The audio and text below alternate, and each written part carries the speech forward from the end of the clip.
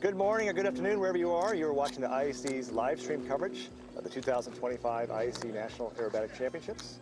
I am your host, Jim Burke, president of the IAC. I'm here with Sean Tucker, famous airshow pilot and intermediate competitor. Retired airshow pilot and intermediate competitor. Very good. Right now we're going to be watching Francis Barrows, our first competitor. He's going to do the low lines for us, and in this part of the activity, he'll be flying at 328 feet, 100 meters, showing the judges what that looks like, because that's the lower limit of the aerobatic box. Why do we fly a low line? Well, we fly a low line so the judges can take a look at what that looks like, and that way they can assess penalties to pilots who fly too low. What I love about IAC is the rules and the pilot flies too low and he gets a low, or low, he's done, right?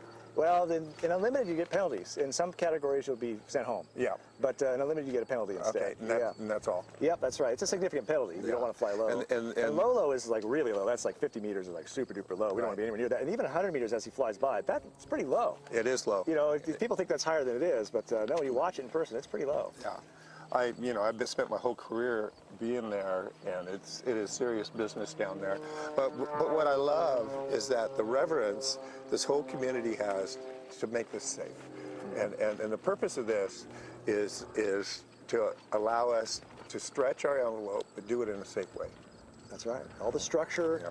You know, this is a precision sport, and we demand precision in every aspect of it, including altitude, of course. You're measured against perfection. And this is team selection.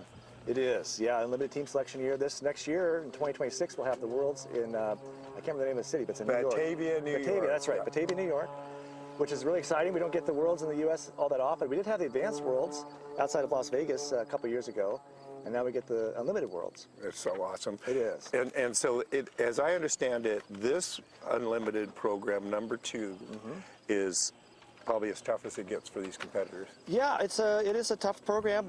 They get harder as the contest goes on. We used to have 4 programs. We now have 3. We've tightened that up a little bit. This third flight here is the final unknown for the contest. And in this part of the program, what they do is every pilot gets to pick a figure. The top 10 pilots rather pick a figure, and then they kind of put them all together with what we call connecting figures. So they create their own sequence out of this body of 10 figures that they all select together in rank order. So it's pretty interesting. They get to figure out how to put everything together for their airplane, but they have to pick from the same 10 difficult figures. And as you look at the score sheet or the figure sheet there, there's a lot of stuff going on. It's way above my pay. Is that right? That is for sure. I don't know. I think you'd be fine. Give me a couple of years, maybe I could be fine. This is our elite. These are our gladiators. Yeah. These are the people who have dedicated decades for searching for excellence in execution. This is the real deal. You know, when I moved, I did air shows. When I moved from competition to air shows, the hard thing for me was to detune everything and get rid of exactly horizontal lines. The aces didn't want that. Don't stop doing horizontal lines when you're doing your rolls, Jim. You got a little climb in there. Yeah, it's like painful. Yeah. You know, you do that. But now you got to work all that stuff the other way, Sean. You got to get rid of all that. And I'm having some difficulties with that. It's been a great nationals for me. Yeah. I've learned a lot, and I don't deserve the podium. I was the first place at the first one. Oh, is that right? And then I had a break on my free, and then I had a 0 on my unknown. Guess what? I'm out of the running, man. Is that right? Yeah, it's all good. It's all good. There's always next year. That's right. First Advanced Nationals, I came in just absolutely ready to crush it. I was going to fly so hard. And they changed it's a long story, I guess, but they changed which side the judges were going to be on. And then the weather changed, so they had like 2 pauses, so they went from south to north, and they changed which side. I got confused. Like just those 2 things were like right before I was going to fly, right, both of them. So I kept walking it backwards, whatever. Finally got in the plane, I had to go fly, and I came down right in the center of the box. I couldn't remember, do I go left or right here? And I didn't have at that time the wherewithal to plan my plan better. Right. I went the wrong way. I got 3 figures, I got zeroed on, and I was in last place. Yeah. And it took me, I had no way to climb back up, and oh man, I thought about that so many times. I've rued that over and over again in my life, Well, I got to tell you, to be back in the IAC family is such a nurturing environment. I mean, it's really a giving, nurturing, and my kudos to all the volunteers who are out there. Yeah. And I mean, it's just magnificent. It's really just something else. And I'm amazed there's 390 some active competitors probably in the IAC. And there's 800,000 pilots. Okay. Yeah. We're not getting the message out that this is so righteous, and you become a better aviator when you fly aerobatics, and then you get into the competition arena. You're turning into an artist from the sky. Is he about ready to come in? Yeah, it does. Yes, it's a downwind entry. Oh, here he comes. Okay, we're going to be watching Francis Barrow's final limit program. Pulling vertical now. Half snap on the vertical line. Oh, I'm sorry, he's doing this. He's doing safety figures. I forgot about that. Yep. Out of practice here. He's going to do his warm-up figure, so he's going to do a hammerhead probably or a Humpty Bump. And that's done so that he can prepare himself, gauge what the wind is doing, and then check his seatbelts. That's kind of a new thing, by the way, Sean. We added that a few years ago, and I think it's fantastic. That's awesome. Yeah.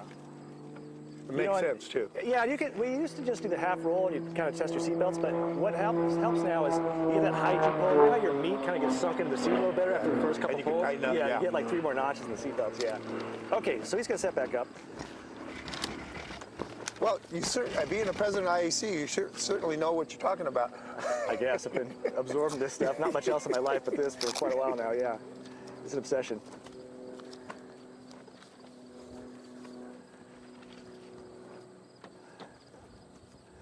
All these little rule changes over the years have been fascinating to be part of that. So much debate. Everyone's trying so hard to do the right thing. So much talent. Yeah. How nervous do you think these men and women are? You know what? It depends on the person, but generally when you're we have a 65% lower limit. When you're anywhere near that and you just know this next flight really matters, right. That is nerve-wracking. You just don't want to make a mistake. That's for team selection? Yeah, you have to get 65% or better. Spend your whole life working to get here. 30 years. Yeah, yeah, maybe. Yeah. That's a good he's put in. Yeah, yeah. Well, you know, Goody doesn't probably have too much to sweat about, and some of the guys at the top of the list wouldn't have a lot to sweat about, but when you're anywhere near that threshold, obviously it's a big deal. And to be honest, I think Francis is pretty close to that. He's got to have a good flight here to make the team. Okay, let's root for him. I'm rooting for everybody. Absolutely. Yeah.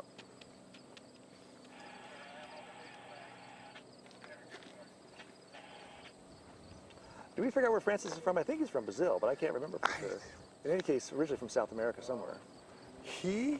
Currently in St. John's, Florida. St. John's, Florida. Okay, well, he's a Floridian now. Current mailing address. All right. That's not where he's from, necessarily.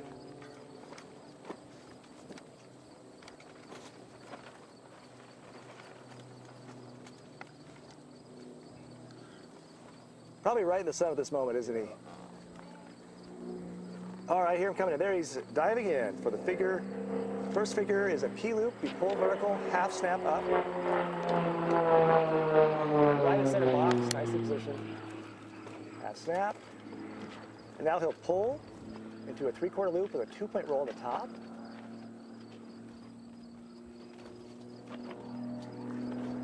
And then on the bottom of this looping portion, he will do a 3 or 4-point roll followed by a 1 3/4 roll back to upright. So it'll be 3 points here.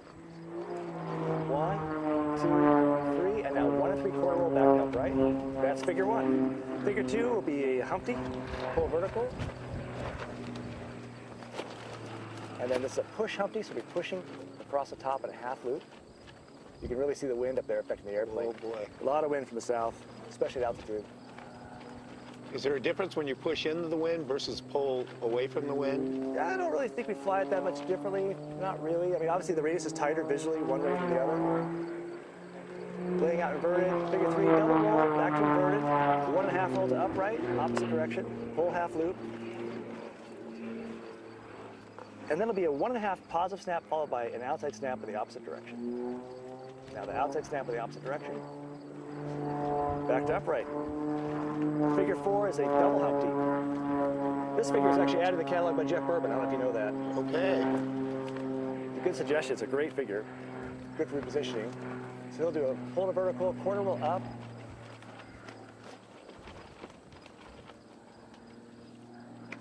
Half loop on top, 1/4 roll down. Then we do this 1/4 roll to the left, so he's going back towards the south. That's correct. And pull back to vertical. And this is one of those connecting figures we talked about, Sean, where he's just using this to get himself where he needs to be for the following figure. Yep. And then laying out inverted. Kind of a little breather too? Yeah, that's right. I mean, you look at the car, you take a little break, a little smoke break maybe. Text your wife. Okay, pull to 45 down, figure 5.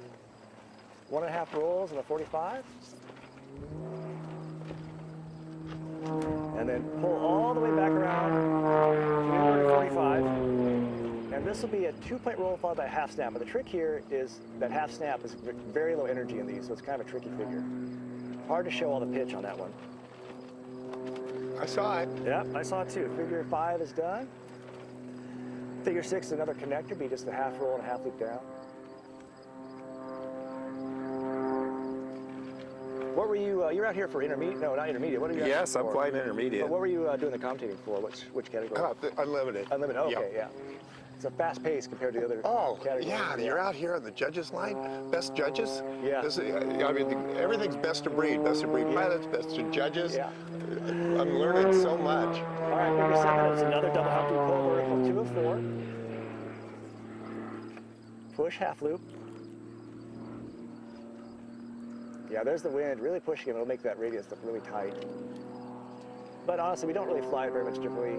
There are some figures that fly quite differently depending on the wind, but in that case, not so much. Little Now pull, box. yeah, pull half loop, 3/4 roll, and he needs to lay out inverted, so he's going to roll left for this 3/4 roll. There it is. And then pull to inverted, and that's figure 7. Figure 8, 1.5 turn inverted spin. It's another double Humpty.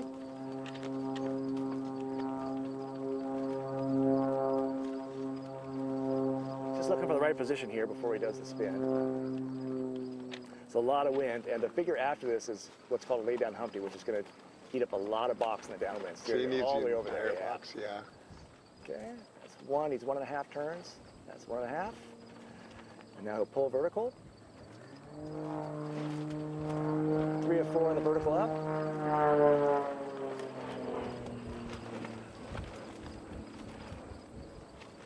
And then pull back to vertical down.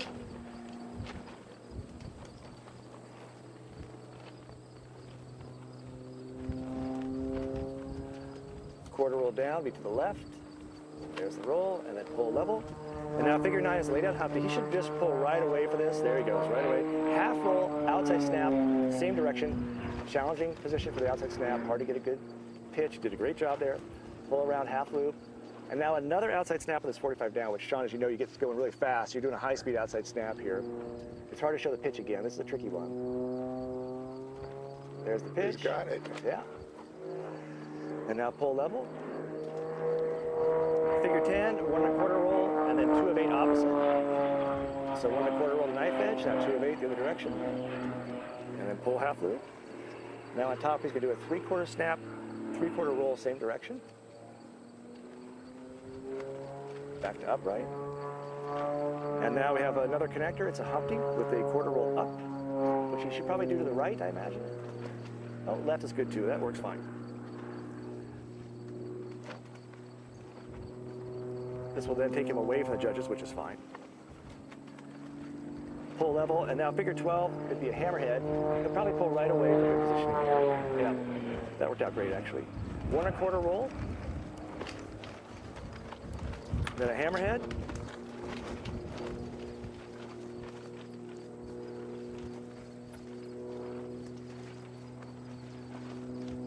Now a roll on the down line. Pull level. Figure 13. It's a P loop. Pull vertical. Half outside snap on the vertical.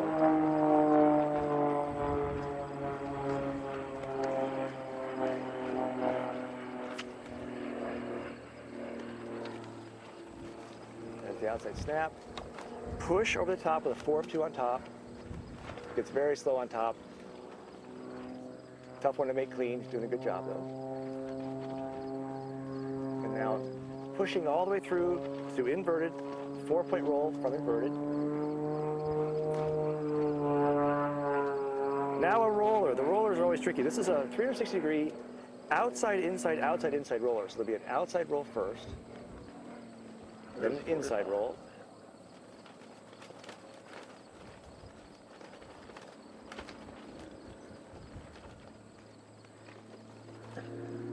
Now outside again.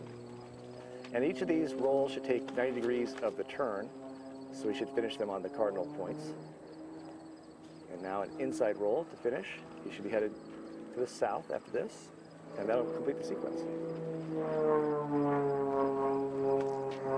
And the judges throughout all this course are looking for any errors they can find. They try and find all the errors they can. Spacing of everything has to be correct, and the timing of the roller, and the rolls and the turn, all that has to be together, all that kind of stuff. Have you done a lot of rollers? I love rollers, Yeah. but I have not. I mean, this is like unbelievably. They haven't practiced this. No, they cannot Okay. practice. These are unknowns. It's just fresh. unbelievable Yeah. how Yeah. competent they are to be able to fly this scope and Yeah. breadth of work and never done it before. Keep it in the box. Yeah. And Yeah. there was.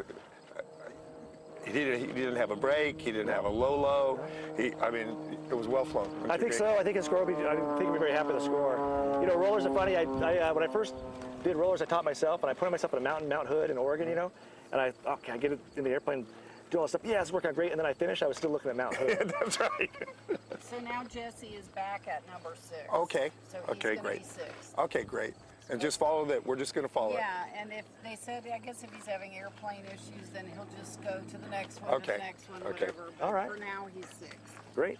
Okay, we got up next. We got Luke Penner from Canada. I flew with him this year at the Nationals. Got to meet his whole family.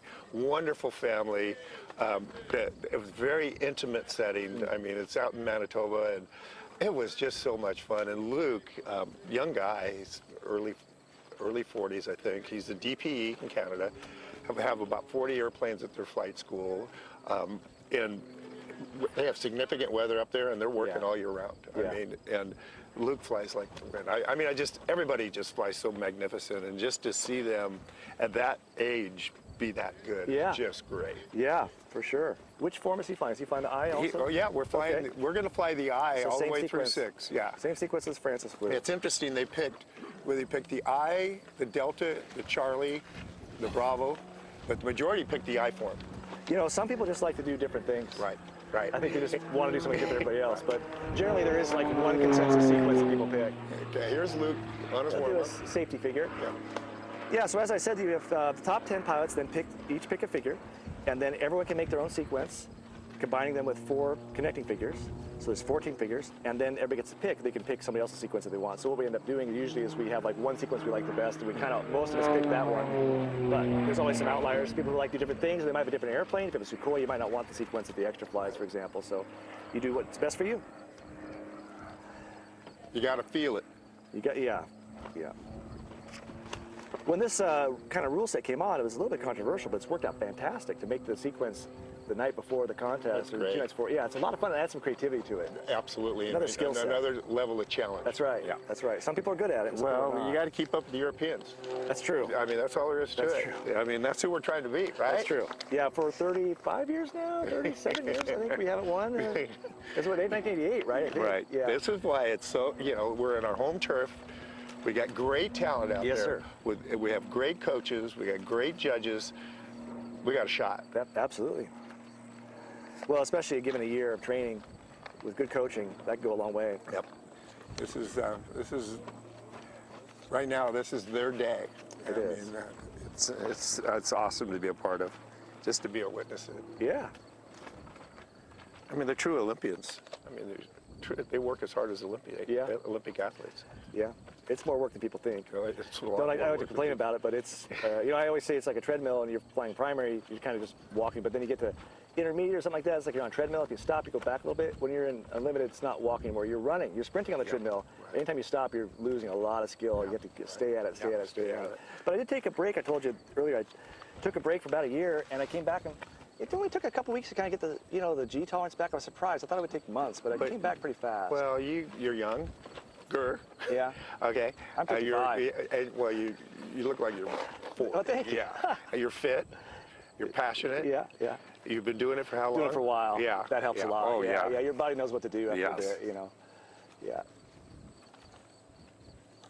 Yeah, there is something where you just develop a certain understanding, your body knows what to do, and you kind of know how all the figures are supposed to be flown. And once you know how to put it all together, it's no longer as hard on your body, because Right. you're not making as many mistakes, Right. for one thing. Yeah. All right, here we go. Wing wag for Luke. Here Figure we go. 1, P-loop.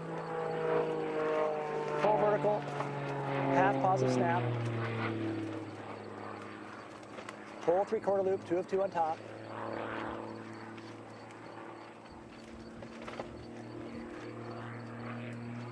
On the bottom, it will be a 3 of 4, followed by a 1 3/4 roll back to upright. 1, 2, 3, and then opposite direction, 1 3/4. Figure 2 is a connector, full vertical. It's a push humpy. And he might want to float this over the top because he's a little bit far inside the box with the wind conditions we have. Let's see how he does that. Positioning is very important in Unlimited. It's very easy to get blown out of the box. So we don't have boundary judges anymore here. This is the first year we're doing that, but you do have judges who are watching you and they give you a positioning score. Well, and I can understand you want to keep it going, the contest going. Yeah. And so that's why they.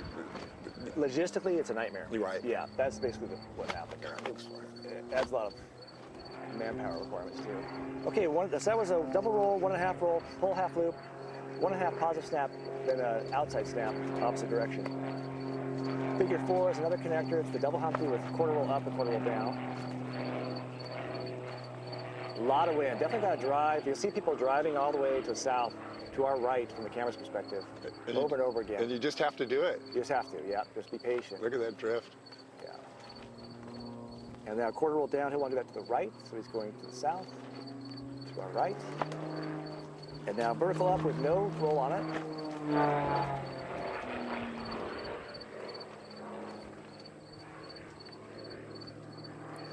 Okay, figure 5. This is it's called a lay down Humpty. Pulling to 45 now. 1.5 roll, and it's 45 down to upright, 45. Now pulling a half loop to inverted 45. And now this is the one where the half snap is going to get slow. It's tricky. 2-point roll, followed by a half positive snap. It's just hard to show the pitch in that situation because the plane is just barely moving. Pushing to level. Now a breather. Now a breather, yeah. We got a long trek back to accelerate, and then we're going to do a half loop. First a half roll, then a half loop down. But yeah, she just needs to be patient here. There's the split S. Go. Half loop down.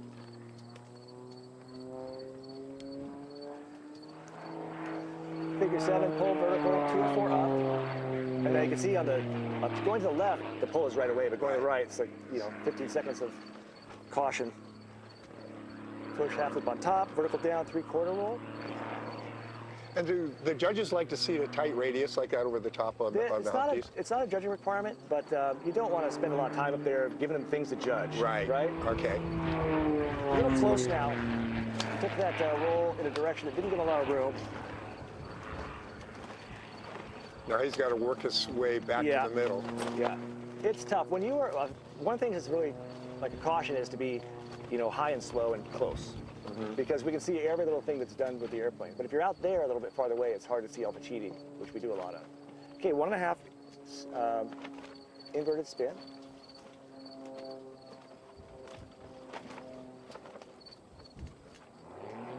Pull to vertical, 3 of 4. So we'll definitely want to do the right on this one, so he goes away from the judges for the pull. Yep, 1, 2, 3, and now a big radius over the top would help him with spacing a little bit. And then a 1/4 roll to the right on the way down. Okay, now he has another lay down Humpty going downwind, so he's going to pull right away. This is the one with a half snap, half roll, and then outside snap in the same direction. And now pulling half loop to 45 down upright, and then another negative snap.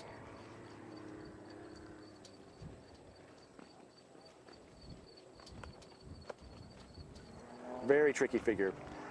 Pulling level. It's one of those that doesn't look that hard, but it's actually really hard to get correct. Figure 10, 1.25 roll, 2 of 8 opposite. He'll be patient here, I'm sure.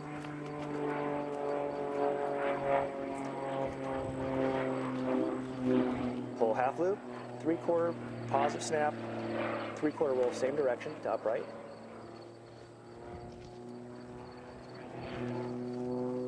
Figure 11 is a Humpty. 1 roll up. You can do this right or left. Left, okay. So that'll take him away from us when he finishes this figure. Gives him a little more room. Must be I think it's a little tiny bit of wind coming towards us, but it feels like on the ground it's going away from us, but sometimes I think they're coming towards us when they're drifting. Okay, figure 12, hammerhead, 1.25 roll up. And then a single roll down.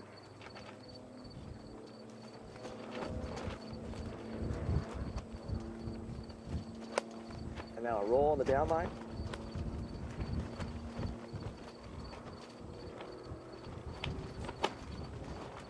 Pull level. Figure 13, P-loop, pull vertical, half outside snap.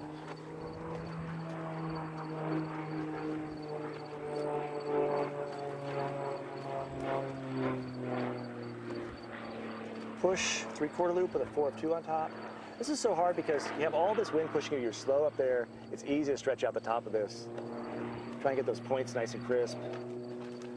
Push all the way around to inverted, 4-point roll from inverted. And then we have a roller, which is the 360-degree outside, inside roller. From inverted. From inverted, yeah.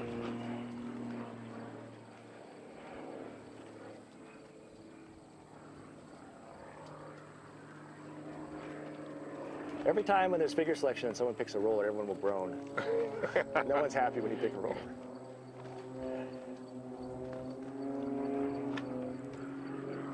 That's the inside roll to finish it off. Ending inverted, going to the right, finish the sequence. And now he'll wag out to show he's done. All right. That's Luke Penner, Great flying job. a 330 SC. If you're just tuning in, you're watching the IAC's live stream of the Unlimited Flying, the last sequence, the unknown, at the 2025 U.S. Aerobatic Championships. This is Jim Burke, IAC president, here with Sean Tucker, intermediate competitor. Passionate intermediate competitor. Dedicated, up and coming. Up and coming. Passionate Watch out, I'm on my way. The kids got moxie, see? Okay, we got, is this Brittany? Yep, she's. Up next is Brittany, okay. Yep. She wanted to really give a big shout out to her grandma and grandpa. They're watching live stream from Montana. Oh, Brittany very nice. grew up in Montana. Yeah. She was just a little baby, a toddler, and her grandpa gave her a first ride in a Piper Smart Cub.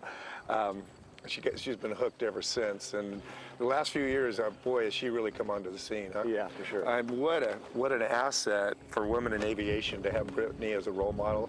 I was at Oshkosh when Patty flew her last show, and Brittany flew her first, and it's just like, oh, that's nice. And it's handing over the torch. Yeah. And I think Brittany's going to have a bright torch. Oh, absolutely. Great to career ahead. inspire these young women to be involved in this. Sure. And just to be involved in aviation. She'll be breaking a lot of glass up there in those ceilings. Yeah, for sure. Yeah. Yeah, just a good person to be around, too. Yeah. Nice friendly Always person to hang out happy. with. Very much Always, so, yeah. and dedicated. Yeah. Though she did get mad at me one time because I gave her a bad score on a figure. We talked about last night. It was like, I don't know, like 8 years ago. We talked about, oh yeah, Because you that's right. cared. Yeah, I cared. Yeah. Yeah. See, If I you made give her a better good putt. score on Yeah, a bad you should figure, thank she'll me. keep doing a bad That's right. figure. That's right. No. No, very pleasant person to be around. Nice person to spend time with. Like all these people on this team, Oh, we're that's going to have a awesome. great time together. Oh, they're family. You could see how close and you could see how serious they are. I try to stay away from being any distraction because I'm loud. Yeah. I'm happy. Yeah. But boy, when I was at the briefing, I'm quiet because Yeah. these guys need to stay focused. Yeah. They don't need any That's right. distractions at all. It's serious business, isn't I it? respect them a lot. Yeah.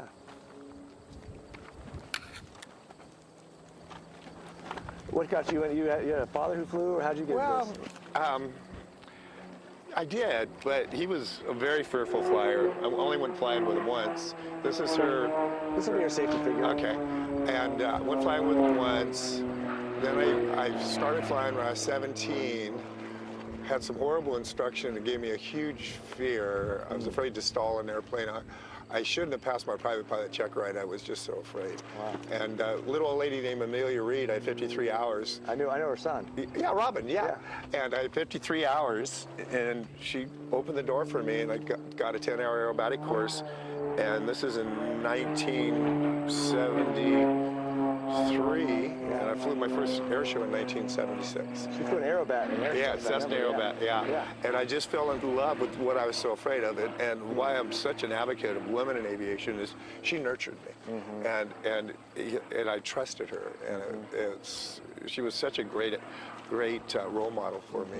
And I wanted to be an air show pilot once I learned how to be a sky dancer. I've been still on the quest. Yeah. Okay, and I'm now back to the future. Right. This is really fun. It's really fun. Yeah. It is fun. Yeah, it is. That's a great story. Well, for me, it was my dad. My dad was an airplane broker, so I grew up around airplanes. Yeah, I thought everyone had an airplane. I didn't know there were people who didn't have airplanes when I was a kid. But we never drove anywhere. We always took an airplane. Always so, flying, you know. yeah. Where were you based? Nebraska. Okay, yeah, you can get places. That's right. It's right in the middle of everything. In the middle of Yeah, everything. Yeah. All right, she's setting up. Going to be diving in pretty soon for her wags. I farm as well. Okay.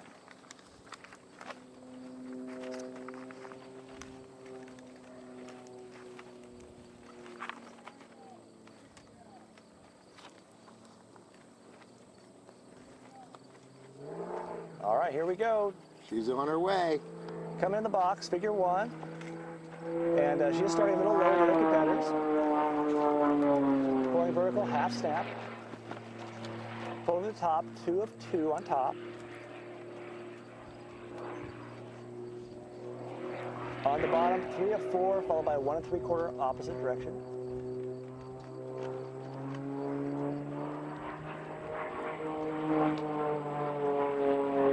One 3/4 opposite direction back to upright. Now pull vertical for a humpty.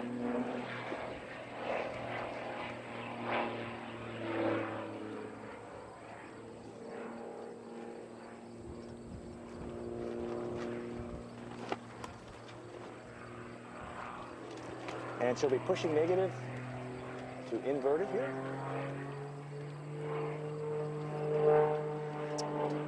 Figure 3, double roll. 1 1/2 roll opposite. Pull half loop. 1 1/2 positive snap and an outside snap opposite direction.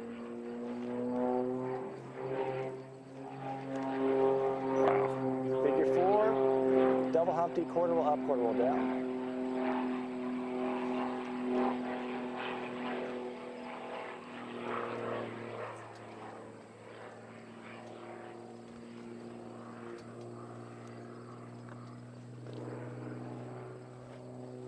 Quarter roll down will be to the right. Pull half loop. And lay out inverted at the top for figure 5, which is lay down humpty.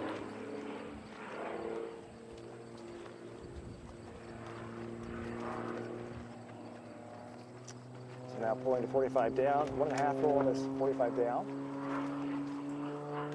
And then pulling to 45 up inverted. 2 of 2 roll, then a half positive snap opposite direction. And now pushing level for figure 6, which is a half loop down, half roll, then half loop down. Call that a split S.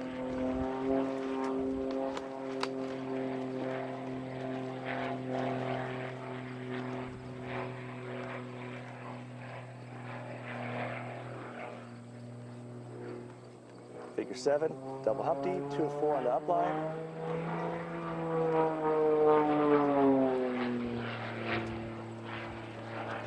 Push half loop.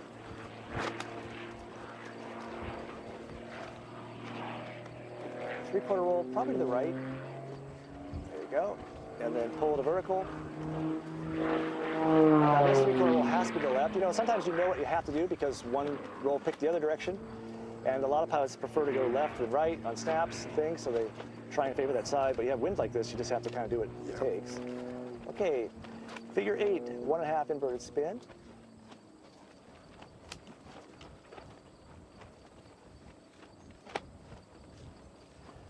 Now this is another double humpty, so she'll pull to vertical, be a 3 of 4 on that line, and then a quarter roll on the next line. So 3 of 4 here, can go either direction, it's her choice. Now this quarter roll down has to be left because she chose to go that direction on the way up. And she must be required to go downwind at the end of this figure. So she'll go left, taking her downwind for figure 9, lay down humpty. Half roll, outside snap, same direction.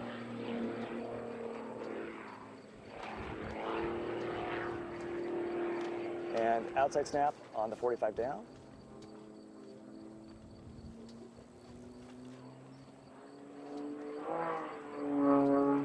Figure 10, 1 1/4 roll, 2 of 8 opposite, half loop up.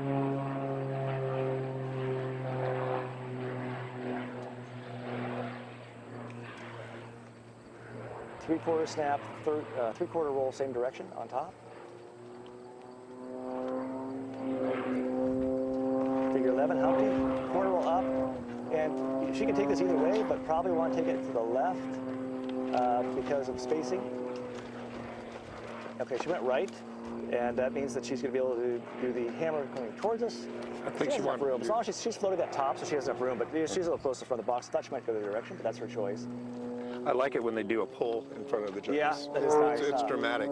Yeah, just don't want to go out the front, but if, you know, getting close isn't so bad as long as you present well. Not too close. 1 1/4 roll. Hammerhead. Full roll down.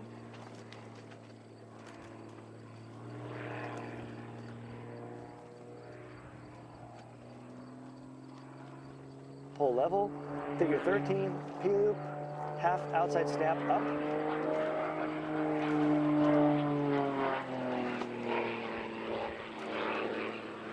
Push over top with a 4 of 2 on top.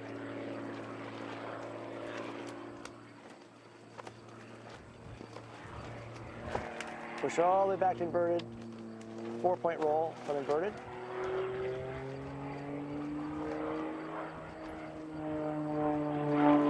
.360 roller, outside, inside, outside, inside.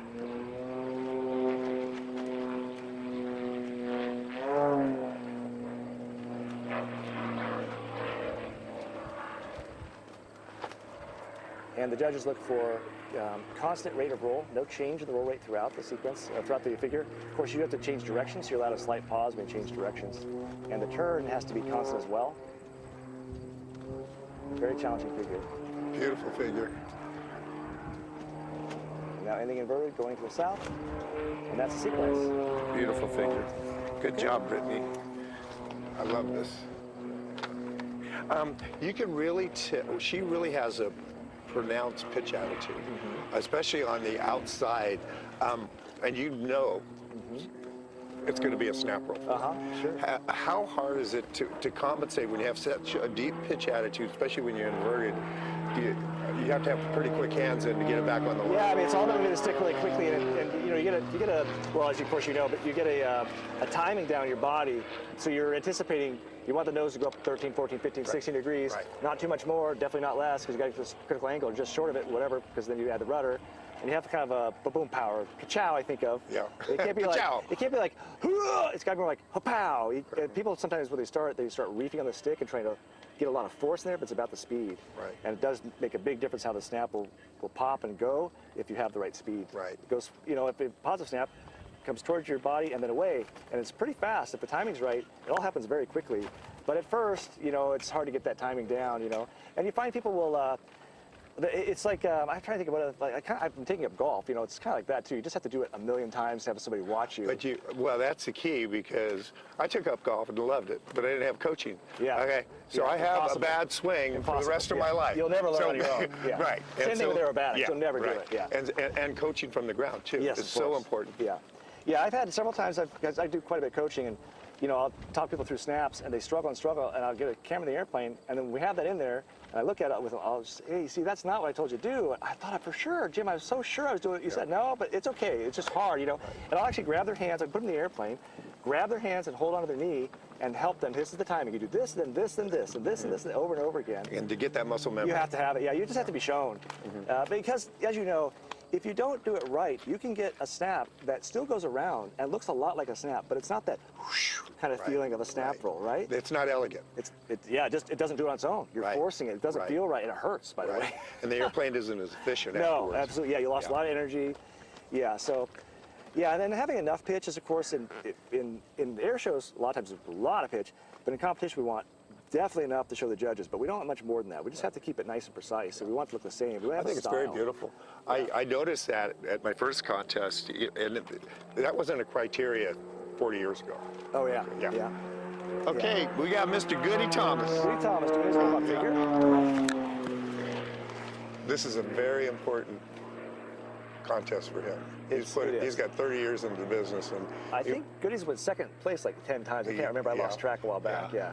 And it's not just winning here. He wants to be on the team. Yeah. I mean, he is really, he's really smart the way he trains, and he doesn't beat his body up. No, he doesn't. Yeah, he's a real pro. I used to beat myself up, and I finally got a coach from France, Libby Mazarel, great guy, great coach.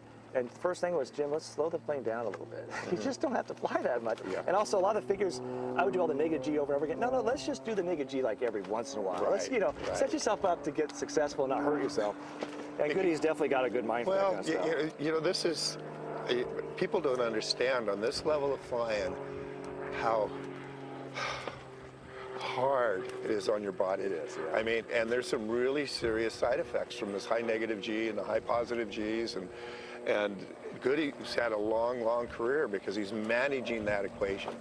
And what a great guy. He was on my first Stars of Tomorrow team at Oshkosh. Right. I got him into Oshkosh, and he just shone. He's been a pro his whole life. He's been a pro his whole life. For sure. He's a pro of being a great human being. It's the kind of guy you meet and you go, you know, I bet she's a really good dad. Yeah. And Right? husband. Yeah. Yeah. And friend. Yeah, right? Yeah. Yeah. Yeah, for sure. No, good guy. But I'll hope for the best for him in this flight for sure, because he and Jeff and I think Craig and a couple of guys are pretty close to each other up at the top, and this Yep. flight's going to make the difference for them. Yeah. But you know, I don't think you can be a great pilot, strive to be a great pilot, or be a great pilot unless you're striving to be a great human being. Because you got to take what you got in the sky, and you got to come back down on the ground, and you got to be empowered and inspired every day to want to go out and do this heavy lifting and look for this perfection. And also, people having your friends tell you you're not doing so good. That's right. That's right. And a lot of people don't realize how lonely it is. In the air shows, you go to the crowd, but in this, you're on your own. You're on your You're just own, going to go yeah. practice a lot without anybody watching you, and then you go in front of a coach, can tell you about doing well, the judges can tell you about doing well. Not a lot of accolades coming your way. Right.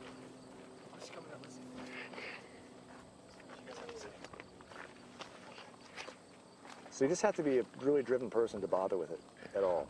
Passionate. Passionate, yeah. Student of the art form. Yeah, It's an curious. absolute art form. It is, It yeah. is the most magnificent art form for me ever, because those designs are gone Yeah, after you've done it. yeah. Yeah. All right, here we are. Okay, Wagging goody. in, You got a wing one. wag? He's flying sequence I as well, I guess, right? Okay. Yes, he is. Pulling vertical, half snap up. And now talk about style. Goody has the most distinct snap roll style of anyone on the U.S. team, I feel. 2-point roll on top. Will you point it out to me? Sure. I mean, when next time there's a snap, we'll take a look. Very sharp, defined pitch. Really fast move to the controls. He does it. 3 or 4. 1 3/4 opposite.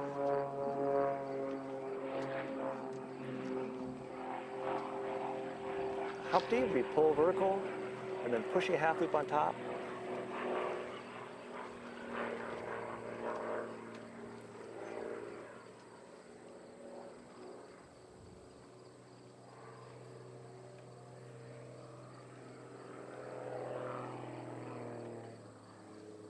Now pushing to level. This is the only really hard push in the sequence. A lot of years we have a lot of negative G. This one's not quite as bad. What do you that way. think? 5 mitigated on that push? I would push a little more than that, but 5 would probably do it. Okay, it was supposed to be a double roll, 1.5 roll, opposite direction. I didn't actually check to see the direction, but I did see the rolls. Now this would be a snap roll, 1.5 snap, and then an outside snap, opposite direction. Oh, yeah. Yeah, a lot of pitch there. An accurate pitch. Plenty of pitch for sure. Okay, double Humpty, quarter roll up and down.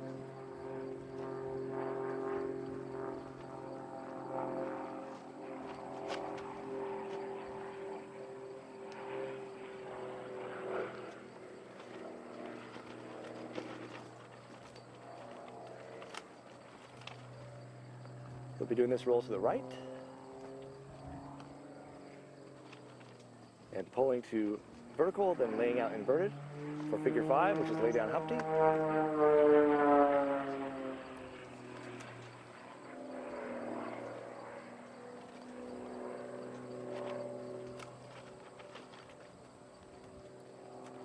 All right, figure 5, pulling to inverted 45 down, 1.5 roll on this line.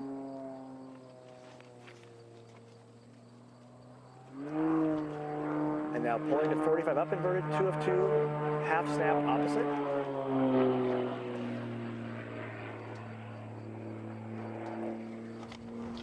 Half snap opposite direction. And then pushing to level flight, figure 6 is a split S, half roll followed by half loop. His little breather. Yep.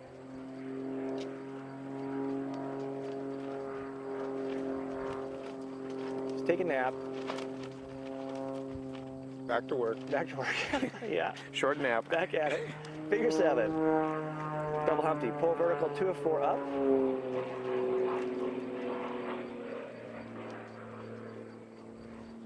Push half loop over the top. 3/4 roll down.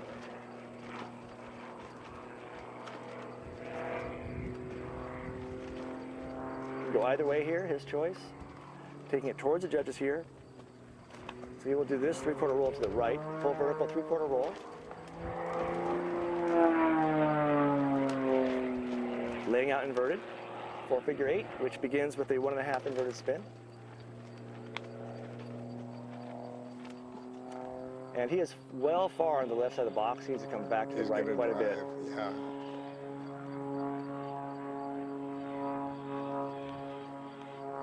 I mean, on high wind days, how much of a penalty is that for the competitors to get back into their position? High wind just makes it really tough. Yeah. Now it's, He stopped. yeah, it's, you know, the wind is pretty aligned with the box, which makes it so it's not so much to think about. But when you have a high crosswind, it's really tough.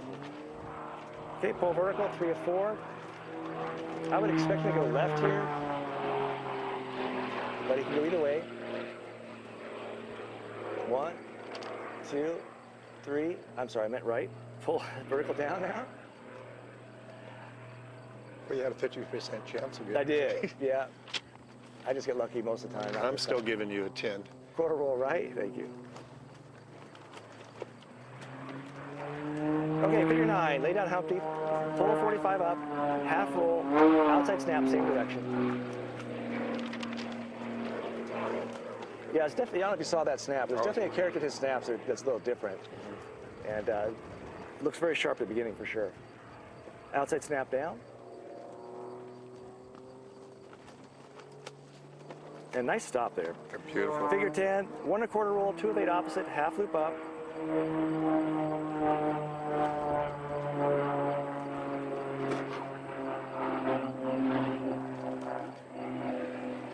Three-quarter positive snap, 3/4 roll, same direction. Figure 11, Humpty, quarter roll up.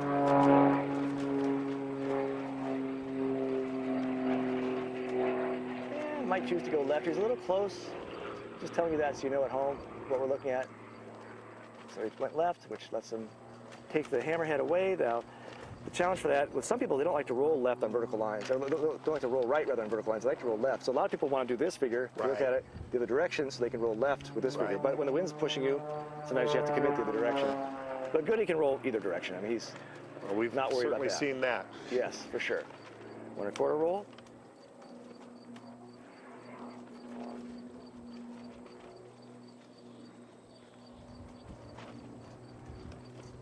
Oh no, what happened there? Okay, that was supposed to be a hammerhead, almost like he was going to do a tail slide or something. I'm not sure what happened there. He has to do a roll down. Okay, that's a mistake.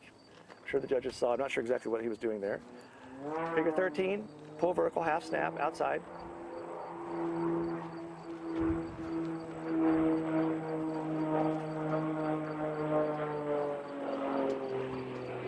Push over the top, 4 of 2.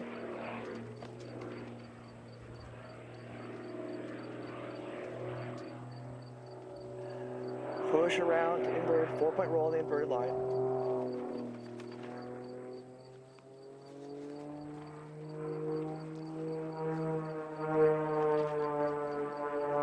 And now our roller, outside, inside, outside, inside. Everyone's favorite.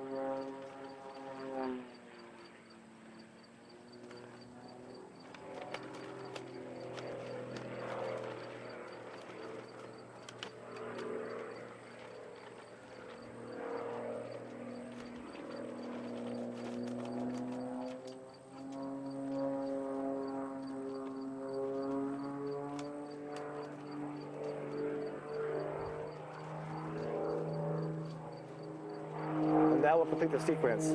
Sean, I have to say, I was looking down the card when that hammerhead happened. Did you see what happened there? No comment. Okay, I think you're correct. okay. He was holding up. I saw he was holding on that vertical line for a long time for hammerhead. Okay. Well, that's a shame. Yeah. Otherwise, a really strong flight. On this level of competition, Hey, man, things happen. Yeah. We've all been there. I know. I just was there. No judgment. Yeah, no judgment. There's no anybody. judgment. It's That's hard. right. It's, Yeah. you know, that the motto of this sport should be, it's harder than it looks. Way harder Yeah. than it looks. Yeah, And I think that's what's so challenging and compelling. absolutely. Yeah. Yeah, if it wasn't hard, I wouldn't do it. Well, we're going to still be on the I form with Aaron Okay. McCartan, and I got to tell you, I've never met anybody as giving as Aaron McCartan to What do you this call it? industry. Midwestern nice guy. Oh, for sure, yeah. my goodness. Yeah. Of course, family first for him. Then He's a great family, by the way. Yeah. I've met him at dinner at the place. More food you could possibly ever eat. Yeah. But does he love this business? He does. Oh my goodness! I was able to get coaching from him. I went to Canada and I flew him there. He spent 4 days coaching me, trying to make me respectful. But to see how respected he is in Canada because how much he gives. I've never seen anybody give so much. He loves the industry.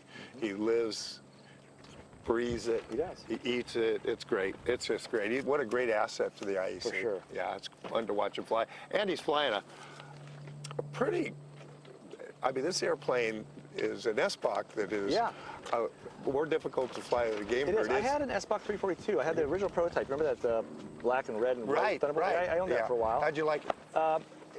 It can't do what the other planes I've flown can do. Right. It's a little harder to fly, like you're just saying, but it's a very capable airplane. Yeah, for sure. it's very capable. Yeah, but I mean, at the time, it was an amazing airplane. Right. The SC really changed how aerobatic planes are designed. Sure. When those ailerons are just so good, and a lot of great things about that airplane. But yeah, but I haven't flown the single-seater.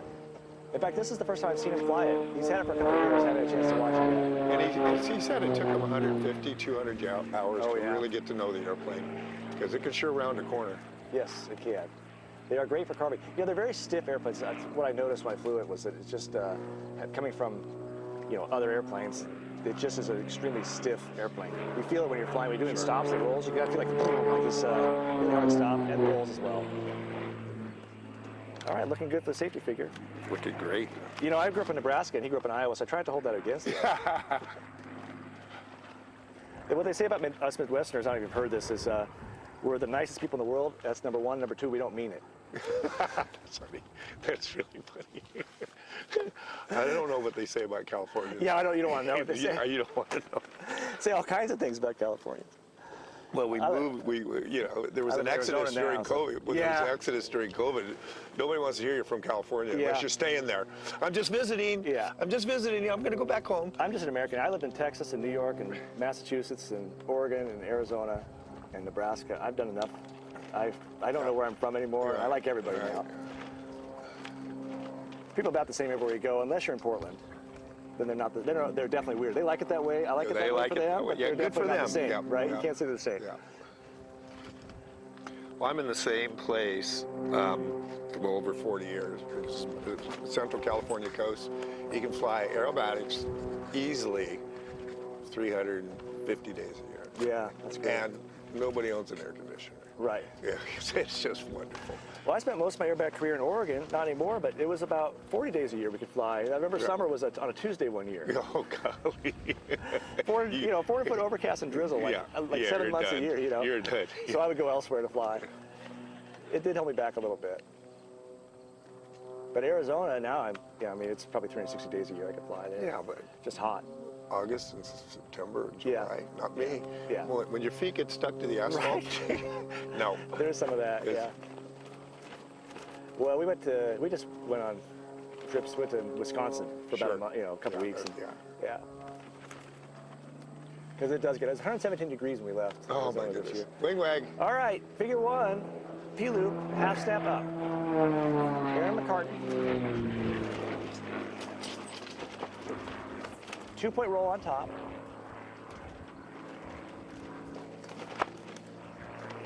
Pull back to upright, 3 of 4, 1 3/4 roll opposite.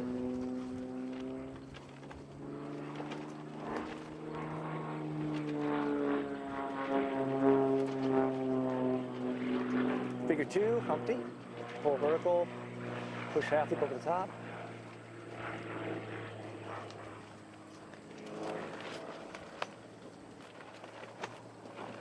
What a push, huh?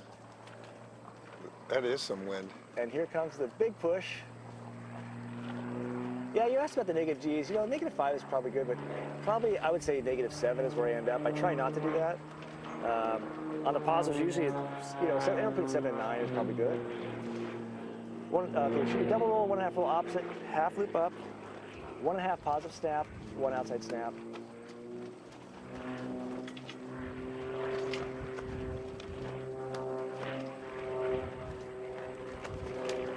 Breather. Humpty, quarter roll up and quarter roll down on the first 2 lines.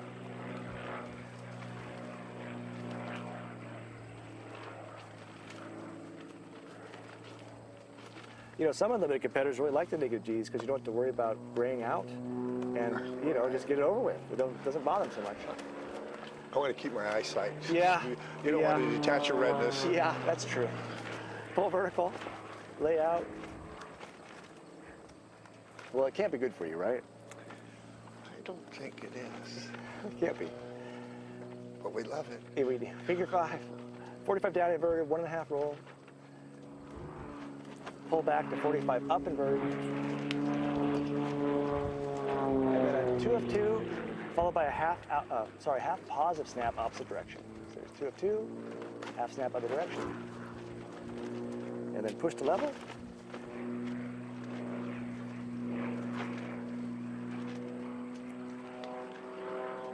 Figure 6 are split S, half roll, half loop.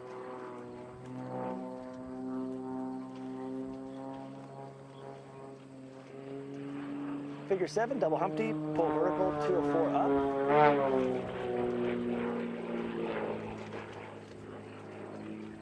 Push over the top to vertical down, 3/4 roll. His choice which direction to go. He's kind of in the middle, he'd go either direction pretty safely. All right, pull vertical. Now I'll do a 3/4 roll to the left so you can lay out inverted. Going back to the right. Figure 8, 1.5 turn inverted spin.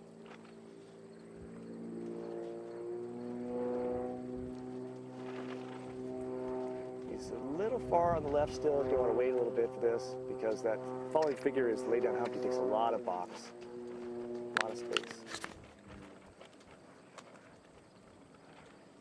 All right, 1.5 turn inverted spin.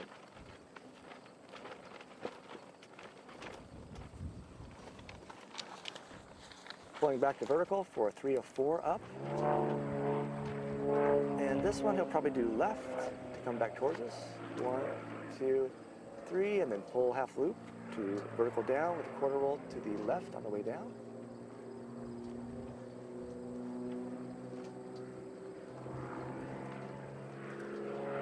All very well positioned. Figure 9, lay down Humpty, half roll, outside snap, same direction.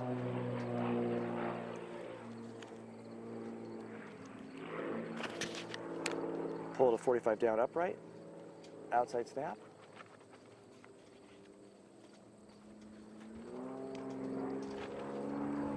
Pull level, figure 10, 1/4 roll to evade opposite, half loop up, 3/4 positive snap, 3/4 roll, same direction.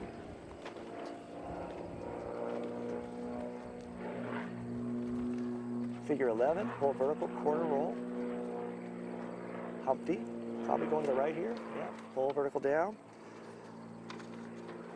And then let him take his 1/4 roll up to the left on figure 12. This will be a hammerhead, figure 12.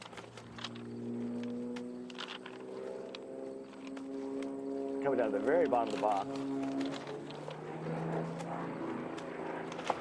1/4 roll left.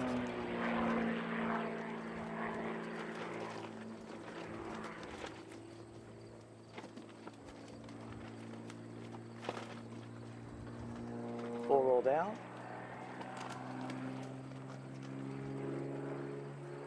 Pull level, figure 13. Pull vertical, half outside snap. This is a P loop. Right in the middle of the judges, bottom of the box, very well positioned. Half outside snap, push 4 of 2 on top.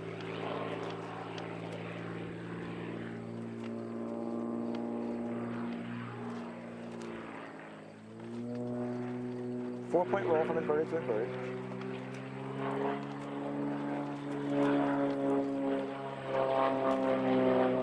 Now the roller, outside, inside, outside, inside.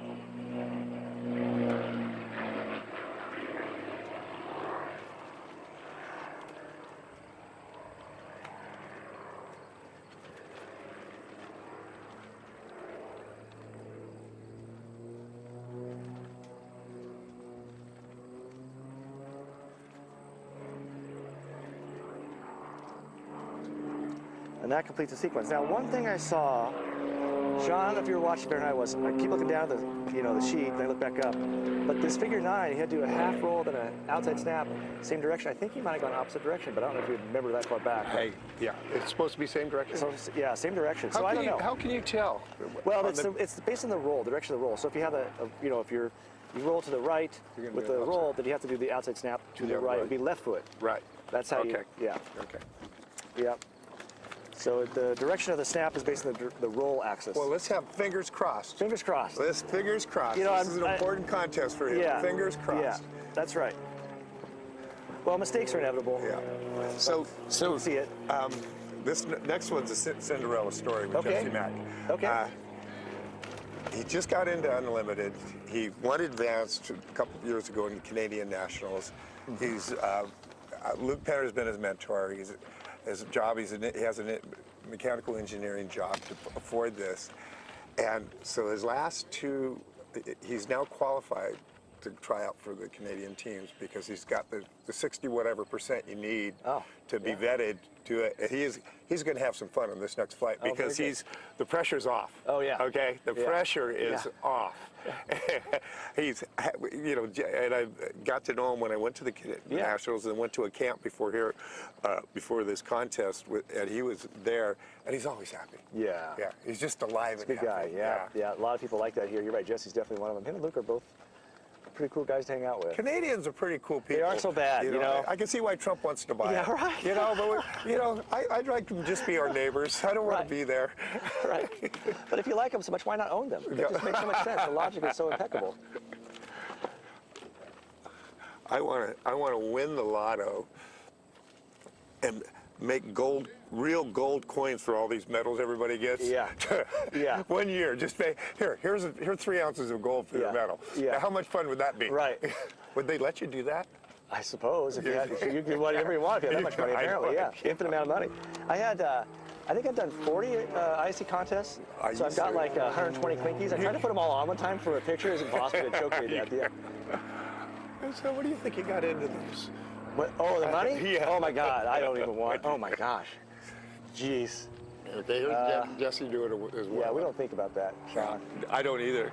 All I know is I love going to work. Yeah. I got to go fly. Yeah. Sorry, babe. My Gotta dad, go I fly. called my dad one time. I was like, dang, this stuff is expensive. He goes, but it's worth it. I only think about that all the time. It's just, it's what money's for. I always say aviation is where money goes to die.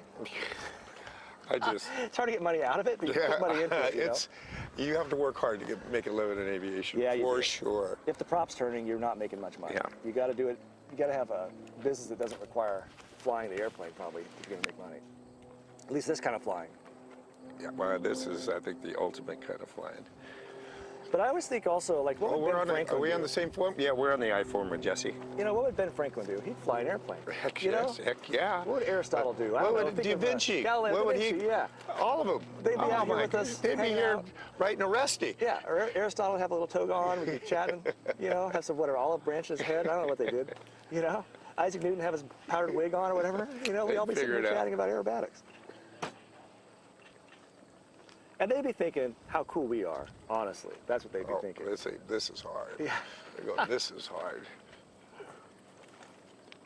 This is where I have just a high level of respect for the commitment to excellence and execution for all these competitors. It's just magnificent. You have to do it because you love it, because the fact is, if you talk to people about it who aren't in it, they don't even know what you're talking about. It's only the people that are It's so, in our so group amazing. that really so amazing. appreciate what this it is. is, The the Canadian dedication. Nationals, we got 24 spectators out there. Uh-huh. I don't know if you didn't invite them, Right. if you forgot to invite them, but that tells you you're there for the right reasons. That's right. All right, here we are, full Wagon. vertical. Okay, Jesse. Half snap positive. Pull 3/4 loop, 2 of 2 on top.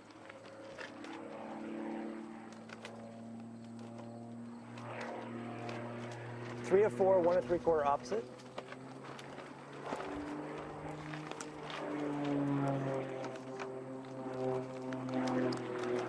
Figure 2 is a Humpty, pull vertical. Push half loop over the top. And the big push at the bottom to inverted flight.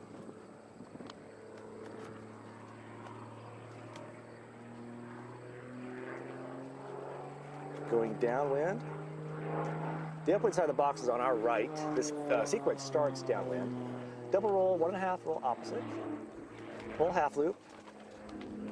1.5 positive snap. Outside snap opposite.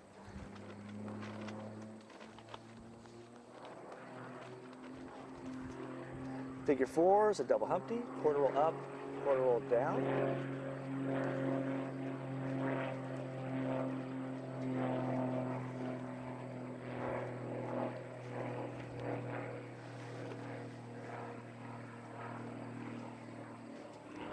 Up, pull over the top.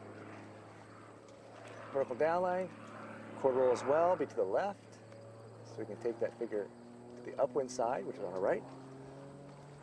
And then nothing going up on this line, just laying out inverted to set up for figure 5, which is a lay down Humpty. Or I guess in the Resty catalog, it's a diagonal Humpty. Maybe I should call it that. Or what? A diagonal Humpty, that's what it's called. Oh, yeah, I think they're beautiful. Yeah. They're really just, when they're flown well, it's just kind of really pretty. Yeah, for sure. Okay, 1.5 roll down, on the way up, 2 of 2, half positive snap, opposite direction. And then pushing to level, figure 6, our split S, half roll, half loop down.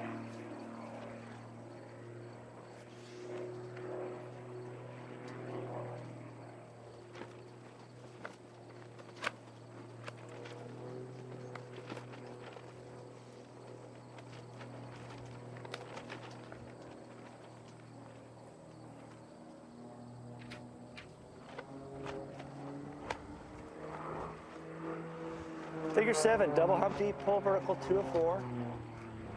Push half loop over the top, 3/4 roll the way down.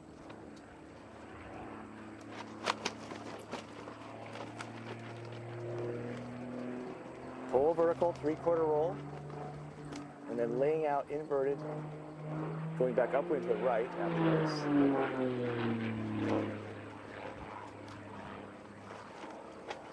Now, figure 8 is another double Humpty. It starts with a 1.5 inverted spin.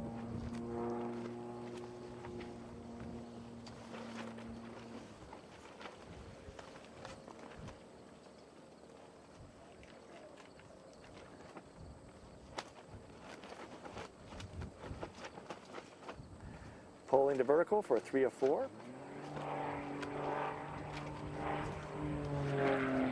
He's a little close. We want to go right. Oh, went left, 2, 3. That'll bring us a little closer.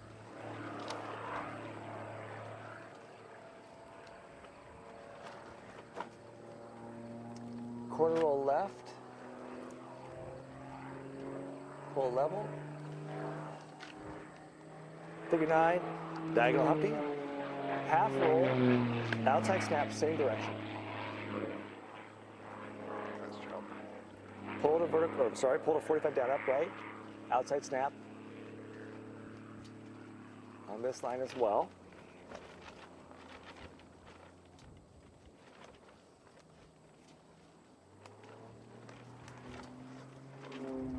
Pull level. Figure 10, 1.25, 2 of 8 opposite.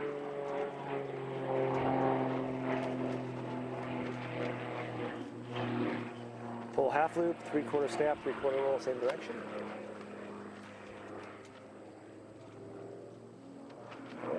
Maybe a little stall there right before you start 3/4 roll. Maybe try to go the opposite direction. Correct a little, something happened there. Pull vertical, quarter roll.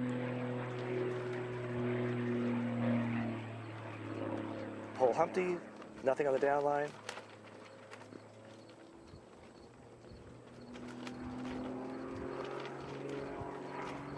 Figure 12 is a hammerhead, 1.25 roll up, hoping to do that to the right.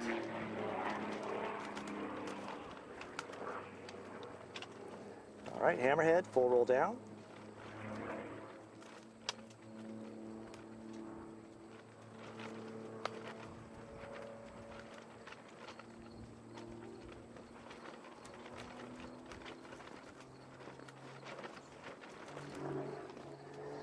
Figure 13, pull vertical, half outside snap.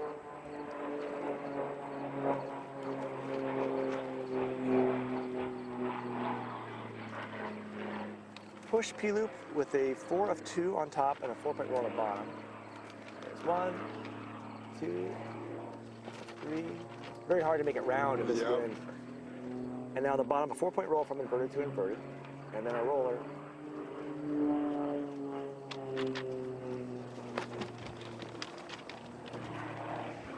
Which is going to be outside, inside, outside, inside again.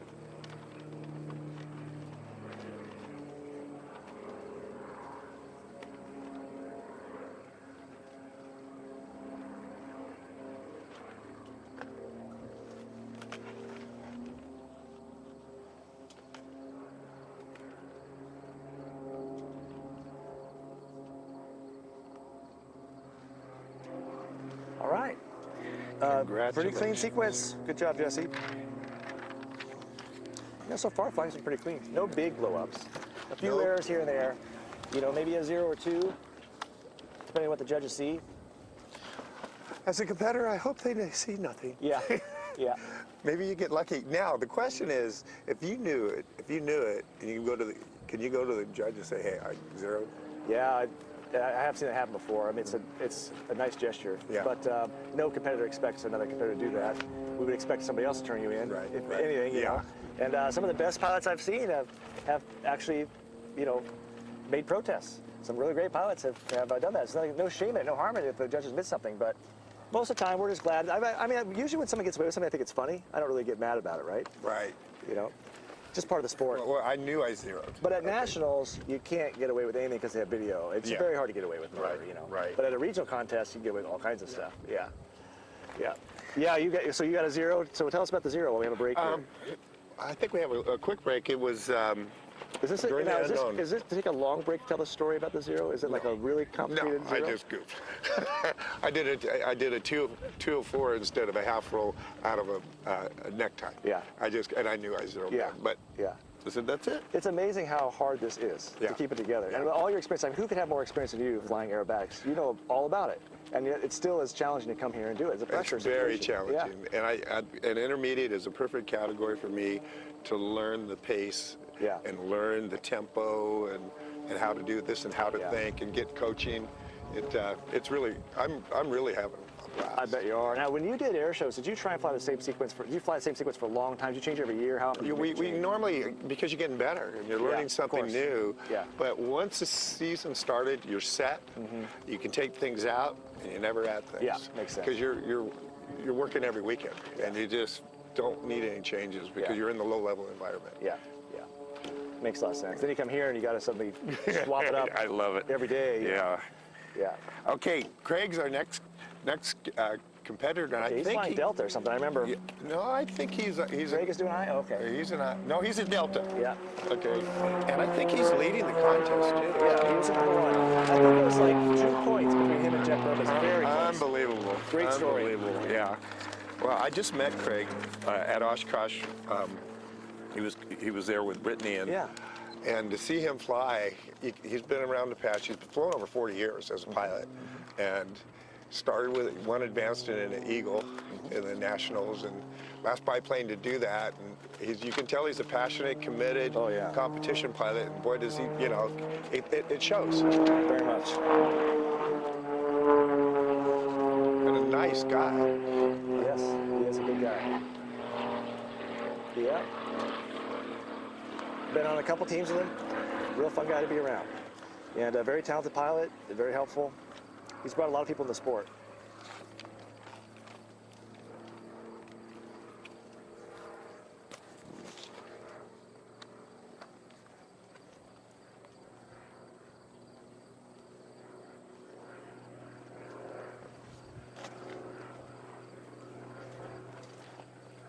And he is the only one flying the D form, sequence D.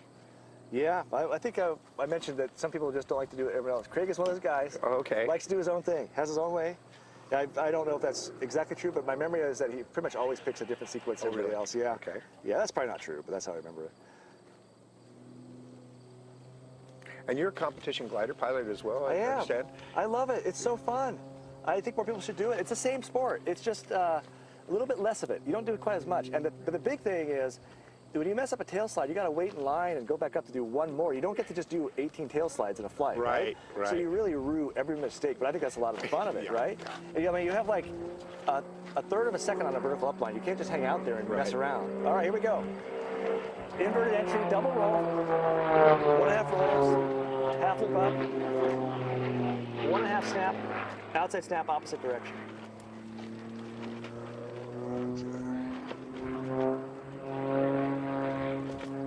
Figure 2, hammerhead.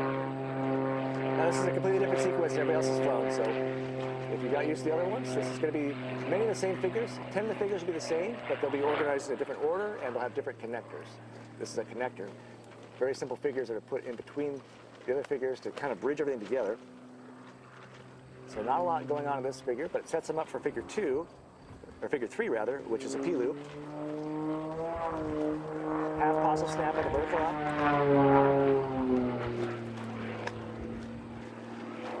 Pull P-loop now with 2 of 2 on top.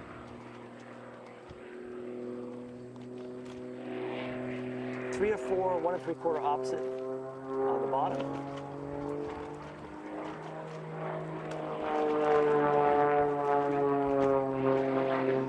Figure 4, double humpty, pull vertical, quarter roll up.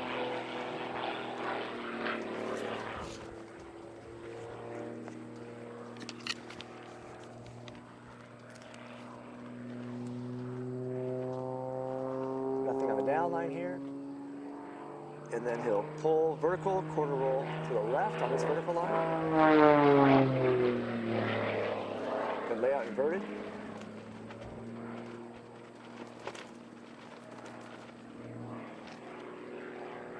Figure 5, our diagonal humpty, going down now, 1.5 rolls on a 45 down. Pull the 45 up inverted. 2 of 2, half positive snap, opposite direction.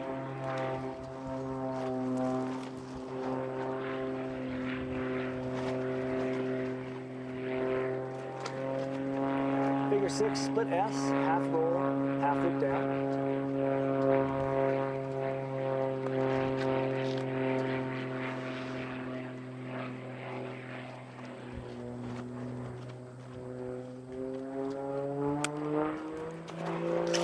Figure 7, double humpty, pull vertical, 4, push over the top. Now a 3/4 roll on the down line, which I would expect him to do the right, because he's just the audience at home knows he's very close to the front of the box here. Yeah, right hand roll, take him away from the judges now. Vertical up. Needs to be a 3/4 roll to the left. And laying out inverted. A figure 8, which is the double humpty that starts with the 1.5 turn inverted spin.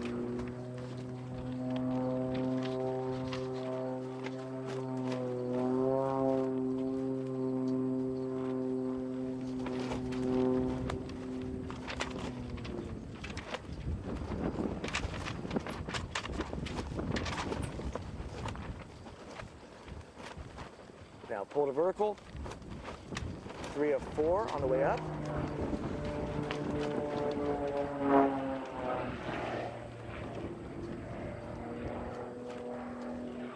Pull the vertical down, quarter roll down. He'll do that quarter roll to the left, so he'll be headed back downwind for figure 9, which is the other diagonal humpty. This is all very well presented, very tight. Yeah. Figure 9, half roll, opposite snap, same direction rather, negative snap. Now pulling to 45 down upright, outside snap on this line as well.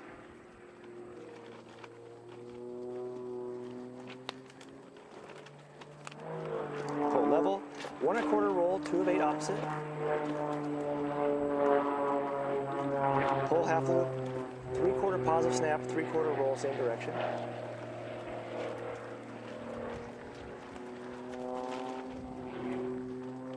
Figure 11, humpty, quarter roll down.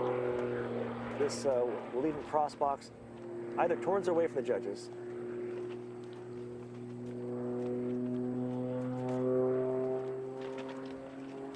Okay, towards the judges. For figure 12, which is the hammerhead with 1 1/4 roll up.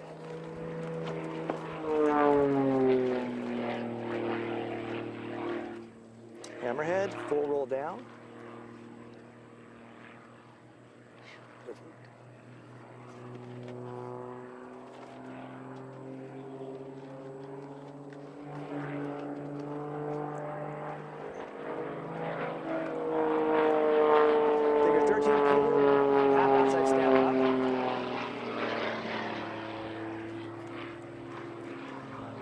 4-2 on top. You almost can't roll too early on these. Right. You have a 4-2 on top. It takes so long. You have to keep the radius constant. Pushing around now to an inverted line with a 4-point roll on the bottom.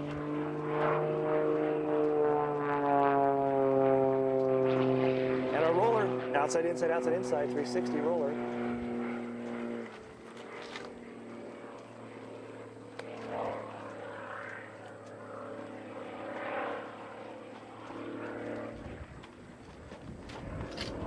You can see the momentary hesitation Yeah. when they're changing feet, Yeah. but just momentary. Yeah. Yeah, you're allowed a short pause there. The one thing to watch out for is getting slow and then snap rolling the airplane, which is very easy to do. Whenever I'm coaching rollers, I just tell people make them bigger. Don't make them small at first. Okay. Make them big. Big is easy, you know.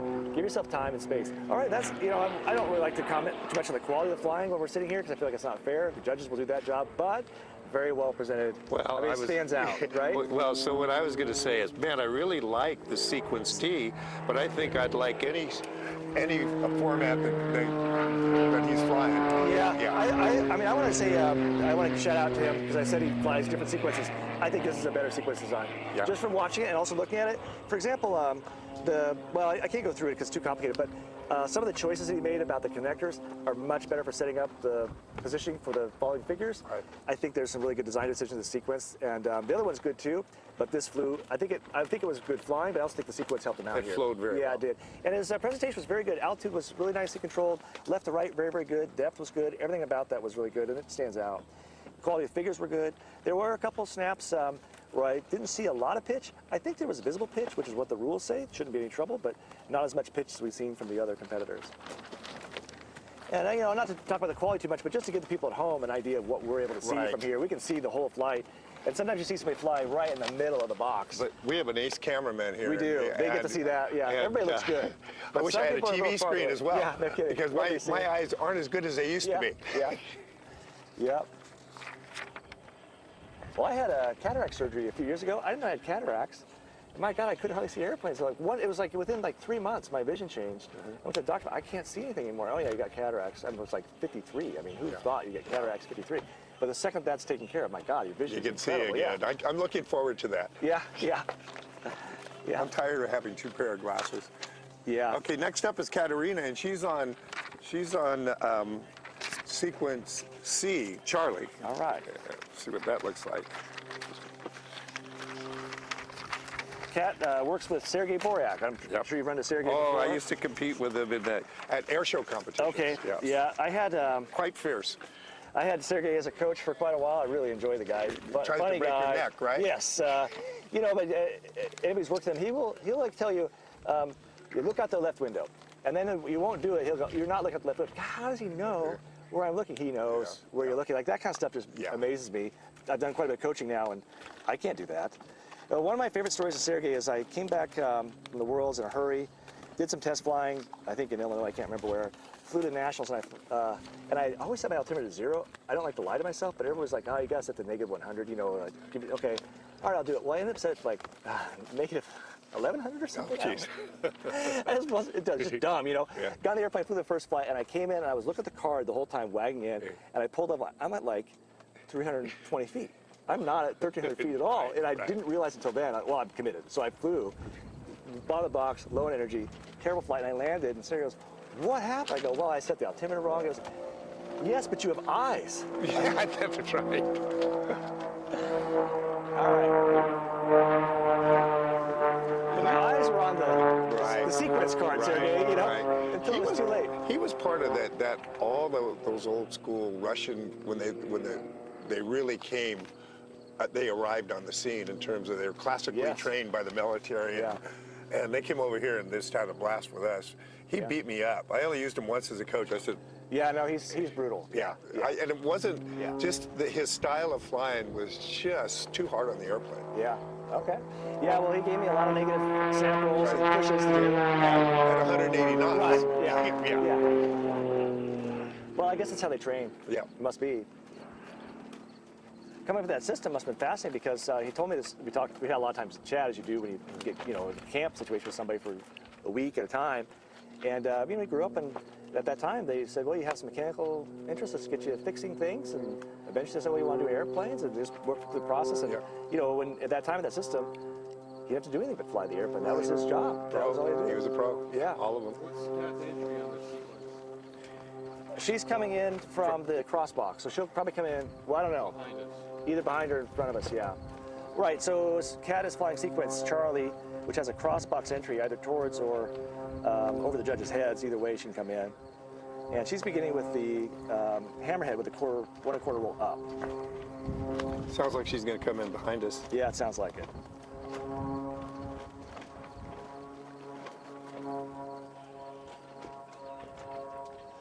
I feel like the wind's picked up a little bit. There's a flag down there that's way standing on end by now. It's straight out. Well, if you're just tuning in, you're watching the IAC's live stream coverage of the final unknown sequence in the unlimited category at the 2025 IAC National Airbag Championships. And I am Jim Burke, IAC President, and your host. With me is Sean Tucker, erstwhile journeyman intermediate pilot, There we go. but a strong contender. I think he goes by the Sean. The Sean Tucker, okay. All right.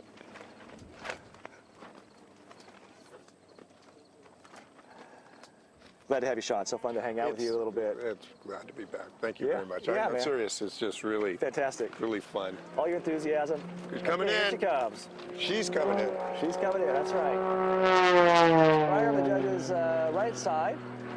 She'll be pulling to vertical and doing a 1/4 roll.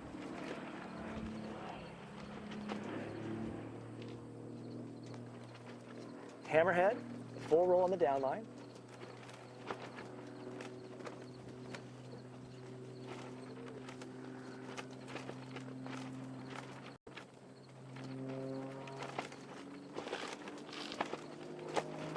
Pull level for figure 1, figure 2, be a P loop. Half positive snap on the way up.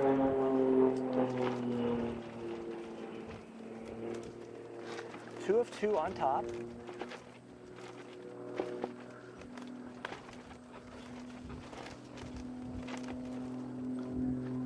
Pull around to level. 3 of 4, 1 3/4 roll opposite direction.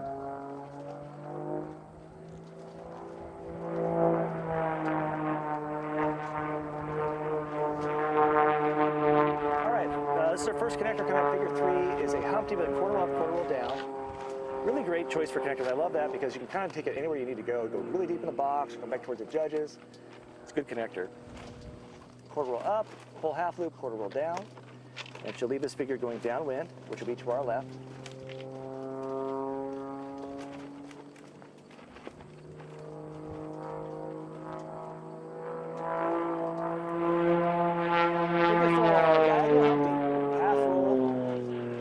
Outside snap, same direction.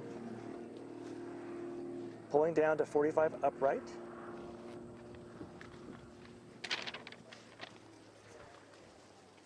Outside snap on this, 45. Pull level. Figure 5 will be 1 1/4 roll, 2 of 8 opposite.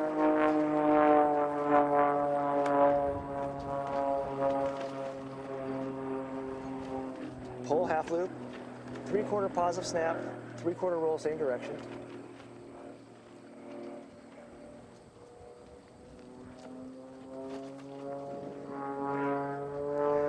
Figure 6, double Humpty,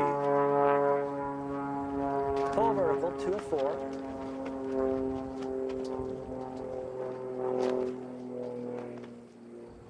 Push half loop to vertical down.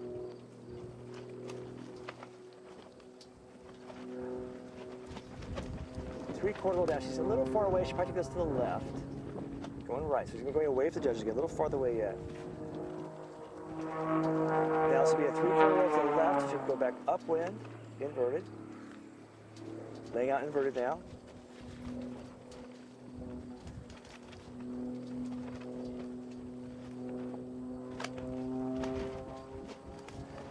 Figure 7 is a double Humpty, 1.5 inverted spin to start.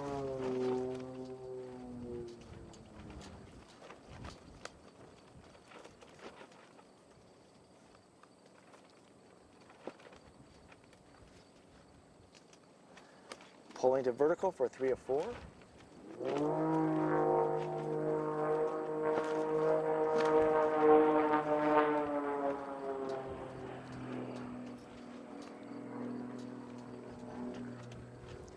Pulling to vertical down, quarter roll, to the left on the way down.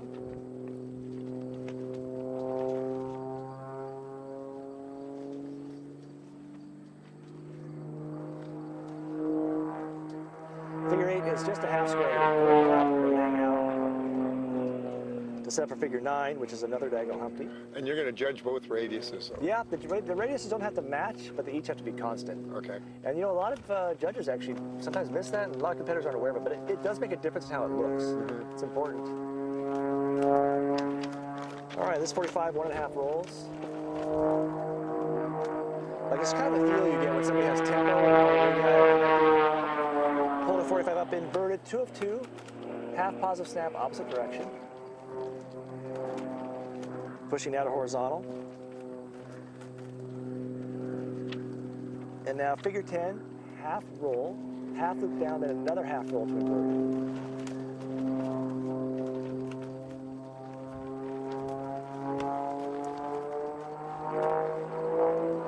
Figure 11, double roll to inverted. 1.5 rolls opposite direction. Pull half loop. 1.5 positive snap, outside snap, opposite direction.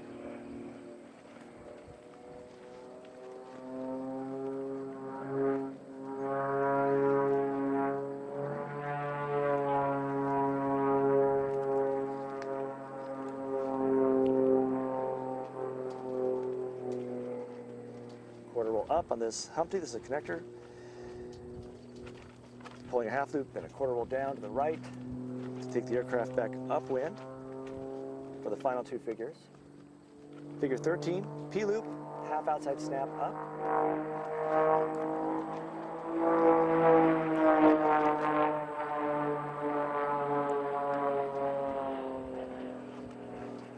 Push 3/4 loop now with a 4 of 2 on top.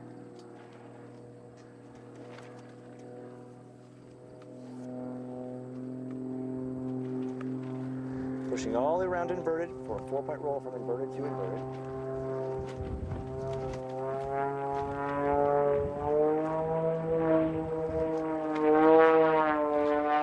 Now the roller to finish things off. Outside, inside, 360-degree roll.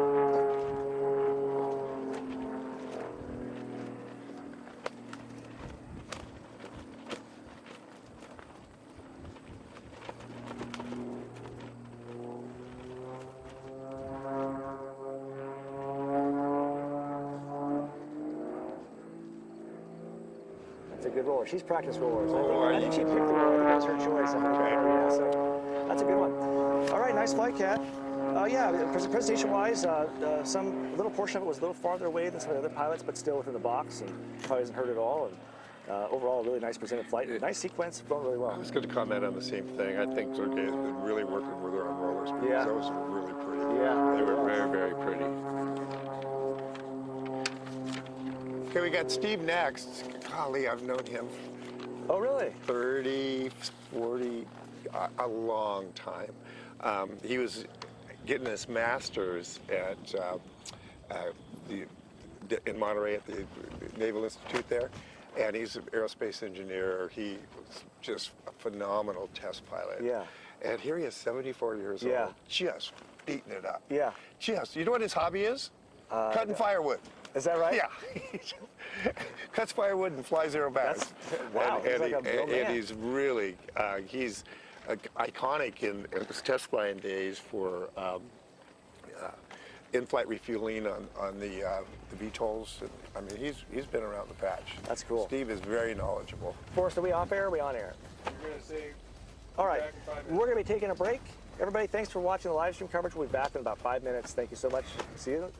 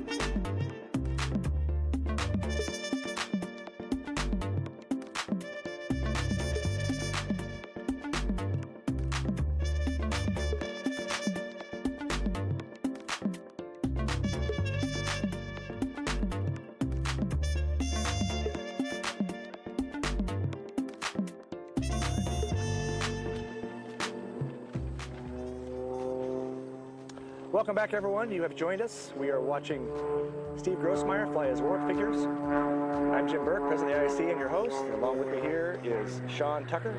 And I'm paying him extra money so I can learn how to do I'm teaching him aerobatics. That's it. Thank you very much. So he did a cube, a full cube. Yes, they have a choice of some Right. figures they can choose from, and different people choose. I always like to do the hammerhead because I think it helps me figure out what the wind is doing, but other people like to do figure 8 or some other figure. But I noticed Steve went in there, and he was probably going no more than 160 knots doing that. Is there a reason why he decides to go slow on just to get a sense of what the airplane's doing? Maybe at slow speed? Yeah, I don't know exactly why they would choose that. I mean, I think they're just trying to get a look at the box, and they Okay. might pick a different airspeed, but I come in pretty hot, and then just have a nice long vertical, because I want the wind to affect me as much as possible. Sure. So I can see exactly what's doing. You know, Exactly. I come on the down like, okay, that's what's happening, you know? But usually if there's wind across the box, crosswind, people will do something a little different than if it's right down the box. In this case, the wind seems like it's coming basically straight from the right today. You know, Steve retired out of Boeing as a flight test pilot. He is very knowledgeable. Yeah, he's a smart guy. He was really, Yeah. really smart. Yeah. Kind of cranky, though. Yeah, is he? I love him to He's, death, but he's cranky. He's got yeah, a no. very dry sense of humor. Well, he's serious, but then he's got, yeah, he throws out a joke once in a while. Yeah, It's a funny yeah, joke because he's a serious guy, right? It really So works. you've been flying with him for years. Oh, yeah, yeah. He's an MX pilot like I am now. You know, we kind of all know each other and stick together. Which sequence is he flying, Sean? He's the I sequence. Okay, going back to I. Very popular sequence. So yeah, Steve's been doing this for a long time. And you said, how old are you? 73. 73. Well, you're young. I flew against Lou Shattuck, and he flew unlimited for years. As 80 years old, I think. When he was flying. Yeah, Okay, here we go. Figure one. Half positive snap. Pull 3/4 loop, 2 of 2 on top.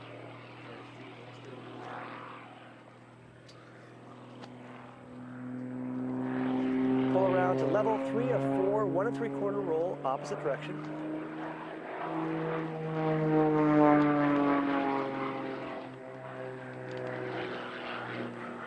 Pull vertical. It's a Humpty. Push over the top. And he'll be pushing out hard to inverted flight for figure 3, which begins in inverted.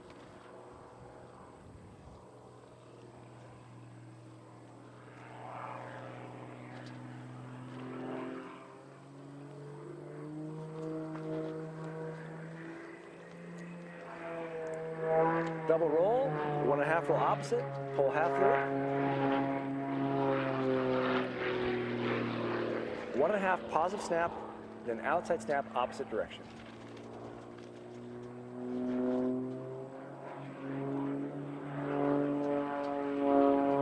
Figure 4, double Humpty, pull vertical, 1/4 roll.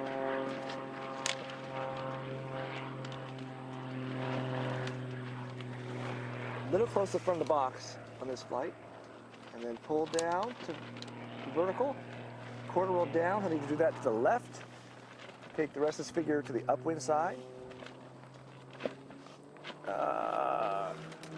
He is going downwind right now. Did he do a 3/4 roll perhaps? I wasn't able to see him because of the top of the canopy. Okay, taking a break. So that was that exited in the wrong direction anyway. No matter how it happened, but I think it was a 3/4 roll down. I Oh, wasn't able to smart. see He it. takes a break. Taking a break, you have to really. If it's anything else you do after that, it's going to be more mistakes after mistakes. Yeah. Yeah. Now the good news is for him is that's one of the connector figures.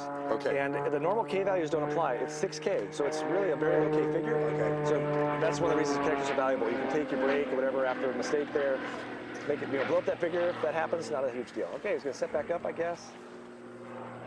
He's going to do that figure again. And this time should be a 1/4 roll to the left. Here we go. And then pull to vertical, nothing on this upline.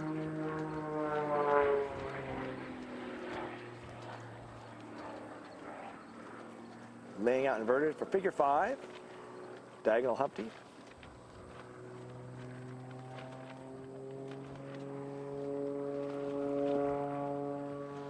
Pull 45, 1 1/2 rolls down. Pull back to 45 inverted. 2 of 2, half positive snap, opposite direction.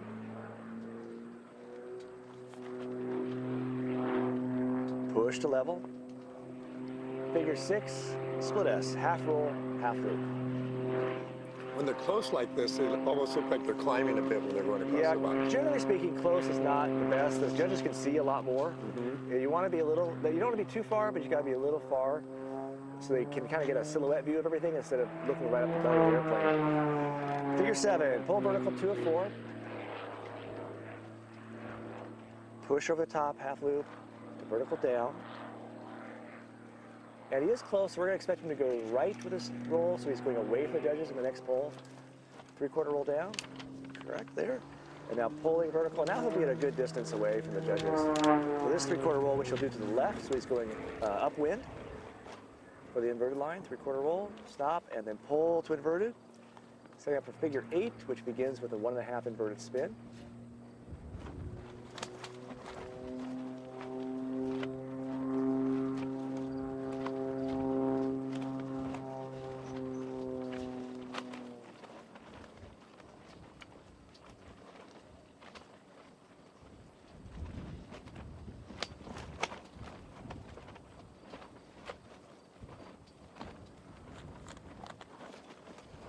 Pull vertical now, 3 of 4 up. He can take this either direction. He's got the positioning where it doesn't really matter too much which way he goes. Okay, going left, so come a little bit closer towards us. And then quarter roll down to the left. So he will exit this figure going downwind for the other diagonal Humpty.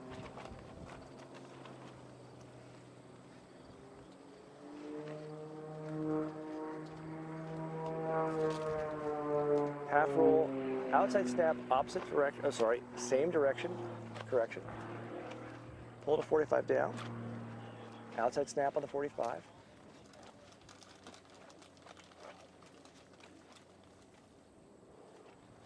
Pull level. Figure 10, 1 1/4 roll, 2 of 8 opposite.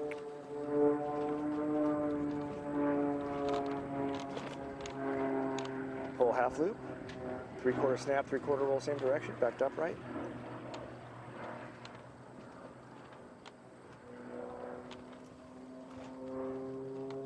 Figure 11, Humpty, quarter roll up.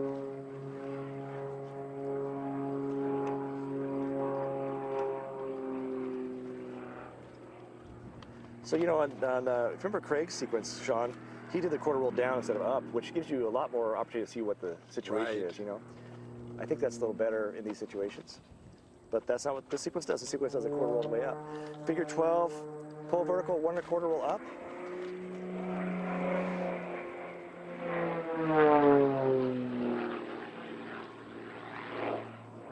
Hammerhead.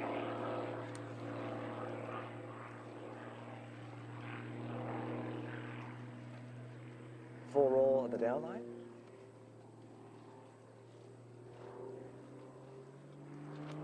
Figure 13, pull vertical, half negative snap up.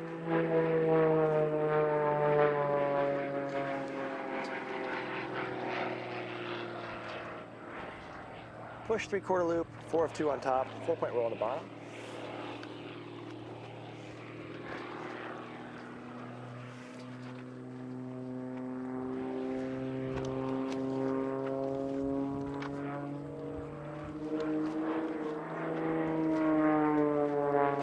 And now the roller, outside, inside, 360-degree roller.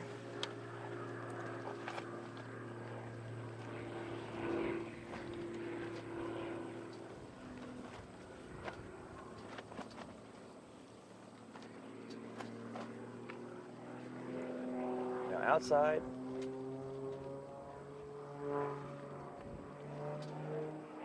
And inside. Back to inverted. Everyone's making those look easy. Okay, that is a sequence there. We see, just so everyone at home knows, we see mistakes the pilots make. We're not really talking about those very much because those are things you can see as well. We do talk about positioning issues and things like that you can't see very well from home, things that you can't pick up from the video. In this case, his positioning was pretty good. He did have one moment at the beginning where he made an error, and I wonder if maybe the positioning would cause that. You know, he got close to front. You've done air shows where you're like, oh crap, I'm too close. It's hard to continue with the same energy that you had, right? Exactly. Your You gotta mindfulness start is suddenly moving, lost. Yeah. I just kind of wonder if that might be what happened to him. He got a little bit out of position. Now, Sean, you're flying intermediate. Yes, sir. And then you're going to fly advanced, and then you're going to fly unlimited. No. And you're not fooling anybody because I'm not flying unlimited. Number one, repetitive stress. I only have so many more snap rolls in me. Okay. And I think I've been concussed enough. Yeah. And I mean, I can't even wear a helmet anymore because of my vertebrae. Yeah. And I suggest everybody wear a helmet if they're flying because I remember one time when I bailed out, canopy hit me in the helmet, and if I didn't have a helmet on, I probably wouldn't have survived. Yeah. Okay, so I think it's good, but if I want to keep flying, I can't have the extra weight. So I'm kind of limited on how much I can do. Yeah. And I'm going to do one more contest this year, and then go practice all through the winter on the advanced sequences and see how I'm doing physically. Yeah. I want to do it.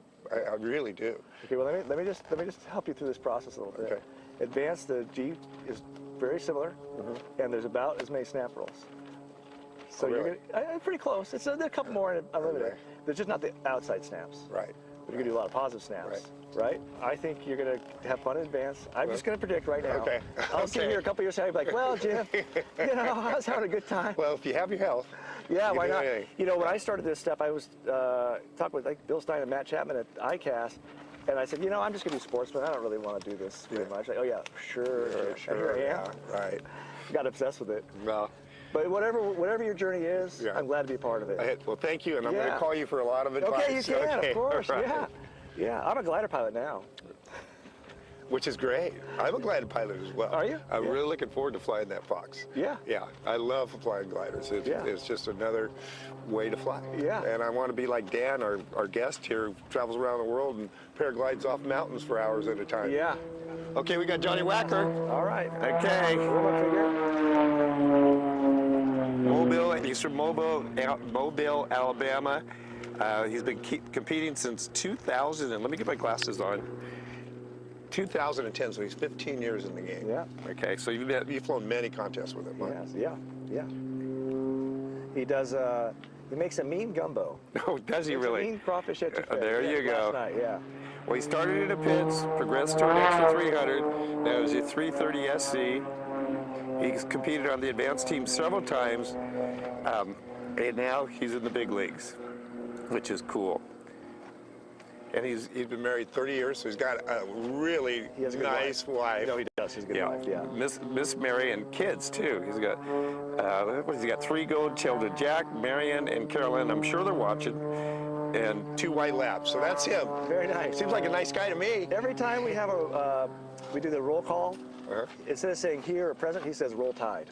Roll That's Tide. his, that's his of course he catchphrase. does. Yeah, roll tide. There are people in the South are so fanatical about They are. their teams. Oh Yeah. my goodness. Yeah. Yeah. Well, I grew up in Nebraska. We were like that too there. Oh, yeah. Yeah, for sure. It's just part of who you are. If you don't have anything else going on in your state, that's Right. That's what Well, you get everything's so flat, you know. Yeah, that's right. Well, but in Alabama, I think they got gators, don't they? I suppose. I don't Got really something know. interesting. Probably. They have critters down there of some type, I'm sure. Okay, yeah, he is on the eye as well. All right.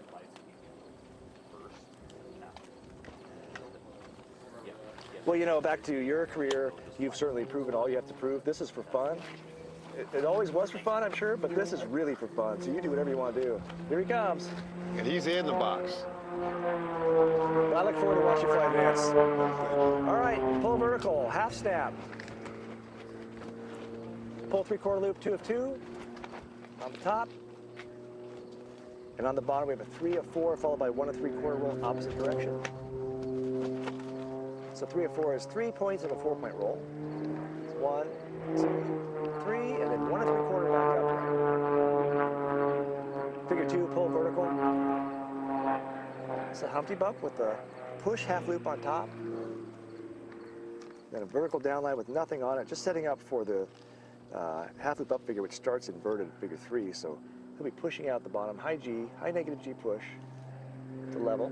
So he has quite a bit of airspeed. We want like 180, 190 knots for these half loop up figures. So he's got to get that airplane up to speed. 1.5 full opposite. Pull half loop. 1.5 positive snap, followed by an outside snap in the opposite direction.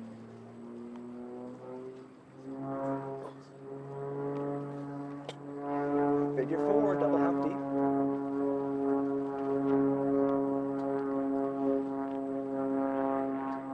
Pull vertical, quarter roll up, quarter roll down.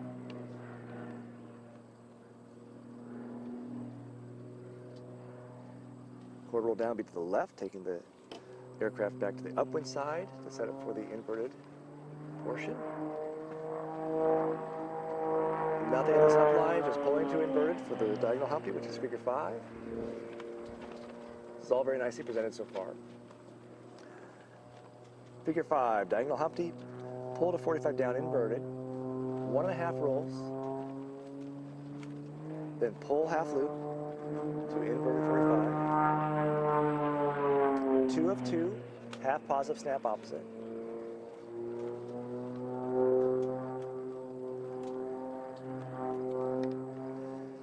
Push to level, figure 6, half roll, half loop down.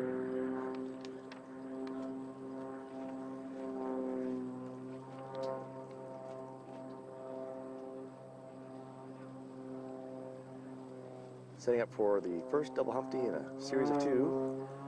Figure 7, pull vertical 2 of 4 up. 1 and 2. Push over the top, to vertical down. 3/4 roll. He's in a position where he can take this either left or right, really his choice. If he goes left, he's going to be coming towards us at the end of it. Might get a little closer. Going right, yeah, that probably makes sense. Pull half loop now to vertical up. 3/4 roll to the left. To exit this figure going upwind. And now laying out inverted. For figure 8, which is another double Humpty, begins with the 1.5 turn inverted spin.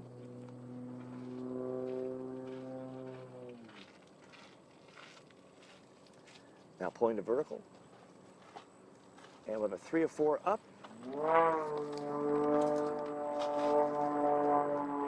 His choice of direction here. Pulling back now to vertical down, and we'll do a 1/4 roll to the left on the down line.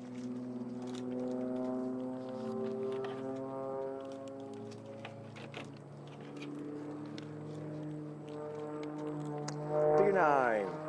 Diagonal Humpty, pull 45, half roll, outside snap, same direction. Pull the 45 down, upright, outside snap with the 45 down.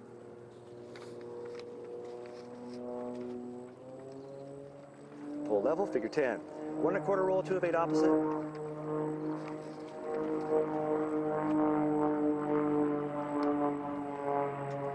Pull half loop. 3/4 positive snap, 3/4 roll, same direction.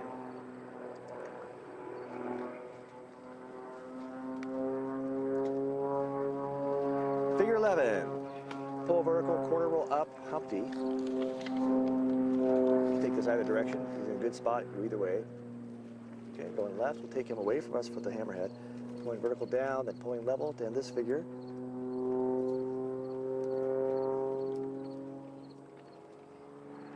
Then pulling vertical. Figure 12 is the hammerhead. 1 1/4 roll up, he'll need to roll to the right. And now hammerhead. And a roll on the down line. Pull level. Figure 13, pull vertical, half outside snap.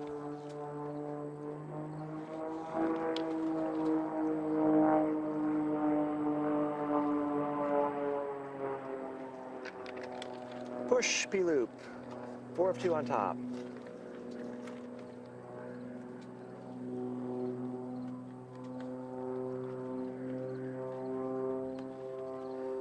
Four-point roll at the bottom. 1, 2, 3, 4, back to invert. Now the roller, outside, inside, outside, inside. Coming towards us. This is the first competitor to come towards us. He has the space to do it. It's gonna be a little tight in front, but looks like it's gonna work out. Yeah, no problem. Honestly, it's pretty nice. Nice presentation to come towards us, really. Really is. That's a good roller, Johnny. I think that's a good one. Okay, and a sequence. Nice flight. Sean, let me ask you a question. So you did all these air shows, you got all this idea about how to, you know where everything is. You don't get confused, I'm sure, when you're flying the plane. But now you come into the box. How small does the box feel to someone like you? This box? Yeah. Oh, it's tiny. It's small. You Yeah, see, you it's feel it. tiny. I normally practice for a demonstration. I like a 4,000 foot box. And that's really nice for the biplane I was flying. It was really, I could fit everything in there. We're not allowed to do any energy towards the crowd, so we do angles. And so I like I like a deep box too, so I can do things oblique, so when I'm tumbling away. But yeah, 4,000 feet is great. This is a tight box. It is, yeah. Yeah, I mean, I feel it obviously been limited, and even in intermediate, I remember, but I've actually, probably it gets easier the farther along you get, because when I was in Sportsman, I thought it was like impossibly tiny, you know, and it feels like it's bigger now, I suppose. Yeah, I was wondering if you had that feeling, because with all your experience, maybe it doesn't feel like that, but what aircraft are you flying at this contest? Game Bird, GB1. Oh, okay, you're flying a Game Bird, okay. So I've gone to the dark side. Yeah, right. You know, now I'm flying with a prima ballerina. You know, I had a biker girlfriend. You know, I was breakdancing. Right. Now I'm getting smooth and elegant. Yeah. And I wonderful airplane. I love flying it. It's just fun. Yeah. And I've owned two extra 300s, and I've done a lot of formation training in the extras, and they're given a lot of rides. Both my airplanes have over 4,000 hours on them. We bought them new, so we use them. Oh, wow. And we work them. And it's fun to change. And I have about 500, maybe 600 hours in the Game Birds, but mostly it was formation aerobatics. And now I'm starting to do solo aerobatics, and I haven't even discovered the envelope of this airplane. Yeah. Which is fun. Yeah. Because I'm challenging myself. Yeah. Yeah. That's great. No warm up? Okay, Robert Vaughn's coming in hot. What's his sequence? He is, let's hurry I'm up. not gonna have a warm-up figure. Are we here? He's a B. Bravo. He's a B. Okay, sequence B, And he's flying an extra 300. which is not easy to do. Yeah, with not I gotta tell easy you. to I've done do. it. Not easy. 300L, yeah.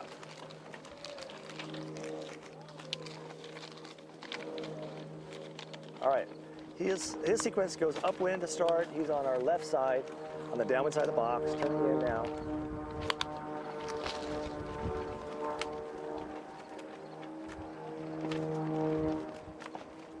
And he's about 2,500 feet or so. Getting a little lower there.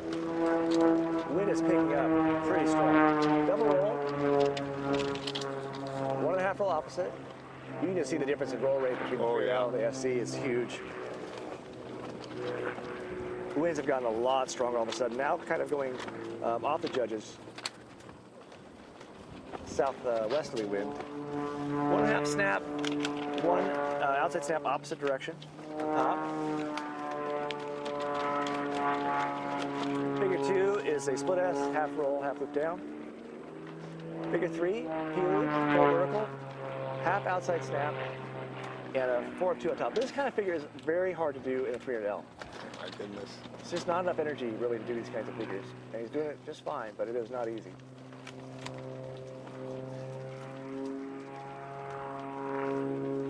You can tell he's bought a lot of gas to practice. Yes, for sure. Pull, or push rather, to inverted 4-point roll. And now we have a Humpty push to vertical. Half roll. And now pull. He needs to stretch this top out because he's somehow, even though the wind is strong, he's found himself on the right side of the box. And the next figure is going to take him farther out of the box. We don't have boundary judges this year. It's the first year we don't have those, but we do have judges that are spotting for these kinds of issues. So they have a deduction they can give for pilots who are far outside the box. This would be 45 up, half roll, outside snap, same direction. Pull to 45 down upright, outside snap with a 45 down.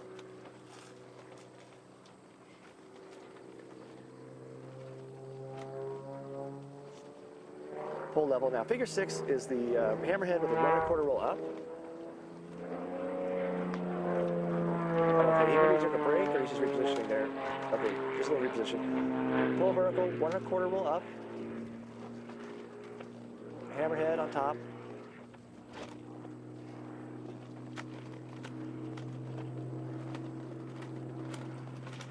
Roll down, pull level.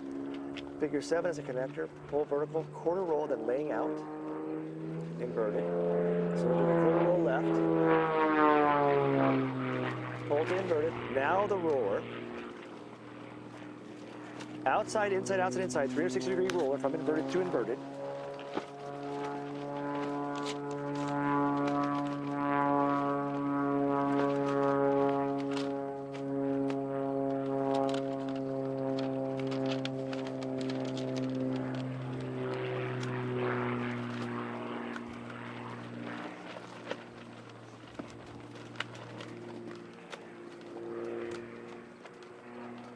Look at that wind push him. Yeah, wind is definitely stronger. A little bit of luck there in the flight order, I guess. Okay, next is the spin, figure 9. So double Humpty and a spin to start.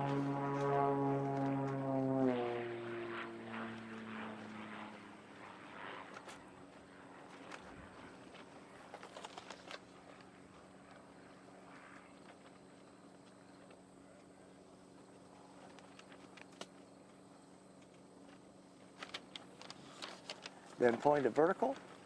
3 of 4 on the vertical up.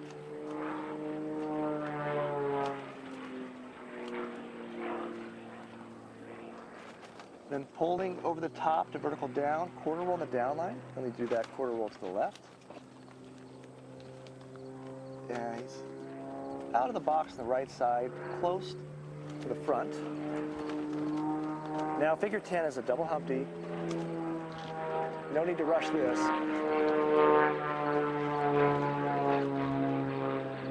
Pull vertical 2 of 4. Push over the top in a half loop.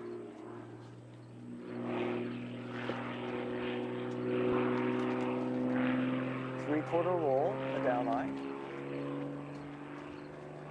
Pull the vertical up. I'll do a three-quarter roll to the left to set up for the next figure. Now laying out inverted. Figure 11 is a diagonal Humpty. Pull the 45 down inverted.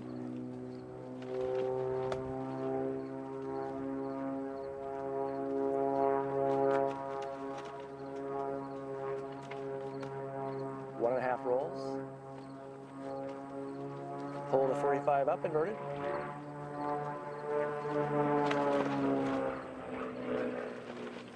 Two of 2, half positive step, opposite direction.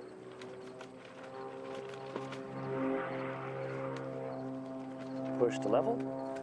Figure 12, split S, half roll, half loop down.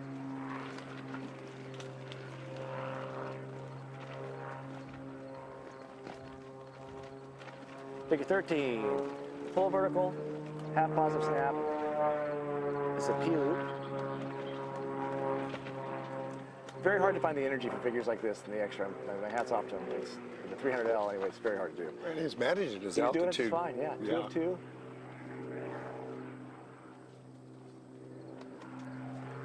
Pull the horizontal. 3 of 4, 1 3/4 opposite on the bottom here. 2 and 3. Now 1 3/4 opposite, back to upright. And now the last figure is figure 14.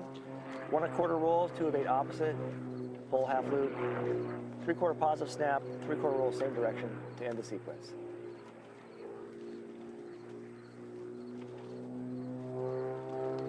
All right. Well done. That sequence, you know, he probably made it, I assume he made it himself to kind of put everything together so he could fly it in the 300L a little easier. Yep. Some of these other sequences would be tough to do, yeah. Yeah.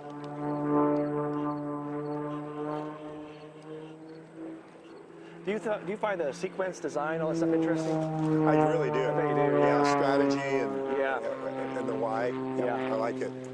Yeah, I love that part of the sport. It's so fun, and you know, I've gotten into the. I don't know if I'll have everything to do with it, really, to accomplish. But I'm the Arresti committee chair for SEVA, but we haven't been able to make good contact with the Arresti family for like a long time now. But you know, the catalog is supposedly kind of in my hands. But it's so complete. There's not much to add. Every once in a while, we get a suggestion for something new, some kind of little correction. But Well, I think it's delightful that the Unlimited are picking them. You know. yes, You're picking a sequence you want to fly. yeah, And putting it all in there yeah. that you've Makes a never lot of flown fun. before. That I've never flown. Yeah. What a challenge. Well, you know, when you go from advanced to limited, when I was the advanced coach, I started at the beginning and said, we're going to go through every figure that's been in the world for you for the last like 10 years, 15 years. We're going to go through everything that's been the nationals. We're going to literally fly everything that's been flown in any of these contests.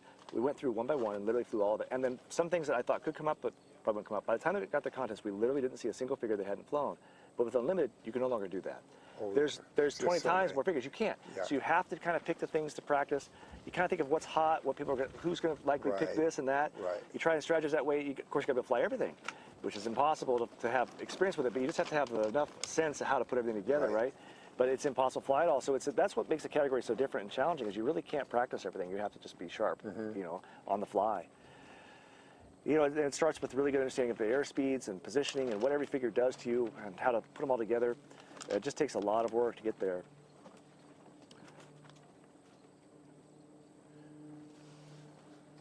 Well, if you're just joining us, you're watching the IAC National Airbag Championships. This is Jim Burke, the IAC president, and I'm here with Sean Tucker, and we're watching the Unlimited category fly their final unknown program. How many pilots do we have left? I think only 3. AJ's coming up next. Okay. He's got the eye. Then we got Marco, and then Jeff. All right. Jeff is, I think, 2 points behind Craig right now in the standings. Unbelievable. Craig had a very nice flight. Oh, yes, he did. Didn't leave a lot of room. No, he But Jeff didn't. is strong, so we'll Jeff see. is very strong. It's anybody, when you're 1 point, 2 points behind, it's anybody's contest.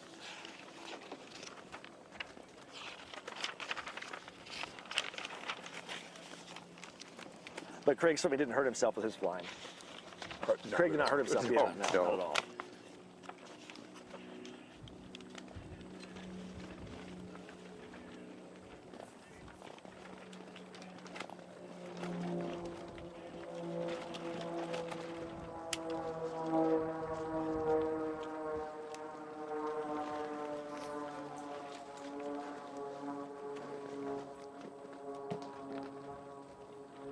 Another Californian here. Very interesting guy. Yeah. I just got to know him this year. Yeah. And he's committed as Oh, yeah, big time. everybody else. Yeah, Yeah. all in. They're all obsessed. Yeah. Yeah, you have to Totally. be. Yeah. Totally. Yeah, been on a couple teams. AJ, really good guy. We flew against each other in California quite a bit, and then just watched him progress. He worked a lot with Rob Holland. Hanging out with Rob was the best way to learn how to fly unlimited for quite a while until his passing now. But he was the source. We lost so much information when he passed. For sure. Unbelievable. Rob wasn't always much of a talker.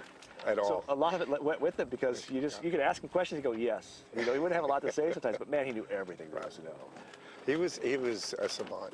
For sure. For sure. Meant for that, and I don't know what else he could have done. It was the thing that would suit him Yep. best. He was built for it Yeah, in so he many ways. just lived for Physically, it. mentally, Yep. yeah. Discipline was strong. Never had to talk him into flying an airplane. Fourth practice flight a day, happy to do it, Yep. Just loved it, every moment of it. And funny, people didn't know how funny. And also, you know what? I don't think people realize how good of a pilot he was. He was a better pilot than people know. Having trained with Absolutely. him, unbelievable pilot. He could fly anything. He flew my plane a couple times, like, oh my God, let him fly it now. It's better than I am. So, very talented guy.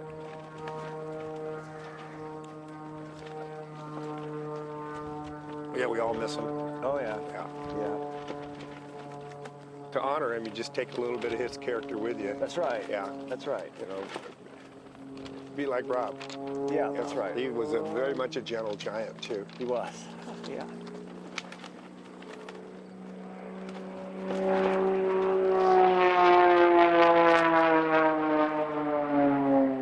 Well, Rob was vice president at IC and served on the board with me. We served together quite a bit and had a lot of conversations, but about the politics of the board.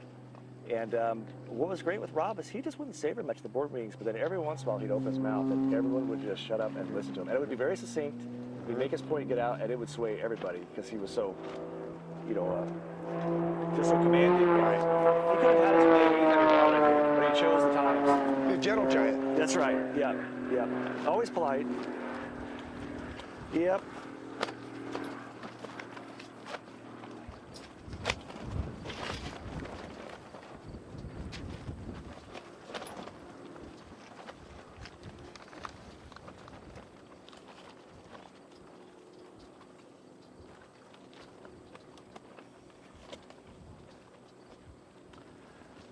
Well, it's 84 degrees here. We got a strong wind. It's moved quite a bit. When we first got here, it was blowing hard from the south.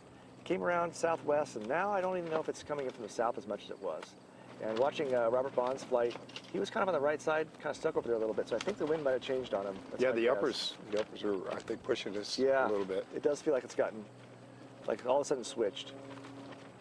Which is one of the reasons why we have those warm-up figures, the safety figures, because you get a chance to look at what the wind's doing. It might not be the same as it was in the briefing, so hopefully that helps out the competitors.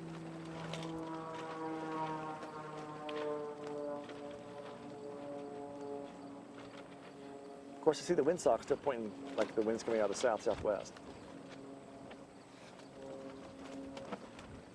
Well, this morning it was blowing 8 on the ground and 30 in the sky. Oh, is that right? Oh, yeah.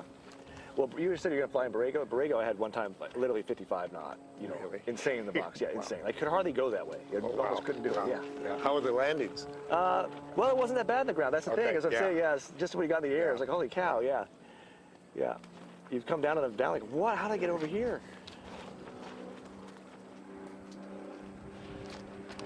All right, here we are, coming in. Half positive snap. Pull 3 3/4 loop, 2 of 2 on top. On the bottom, be a 3 of 4, 1 3/4 opposite.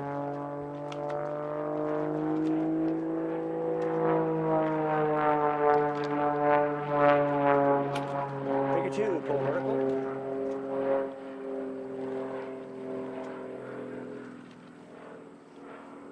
This is a Humpty, be a push half loop here, and then nothing on the downline. Just build up a lot of energy for the falling figure. So be a hard push at the bottom of this. 3 inverted, going downwind.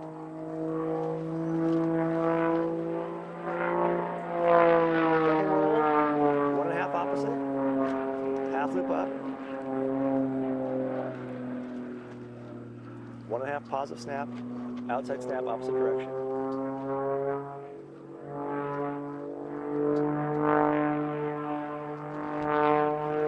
Figure 4, double Humpty. Pull vertical, 1/4 roll up, you're going to 1/4 roll down, then nothing on the next line. So pull vertical, 1/4 roll up. Pull the vertical down.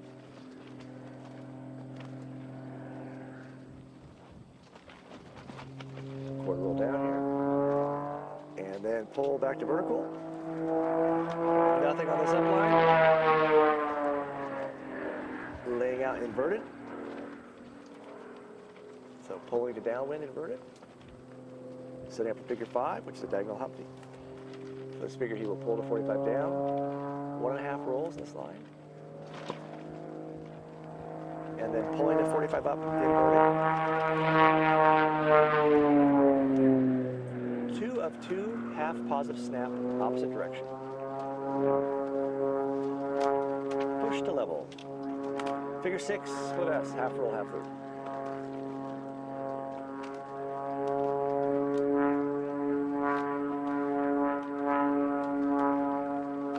Half roll, half loop down. Figure 7, double Humpty.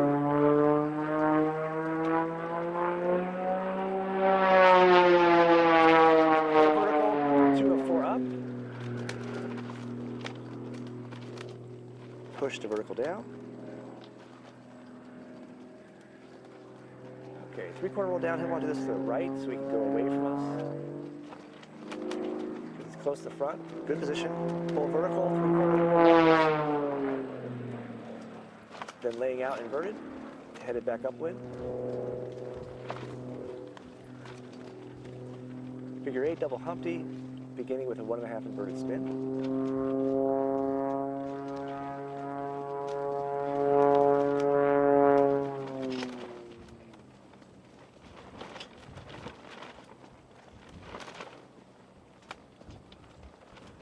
Now pull to vertical up, 3 of 4 on the up line.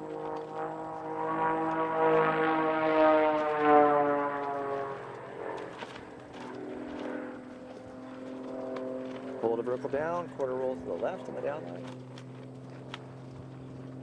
Just over halfway done. It can be grueling, long sequences. Pull level, figure 9, diagonal Humpty, 45, half roll, outside snap, same direction. Pull to 45 down upright. I'm going to say I like that snap a lot. That was beautiful. It was nice. That was just Yeah. classic, right? I can't stop it. I can't stop myself from saying it. It was a good one. Okay, figure 10, 1/4 roll to the opposite. Pull half loop. 3/4 positive snap, 3/4 roll, same direction.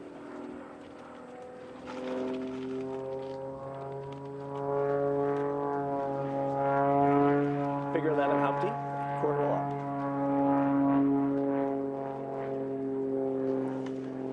Probably need to take this roll to the left.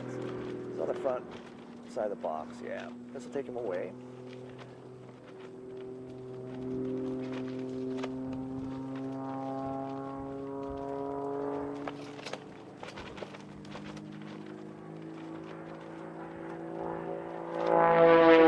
Hammerhead, pull vertical. 1/4 roll to the right. And now hammerhead. And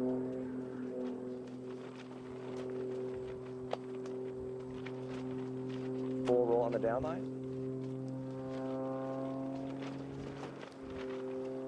Pull level, figure 13, pull vertical.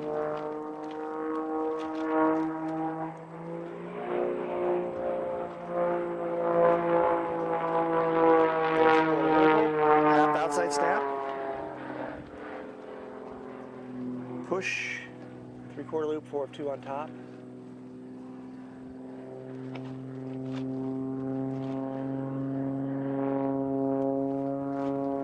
Four-point roll on the bottom. Now everybody's favorite, the roller.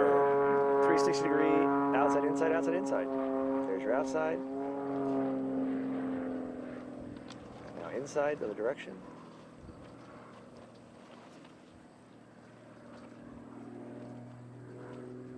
And then an outside roll.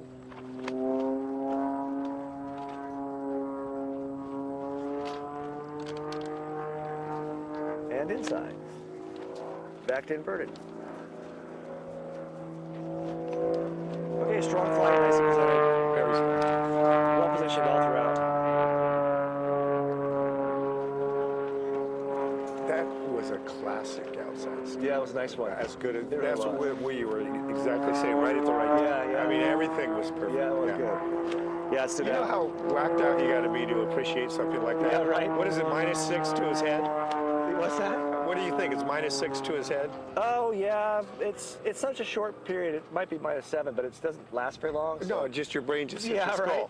skull. It takes 6 or 7 probably negative. Wow. Yeah, to get a good That's one. a big sacrifice. It is.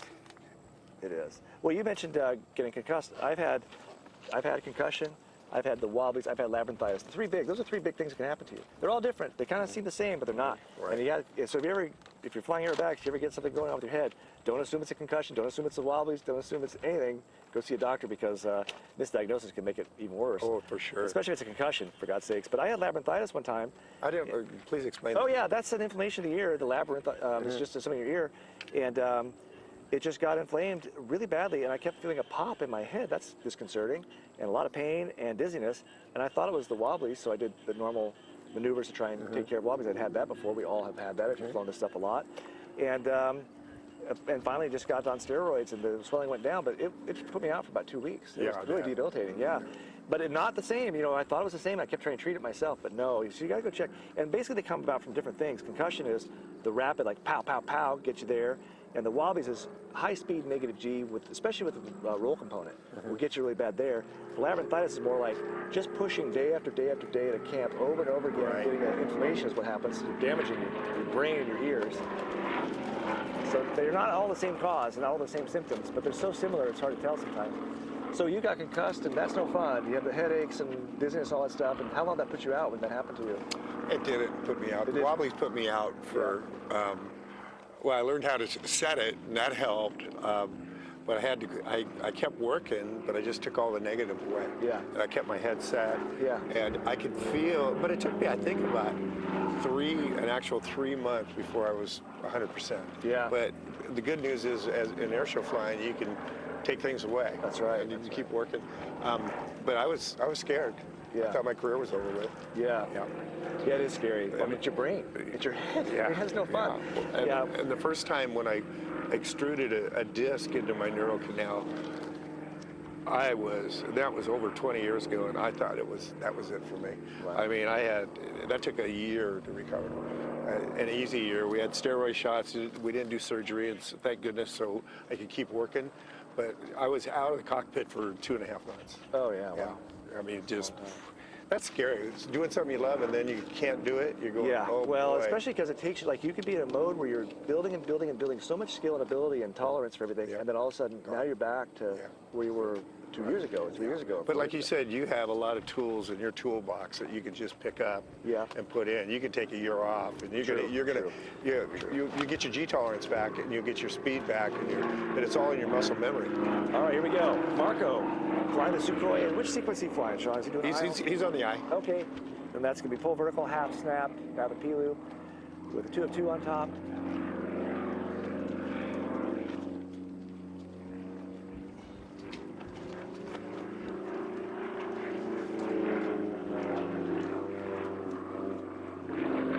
Figure 1.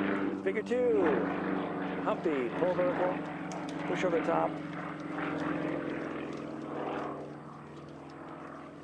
Push the vertical down.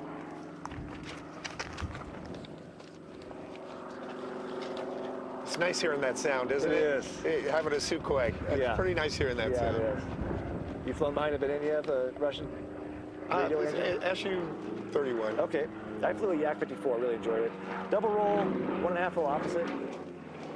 Pull half loop, 1.5 positive snap, outside snap, opposite direction. I had the pleasure of coaching Marco when he was on the advanced team a couple years ago. Super fun guy.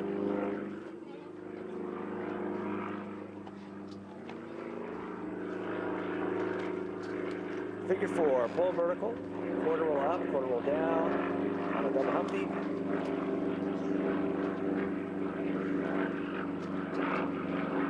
There's your pull to vertical, quarter roll up, go either direction. And then pull the vertical down. We'll do a quarter roll down to the right.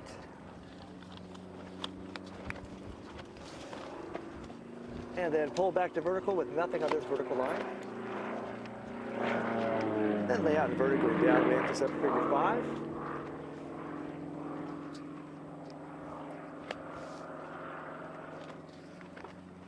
Figure 5, diagonal Humpty, pull the 45 down. 1.5 rolls on this 45 down line. And then pull to 45 up inverted. 2 of 2, half positive snap, opposite direction. Push to level.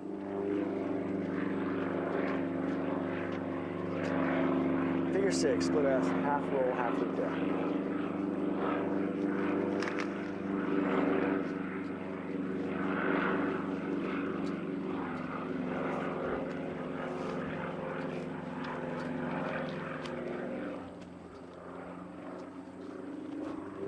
Coming back downwind, setting up for figure 7, double Humpty. You'll be pulling vertical, 2 of 4 up. And then pushing over the top and a half loop to vertical down. Look at that tractor. Yeah, right? Such a different look. Right. Presentation's so different. 3/4 roll down, pulling vertical. 3/4 roll will be to the left.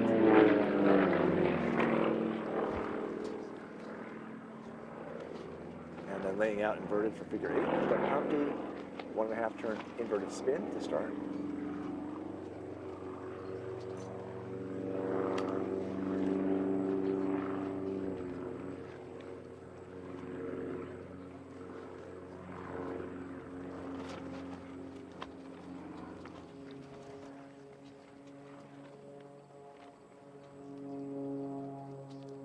And then pulling to vertical up. 3 of 4 in the upline.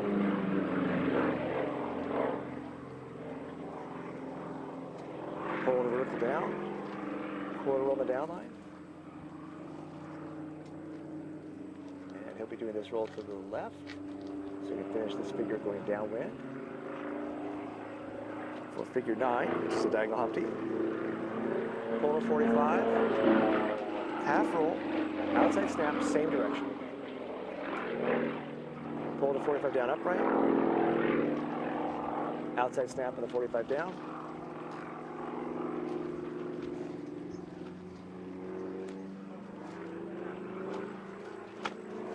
Pull level, figure 10, 1.25 roll, 2 of 8 opposite.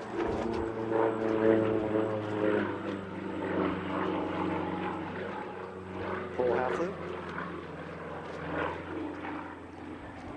3/4 positive snap, 3/4 roll, same direction.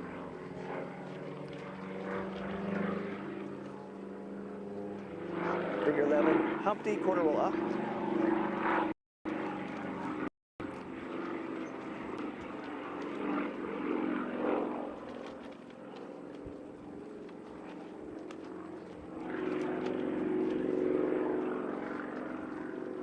And figure 12 is the hammerhead with the 1.25 roll up. He'll be rolling to the left. Pull vertical, 1.25 roll left.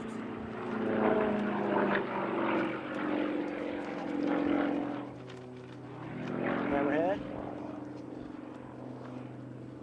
which he does to the right because he's flying an engine that turns backwards. So we get to see a right-handed hammer. Full roll down,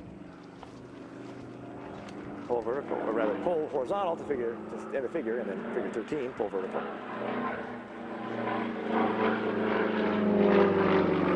Half outside snap. Push, 3/4 P-loop with a 4-2 on top, very slow on top. That thing just tracks. You know, I flew that plane a couple years ago, a Sukhoi 31. Man, that thing is just, you can point it up and just keep going and keep going and keep going. It's almost hard to tumble it. It's like just a different kind of feel. He's doing air shows in it now. I'm sure he's got it figured out. But 4-point roll on the bottom here. And now the roller. Outside and inside. That's outside roll finish. Now inside. That's outside again. It's supposed to be inside there. Okay, taking a break. Well, unfortunately, that was probably easy for everybody to spot. It's supposed to be outside, inside, outside, inside. He went outside, then outside again. He might do the So he took again. a break. Yeah. Is that a complete zero? Right. Well, what happened there really is the judges could do a couple of things, but that would be a 0 for the figure, and then the break really just finishes the sequence. There's nothing left to do. He might get back into flight again just because he can, but I don't think so. I think he's probably done. Yeah. Because at that point the sequence is over. There's no point trying to do it again. Yeah. Yeah, that's unfortunate. Rollers are so confusing. But other than that, a very good flight for Marco. Good positioning. Really fun to watch. Nice guy. He's come so far. Yeah. I mean, he was a good pilot 2 years ago, 3 years ago, whatever it was. I can't remember now, but 2 years ago, I guess. But to see him move up to unlimited and be successful, to have the success he's had this contest is amazing.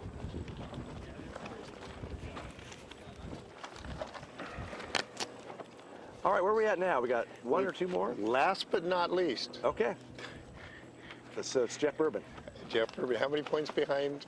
I want to say it was 2 or less than 2 or something like that. Oh, yeah. really? Though this is a battle. And Craig just laid down a great flight. But Jeff can fly. Jeff knows what he's doing. Yes, he knows what he's doing. So we'll see.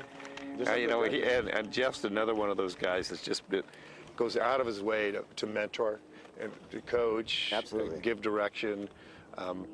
He's done a great job in the airshow business, taking people and making sure they're safe. Yeah. Yeah. Yeah. I mean, he's been on a number of teams when he was on the, I did a lot of work with him when he was on the Air National Guard team with John Cladd. Oh, yeah. Just always a class act, always.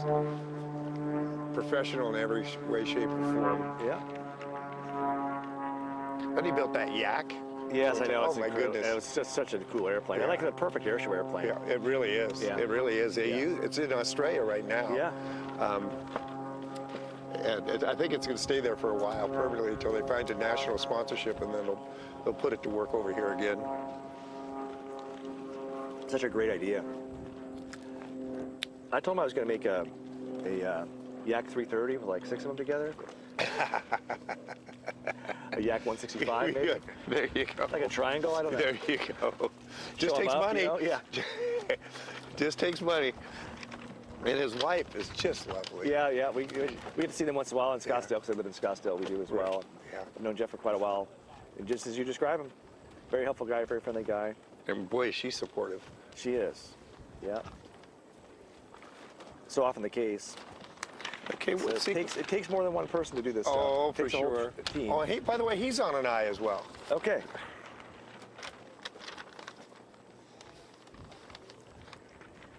Well, it sure is great to be here with you all. We've got about 85 degrees Fahrenheit here. It's wind pretty strong out of the southwest. Flying has been very good. I would say this is the strongest group of unlimited pilots I've seen at the Nationals, truly, as a group. Pound for pound. The best flying I've seen. Okay, let's watch Mr. Bourbon do his warm-up. Oh, yeah, he's fired up.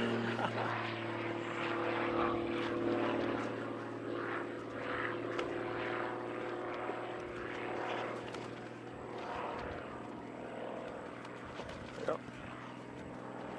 He's going to do a hammerhead, too, see what kind of drift he Yeah, got. yeah. I think it gives you the best intel.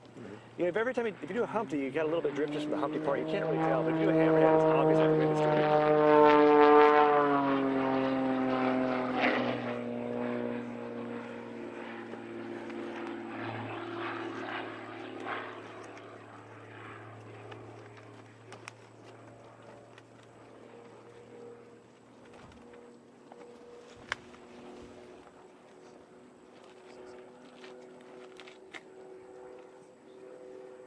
you, Sean.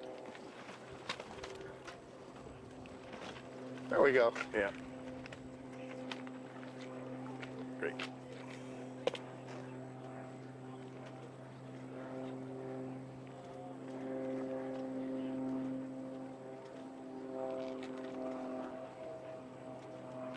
You know, you fly advanced, and you have your 250-foot waiver, you can fly the 4-minute free. Well, with us. then I think we might have to do that. That sounds great. I hope you do. That'll be an extra bonus point for me. Oh, yeah. You know, why don't we get some guys we should get some extra guys to show up here. I would love to see that. Yeah, that would be, well, they don't want to be embarrassed. I know it. I mean, I'm telling you, you got to be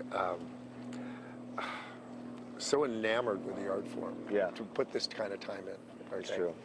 And you got to put the time in too. You know what but the hardest thing? It's just going to make you a great airshow pilot, though. That's true. You know what the hardest thing about the 4-minute free is? Right. It's only 4 minutes. Yeah, it's only 4 minutes. That's exactly right. It's not as long as you think. Yeah, right. You do a figure maybe every 20 seconds at best, Yeah, maybe 25, yeah, 30, but yeah. it's hard to do anything faster than that. You got to pick things that got to be where you need to be all the time. You know? Right. It is good practice, yeah. Yeah.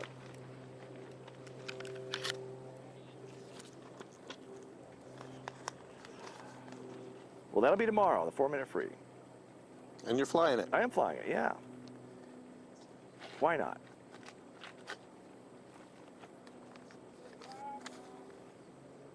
All right, Jeff is setting up.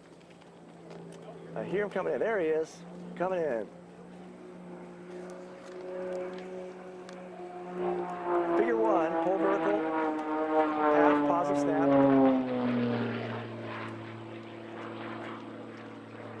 Pull 3/4, 2 of 2 on top.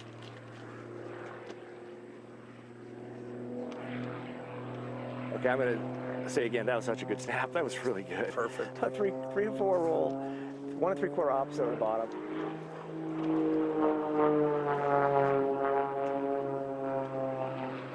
Figure 2, pull vertical. Push Humpty. Nothing on the up or down line. This is just to set him up for figure 3, which begins in inverted.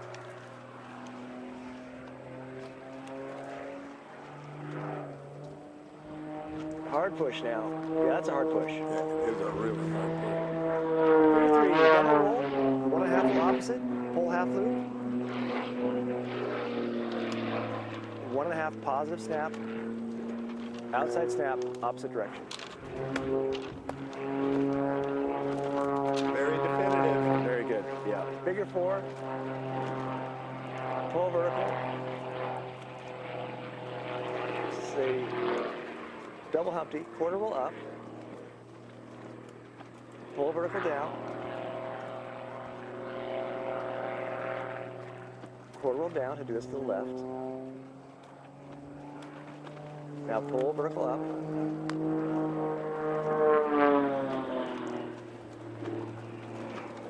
And then lay out inverted going downwind.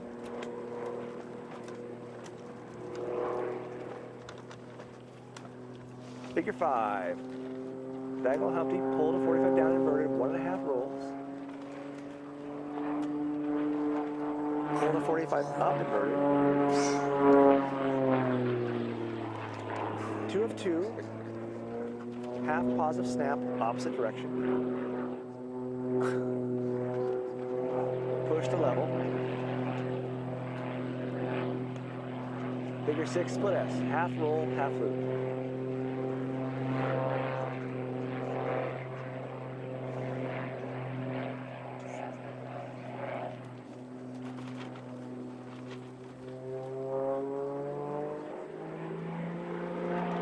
Figure 7, pull vertical, 2 of 4.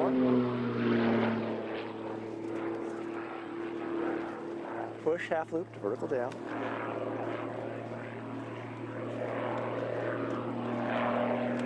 Three-quarter roll in the down line. I would expect to go right with this because he's pretty close to front, and that'll take him away from us.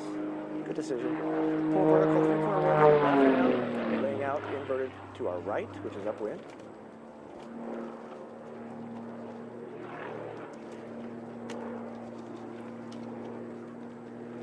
Figure 8, double Humpty, starting with the 1.5 turn inverted spin.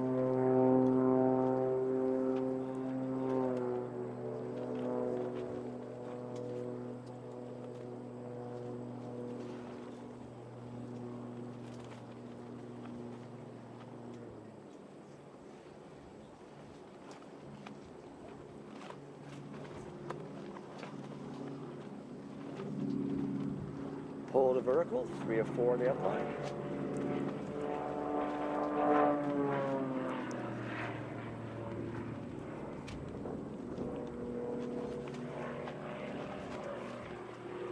Pull over the top.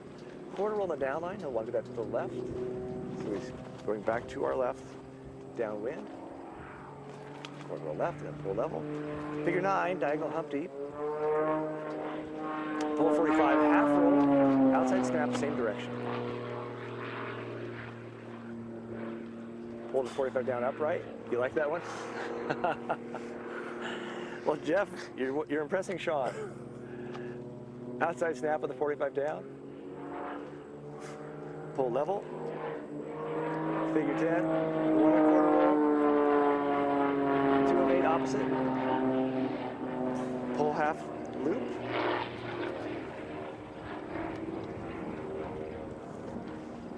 Three-quarter positive snap, 3/4 roll, same direction. Figure 11. Pull vertical, corner roll up. Maybe going left here. Let's see what he does. Yeah, left to take him away from us. Pull down and then pull level. That's a Humpty. Figure 11 is a connector. Setting himself up very nicely for figure 12. He's actually coming towards us a little bit in this down line, which is smart to give him some room. Figure 12, pull vertical, 1 1/4 roll to the right. Hammerhead.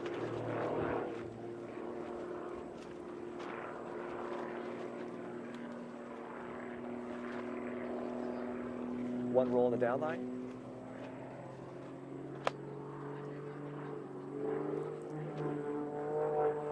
Figure 13, pull vertical. Half outside snap. Push, 3/4 loop. 4 of 2 on top.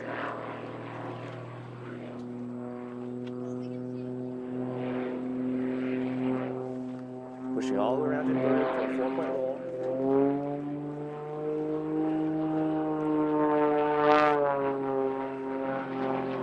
Now the roller, outside, inside, outside, inside, 360-degree roller.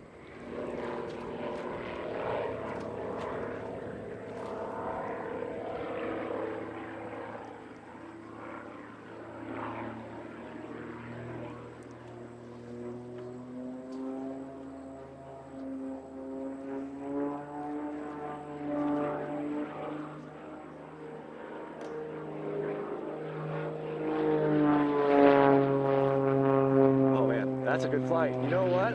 It is tough. Technically, I don't see a lot of things for either Craig or Jeff to be deducted on. Very strong technical flights. There are little tiny things you can see if you have a trained eye, but they're not big.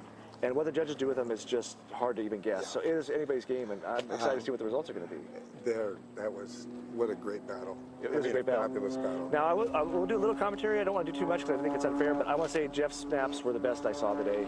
And every single one of them was excellent. He just blended in so yeah, well. Very nice. Really yeah. nice. Positioning-wise, Craig and Jeff flew very, very similar. Quality of figures, otherwise, is very similar. Just beautiful. Both of them, just beautiful Fantastic. lines. Great presence. Yeah. It's just fabulous Yeah, to watch. great stuff. Sean, what a pleasure to hang out with you today. Are we done? Is that I it? loved it. I'm sorry we don't have 10 more for everybody to watch. We had so much fun, everybody. Thank you for tuning in. This was the IAC's live stream coverage of the 2025 Airback National Championships, unlimited category. Just a second. What's that? Stick around for Sportsman. I still can't hear you. Sportsman. Okay, thank you. Stick around for Sportsman, not you guys. Yeah.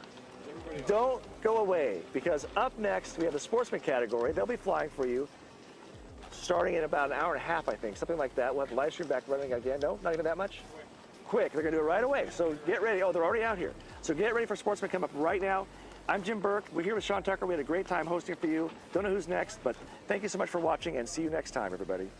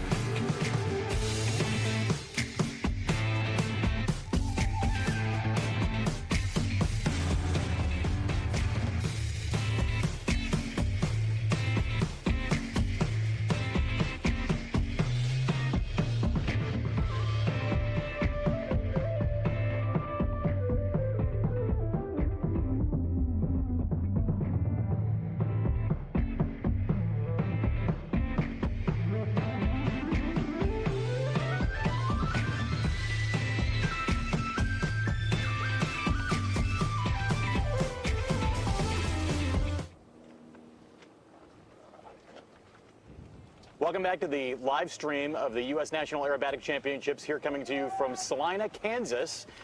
And if you're just joining us, this is Pete Muntean alongside Trevor Smith here. And Jetta Lusk. And Jetta is also along with us as we are rolling right on in the day. It's a long day here at Nationals. About 95 individual flights will be flown here in the aerobatic box. And if you're watching right now, glider pilot Mia Anderson from Leesburg, Virginia, is beginning her sequence here in the box with a spin on the downline. Forrest, you have been commentating some this week, and there's a particular challenge with flying today. We've both flown in the box. Yeah, absolutely. Winds are strong, 30 knots out of Why'd the I say south. Forrest? Sorry about that. That's okay. It's Trevor. I knew it. Forrest is our videographer. Forrest Fox has been doing an incredible job all week, but the wind is a challenge today. Absolutely. Wind's a challenge, especially as Mia drives into the wind with this glider. She has no engine. She's going into figure 4 now. I know you guys can't see it. It's a clover. She's doing a loop, quarter roll on the top, exiting on the Y away from the judges. This is a particularly challenging sequence as she completes a 270-degree competition turn here.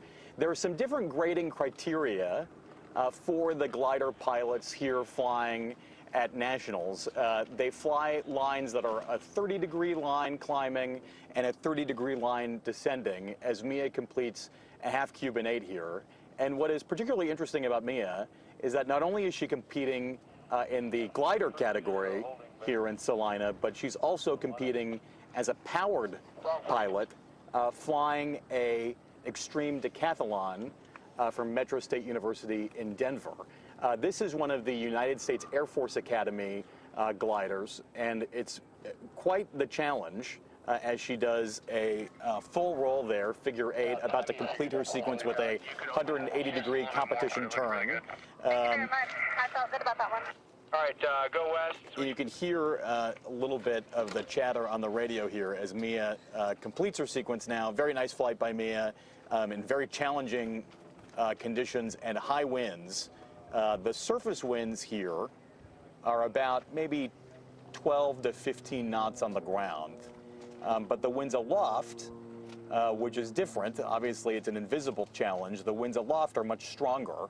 And in the briefing today, with Mark Maticola, who is the chief judge here on the judges line, he briefed us on how strong the winds were aloft. It was about 30 miles an hour, and it's been a challenge pretty much all day for everybody flying in this box.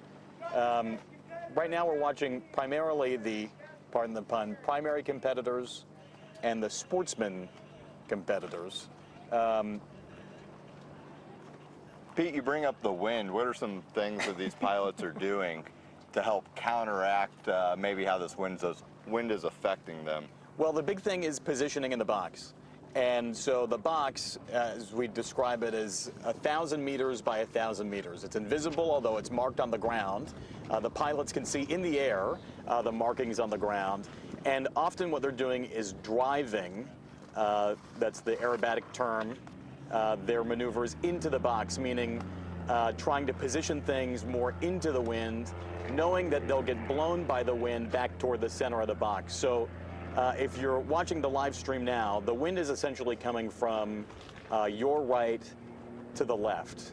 And so pilots will try and keep things sort of on the right side of the box, knowing that they'll get blown back to the center and then maybe to the left, and then reposition by sort of drawing a long straight line through the box. That's what we call driving back to the other upwind edge of the box. So it's not quite like an air show where you see pilots sort of localized in one particular spot, and there may be a little driving in that. This is very difficult, especially because of the winds are just much more strong above the ground at about 3,000 feet. Right now, we're watching one of the pilots in a super decathlon diving into the box now, doing wing wags. Forrest, this is Kathleen Thomas. We've got. I heard him say glider, so. Okay, no problem. So this is Kathleen Thomas representing the University of North Dakota aerobatic team. They have about 10 competitors here flying in this competition, flying among 2 different super decathlons. This is a primary sequence, so Kathleen just went up and did a 45-degree line, followed by a 1.5 turn spin. Now trading excess altitude for airspeed, pulling now into the third figure of this, which is a half Cuban 8. This is the primary sequence, which is what a lot of aerobatic competitors start flying in. You can really see her float over the top of that half cube and Yeah. trying to show the radius into the wind too. And now trying to drive back to the center. This will be a loop. In aerobatic competition, pilots are graded on the roundness of their loops. This is a very technical sport. A little bit of a pinch there, nothing too bad. We use the term pinched or maybe L-shaped to show that a loop may or may not be super round. It may be sort of tall and not fully circular. This is a 180-degree competition turn, which is mostly using the lifting surface of the wing to turn the airplane with a very steep bank. This is a very nice sequence so far, a full aileron roll. We'll see how the judges like that, and then wing wags out as Kathleen departs to the north. Very nice job sequence. representing the University of North Dakota aerobatic team, coached by Mike Lentz, who is also flying in this competition in the advanced category. So he is a busy man this week.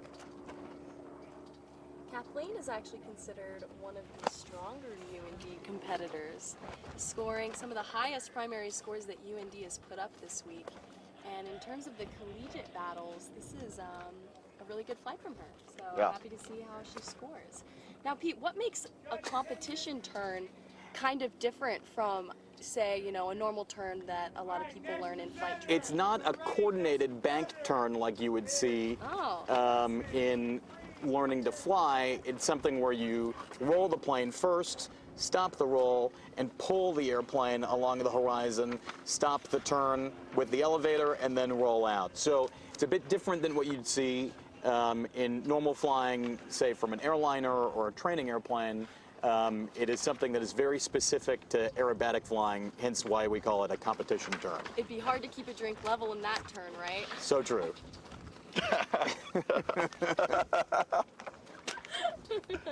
All right, up next we have Eric Ledette and his beautiful Pitts S1 that he rebuilt himself. He was able to buy it in parts. Drove all the way to Arizona to pick this plane up. Eric and his dad are actually both competing this year, same category. This is Eric's second nationals. It's his father, Christian Ledette, who we'll see a few flights later's first nationals.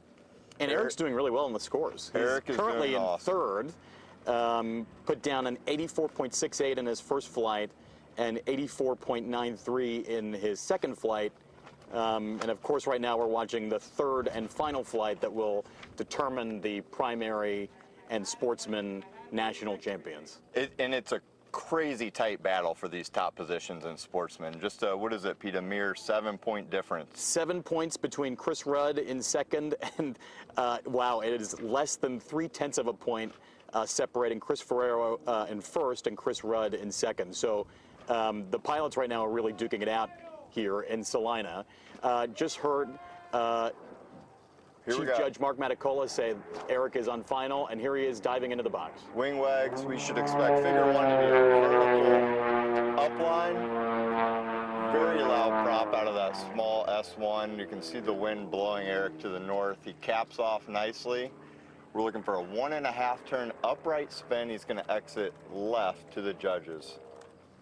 There he drops his spin.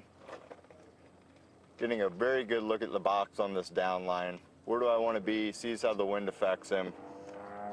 Gonna be a quick pull right into figure 3, which is just another vertical up. Caps off nicely, inverted to the right. He's looking down.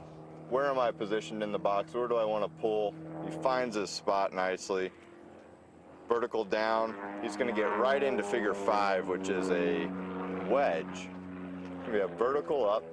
Eric's gonna pull to the inverted 45. He will try to space this roll out. He did half rolls upright, exit right upright, right into figure 6. He's driving into the wind just like we talked about earlier. This is what we call the Humpty Bump. It's 2 vertical lines with a half loop at the top, actually. Very nice figure. Figure 7. This is a hammerhead. This is going to be affected the most by the wind, probably out of everything that Eric has. It's really important that he doesn't kick too soon, or else the airplane is not going to slide and pivot around that invisible point nicely. Very true, Jetta. Just look at that. Nice Gorgeous. pivot. Nice pull. He's going to get right into figure 8. This is a reverse wedge. He pulls for the 45, half roll, inverted. Pulls to the vertical. Sets his line. Pulls out. He has just one figure left. It's an Immelman, we call it, which is a half loop up followed by a half roll upright. Half roll upright. There's his wing wags. Very nice flight by Eric Ledet in his little baby blue Pitts S1. I think the judges will agree that that was a very clean flight. There were no major mistakes there, at least from what I could see. Yes. And Eric's flying very sharp, and the pressure is on now.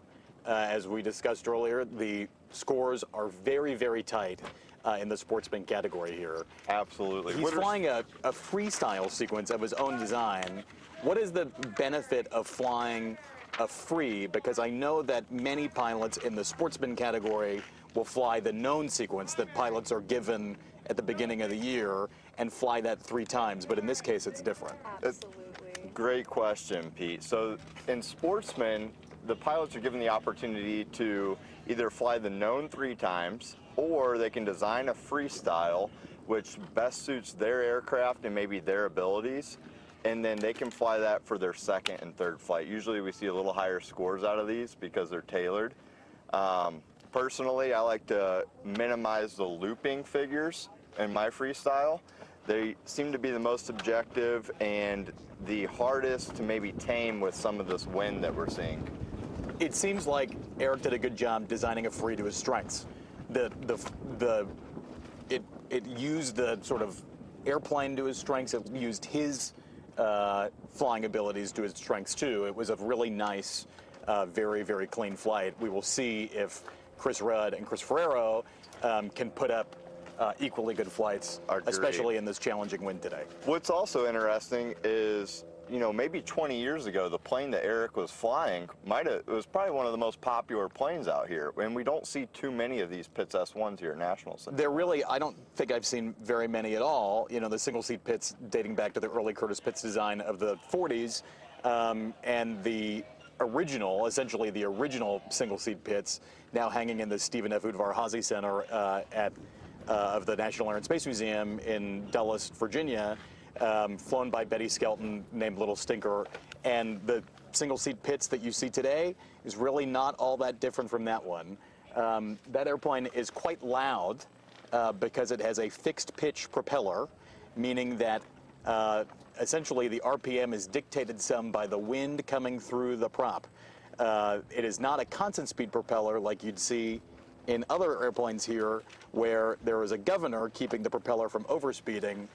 So it makes a very unique sound as the airplane is in the box. Absolutely. Right now, a small break in the action here.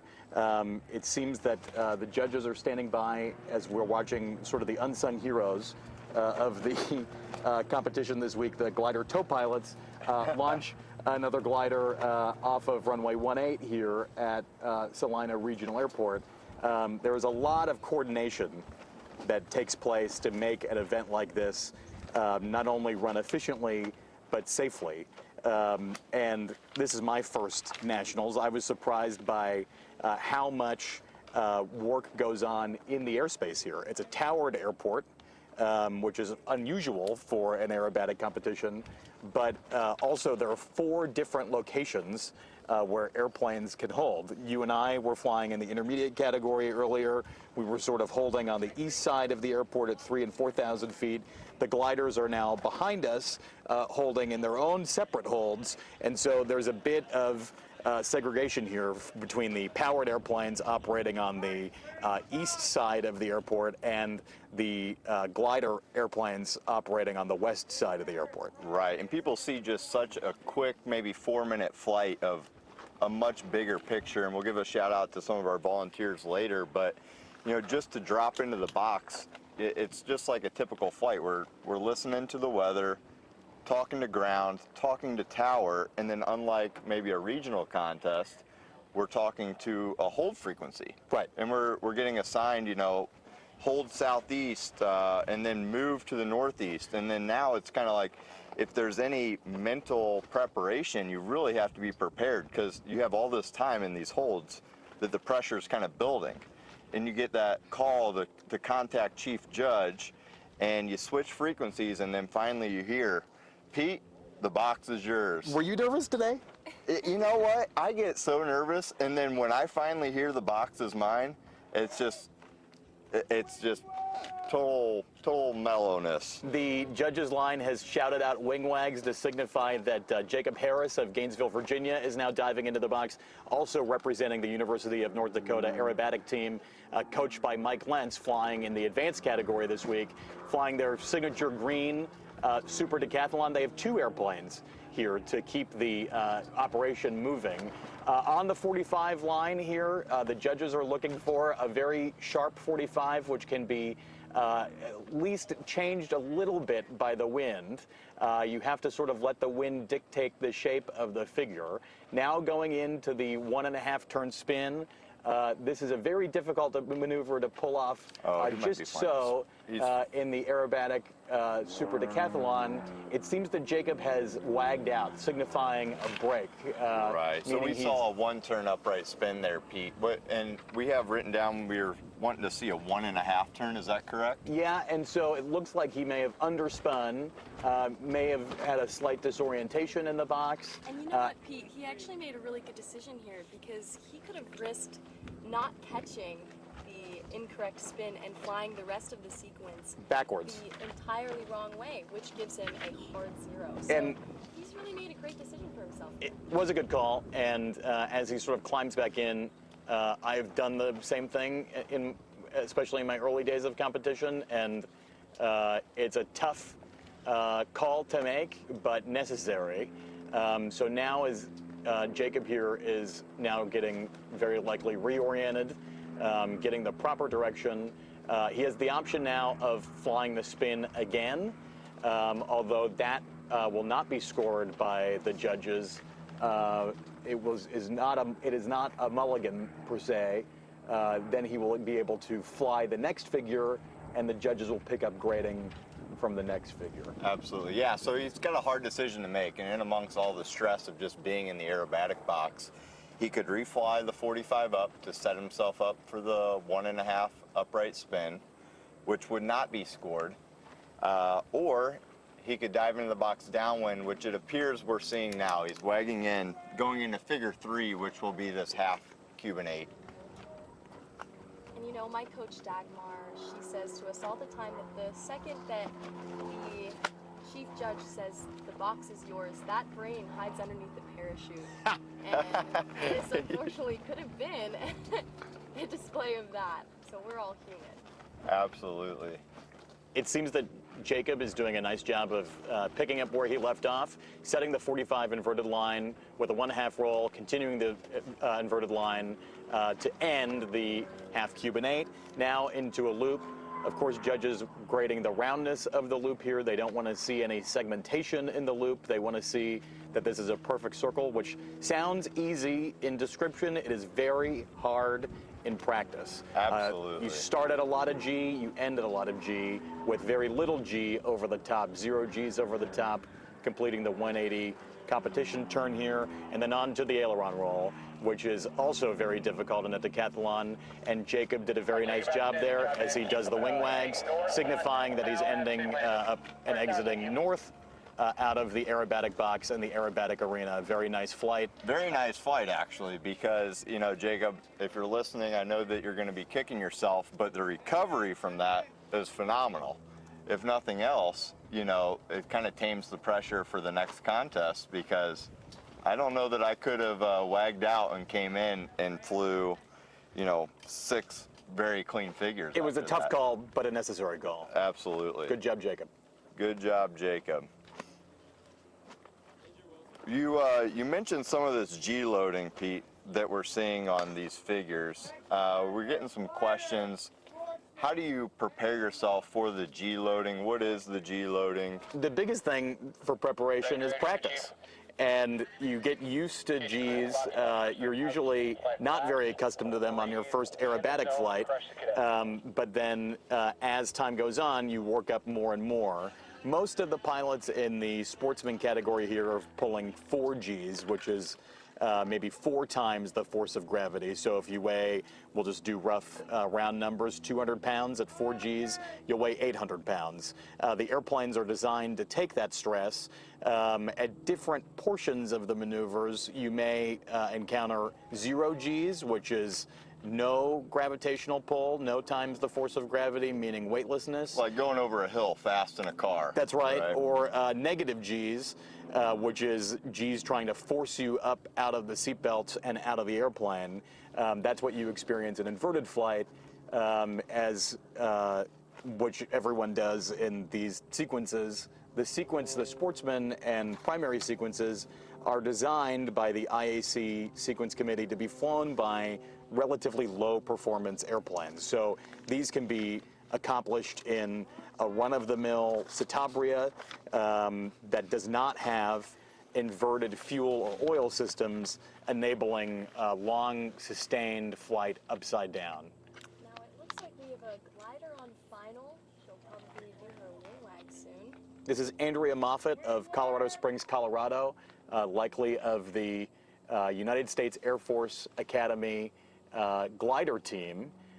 These are really the best of the best of the United States Air Force Academy. Of the about 1,000 students there, it gets whittled down further into a glider elective class, a 200 level class where they're able to solo at the United States Air Force Academy. And then essentially they operate their own glider squadron with about 6 students from junior and senior classes flying these gliders selected to fly here at the United States National Aerobatic Championships. This glider is a DG-1000. It's a T-tailed design. It's 2 seats, as this is I think what we would call a lay-down Humpty. So they pulled up to the 30-degree vertical line, rolled half, and then descended down on the 30-degree line. Next is a cloverleaf, which is something you don't see very often in powered aerobatic competition. This is essentially a loop and quarter roll combined. It seems like a quite difficult maneuver. There is the quarter roll and the heading change of 90 degrees. Now pulling through the rest of the looping portion of the figure. Look at that. Will bring Andrea towards us, and you see the G loading in practice as the wing flexes upward there. That is really quite something to see. This is the first time I've seen competitive glider aerobatics at the U.S. National Championships. I've seen it in air shows, but it's quite cool to watch. It's almost relaxing in a way. It's peaceful.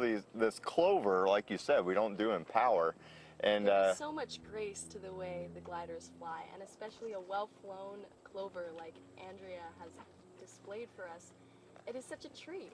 Yeah, a lot of style going into this flight, and she's doing a really nice job managing the wind. The cool part is, it's silent, but then as we sit here on the judges' line, and Forrest has a very powerful shotgun mic there, and so occasionally you'll be able to hear a bit of a whoosh go by us as the gliders enter on the downwind and base leg as they make their final approach into the runway here.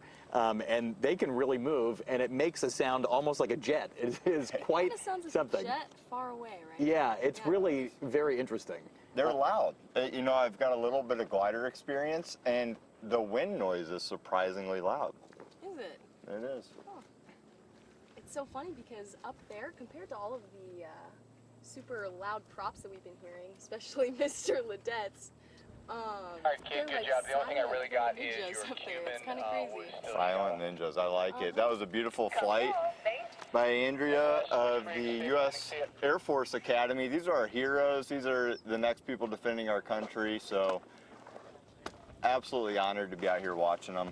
And they do a really good job, you know, like this is something, glider flying has been around for even longer than powered flying, and it is where they sort of build the bedrock of airmanship before they go out to a training squadron and fly something much more advanced like the T-6 Texan II, which is a very high-powered airplane. They're going from something that has truly no power, only potential energy that they're able to trade into kinetic energy. It's really quite something. And they do a very good job of displaying it.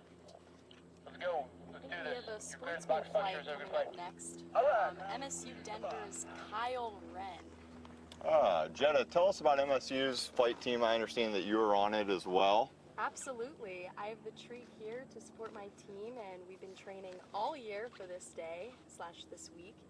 Kyle Wren is actually our team captain of this year, and he has been nothing but an amazing leader. We all want to be just like him when we grow up. And MSU Denver actually offers something quite exceptional and really, really hard to find across the United States. There's a very few number of collegiate aerobatic teams, one of them being right there in the heart of downtown Denver. We have a lot of our practices in Fort Morgan, Colorado. It's about 1 hour northeast. And that is where Kyle learned how to do his Sportsman flight of the day. Dagmar is our main coach, and she's the one that created this program and really made it accessible to young people to get into aerobatic flying, like myself and others will watch today. Awesome. And Kyle was elected to fly the 2025 Sportsman known for all 3 flights. We'll be flying in the MSU Super Decathlon, which Pete can tell us he's got tons of experience flying the Super Decathlon. Oh, yeah. Believe you own one yourself, correct? Yeah, and this is a great Actually, the airplane. Extreme. Oh, this is an Extreme. Okay, so it's a little different than mine. So Super Decathlon has 180 horsepower. This one is 210 horsepower. It's a bit juiced up. These are the wing legs, signifying the entry into the aerobatic arena by Kyle Wren of the Metro State University Denver aerobatic team. The first figure here should be a 45 line. He's flying the Sportsman sequence, the known sequence. This is the sequence that all pilots get essentially at the beginning of the year. It is proposed and voted on by pilots. 45 line with a nice cap off there. Good job, Kyle. Running the airplane out of airspeed and with a little bit of right foot there to enter the one-turn spin. Fighting the right wind. on the money. That was very good. He should pull to the right here and enter into an Emmelman, which is a half loop up and a half roll, a figure designed for World War I aerial combat to get on your opponent's tail. Of course, the judges here are looking for a lot of precision, that the speed changes throughout that entire maneuver, and that he does not settle or descend at the very top. Looks like he's doing a 180-degree competition turn. This is where the wind is really a challenge, and this is where the judges may disagree with Kyle's decision there to turn to the left, which puts him quite above the judges. The judges don't like to crane their necks. There's a physiological part here to have to look at an airplane in the aerobatic box. So this is tough here. He is over top of the judges. Sometimes being close could potentially help you. Perception here, 45 lines are a little difficult to pick up when you're close like this. It's all on how it looks to the judges. He's going to go into a wedge here, pulling to the 45. It's 2 points of a 4-point roll upright. Pete, what are the judges looking for on this roll? The judges want to see the stop. They want to see that the airplane stops every 90 degrees as he makes that sort of segmented half roll back to upright. Now this looks to be a full loop. Of course, they're looking for a nice smooth loop of a continuous radius, not pinched, not L-shaped, not tall, not oval-shaped. As Kyle goes out to the right side of the aerobatic box, looks like he's setting up for a hammerhead as he runs the airplane out of speed, stomps on the left rudder, puts in right aileron, and comes straight back down. Now he's moving back toward the center of the box with a 2-point roll, rolling 180 degrees, stopping with a hesitation, and then rolling back 180 degrees. Good job, Kyle. Followed by a 270-degree competition turn. He takes it right, which was the proper call. They take it away from the judges here. The judges want to see a constant angle of bank. They want to see constant G-load and a good radius of the turn with a stop and then roll out. A nice finish by Kyle Wren of the Metro State University Denver aerobatic team. How do you do, Jetta? He ended definitely a little, what direction is this, west? Yeah, he's west. It's almost like he's trying to go back to Colorado. But it all happens to us. Sometimes we make the wrong decision on the turns as a teammate. You know, that's okay. We'll talk about it on the ground. But everything looked really, really clean, and hopefully the judges were able to see those beautifully perfect 45-degree angles that we saw. Yes, very nice flight, Kyle. Box positioning is honestly something that you just never stop learning. So true. You know, box awareness can completely change a score for a couple reasons. One, the judges, if a sequence has maybe, for instance, a one-turn upright spin, the judges are going to look for that to be centered with them. Particularly, we find that on the Sportsman known this year. So they're looking for that. But the other thing is, if you don't end up where you want to be, at least for me, I feel like I'm always thinking about that, thinking about how I need to either get further away from the judges, closer to the judges, and my figure quality will suffer because of that. We were both in the box today. The wind was a big challenge, and I know that I tried to, like we described earlier, drive the airplane further into the wind, further into the box to try and keep things centered as we flew an unknown flight, which is a little bit different than this, but it was tough. It's difficult. And when you throw the wind in, that is the real X factor that can really throw things for a loop. The best laid plans often go very sideways because you think the wind is going to be someplace when you're sort of observing from the ground, when you're watching your fellow competitors, when you look online, when you try and sort of figure it out by eyeball. But there are not many indicators of the winds aloft today. There are no clouds. You can see it's like a perfectly clear blue sky today. It makes it very difficult to sort of perceive what the winds are doing aloft from the ground. And really you become essentially a weather balloon once you're in the box trying to sort of figure out where to put figures. It's really tough. And I have a lot of awe for the glider pilots who don't have the advantage of power, trying to make it so that they are putting figures in the proper place in the box. Presentation, even though this is not for the pleasure of a crowd like an air show, the pleasure of the judges is key. And you want to make sure that the figures are in the proper place at all time. Presentation, presentation, presentation. And if the judges don't like a figure where it is, this is a relatively new rule in the IAC rulebook. They can immediately knock off 2 points, which can really be the death knell if your figure is already not very good. The fact that they can take off an immediate 2 points for presentation and placement can really make things suffer. Absolutely. And that totally comes down to, this isn't just about flying perfectly. It's really just about flying perfectly to how it is perceived on the ground. Absolutely. Some of the worst figures, feeling-wise, will actually score the best. Isn't that so funny? It is. Kylie dropping into the box now in the DG glider. Flying the glider Sportsman sequence, 45 up, 1.5 turn upright spin, going to the lay down Humpty. Oh, we've got Victoria Tom? Victoria Tom. That's not what I have on here. I got Kylie. Okay. We already have Kylie fly. Either way, Victoria or Kylie, the flight's looking very nice. Lay down Humpty going on now, figure 3. That was nice. Very nice. Driving into the wind, like we talked about, no engine, so altitude, right? Altitude's your friend in the glider, Pete? So in gliding grading criteria, the pilots are allowed to descend to gain energy, just like going downhill between figures. So it seems like our pilot here needed to get a little bit of energy. This is awesome. I love the way this for the clover leaf. The clover away from the judges, great call. Good call given the wind. It seems to be that the wind is a tiny bit what we refer to as on judges, meaning that the wind is blowing the competitor and the airplane towards us. So this is a competition turn. Can make a bit of a descent here to gain some speed for the half Cuban 8. You can see a little bit of nose down position there. Which is allowed. If they set the nose down. Perfectly allowed in gliding. Not allowed in powered competition aerobatic flight. You need to manage the energy because you have a motor pulling you through the sky. And this is what's tough. In a power plane, we'd have the power up. We could actually float a little longer on that half Cuban. Not able to with the glider. Well executed figure as our pilot drives toward the center of the box now, passing the center portion where the judges are seated. By the way, we are aligned very much with the center of the aerobatic box, but this box and where the judges are is quite close to the front of the box. It's about 150 meters from the edge.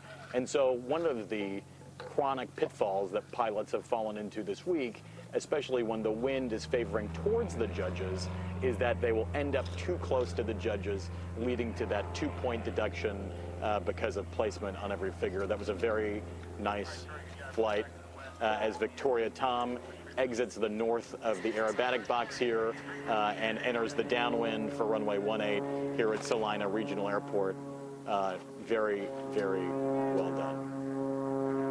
Very nice flight. Very nice flight.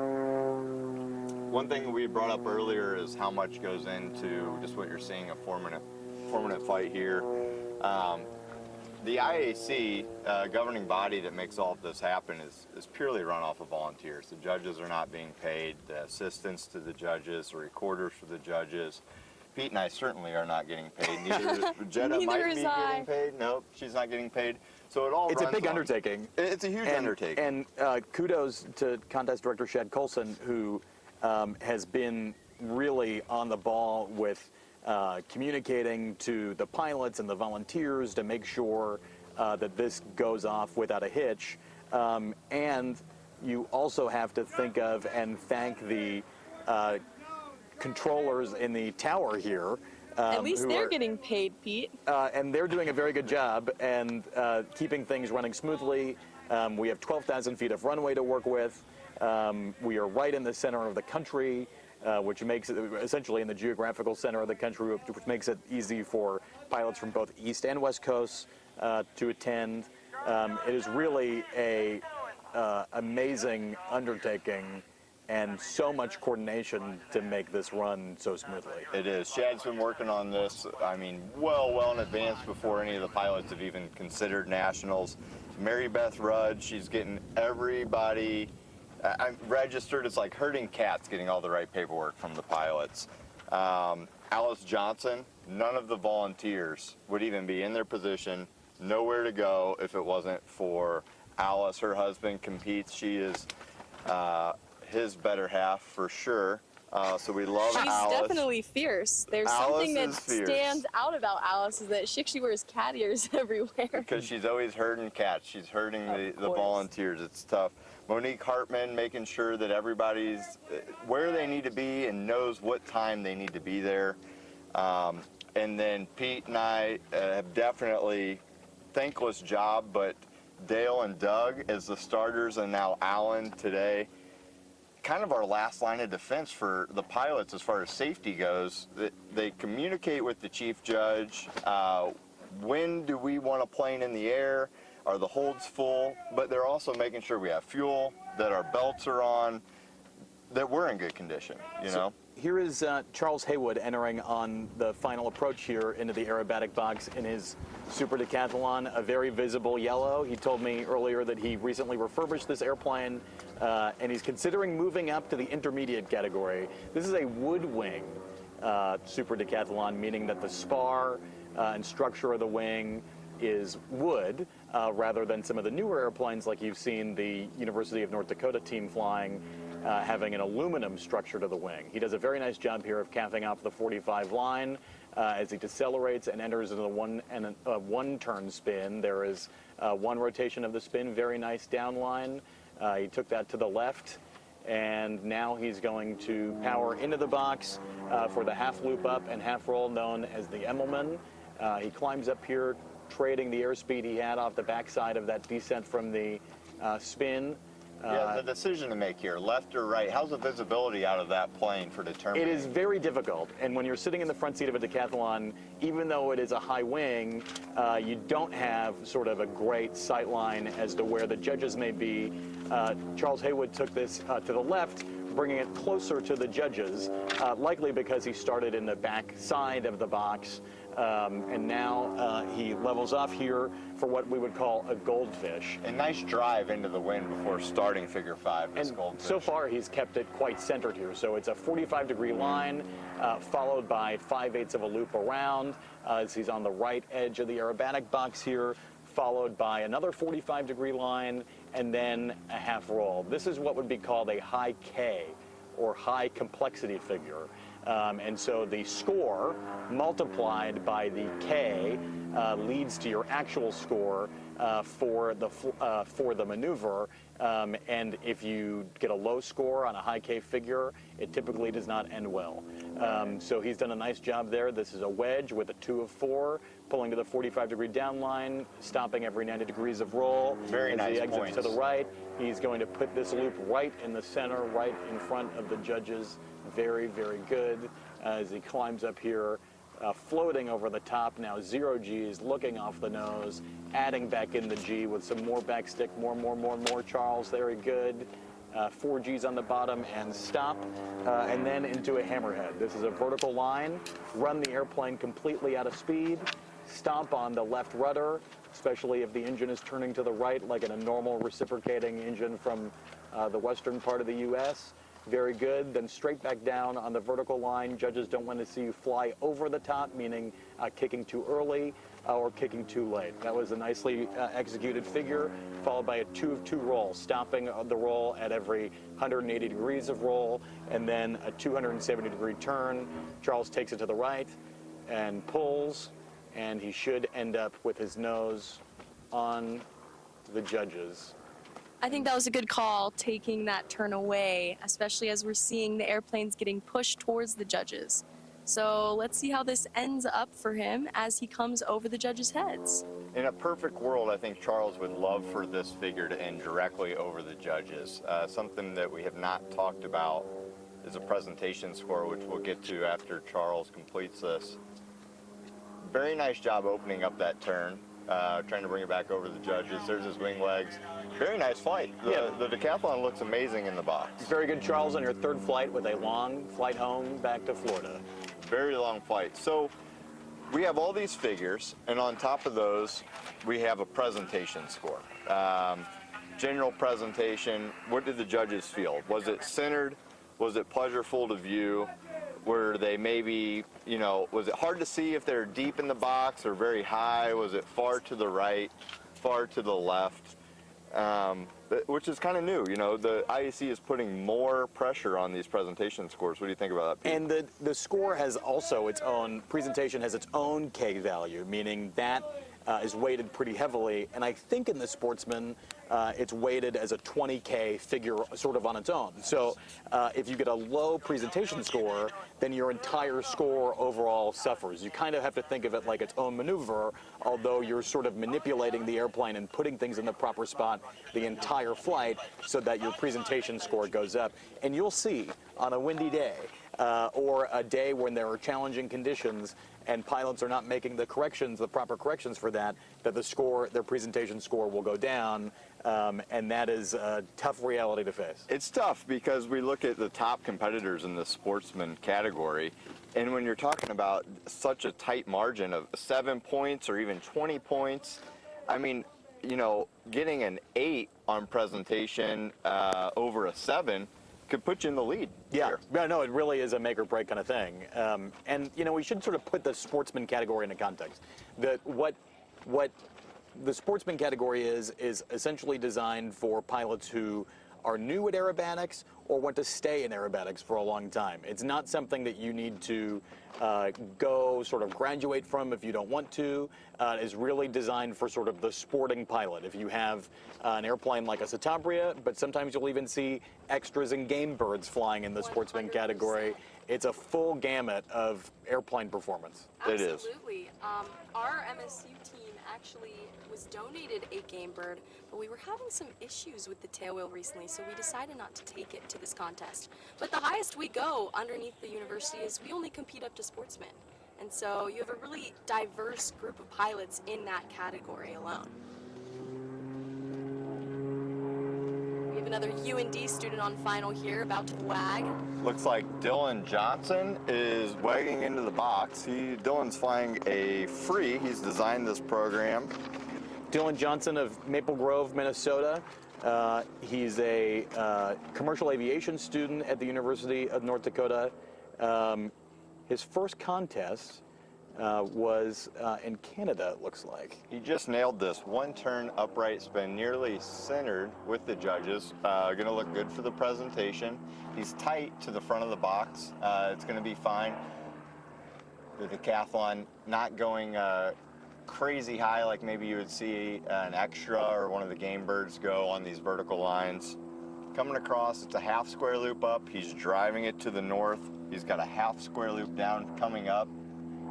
How's the sight picture out of the decathlon looking down through the wing like that? It has a skylight where you can look up while you're inverted, and it's okay, so he has but the wing is kind of in the way some too. We do have the wing in the way for him. He goes right into a Humpty bump.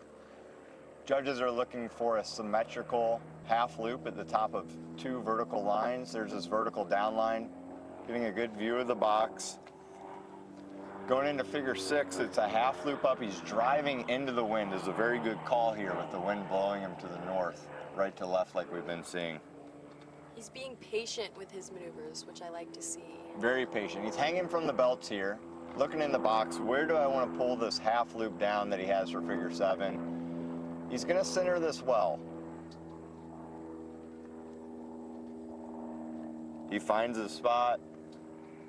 Half loop down. This gives him time for this 2 of 2. He's going to put it centered with the judges. There it is. They're going to like that. That helps with the presentation. Figure 9, he's driving to the south. Very good call going into the hammerhead. Not much you can do here, though. You're kind of at the mercy of the wind, if you will.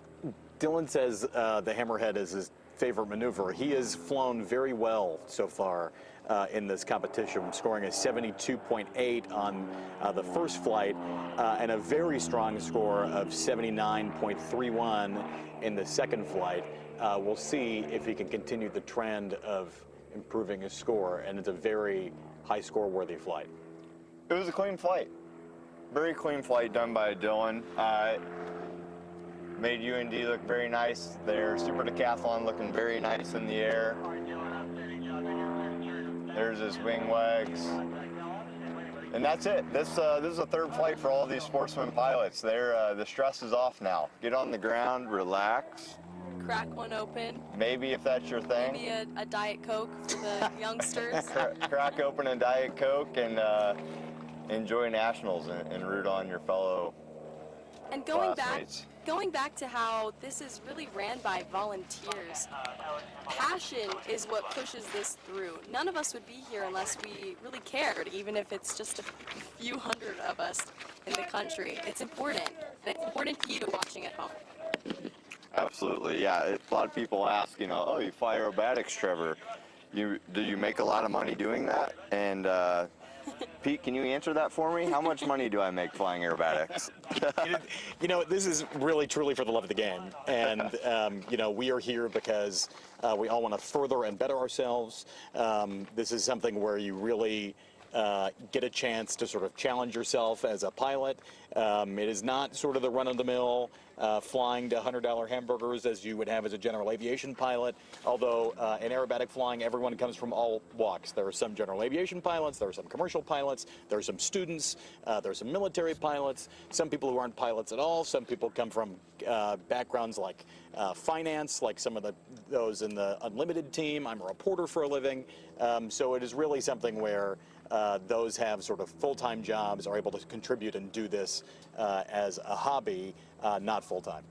Awesome. And we're going to take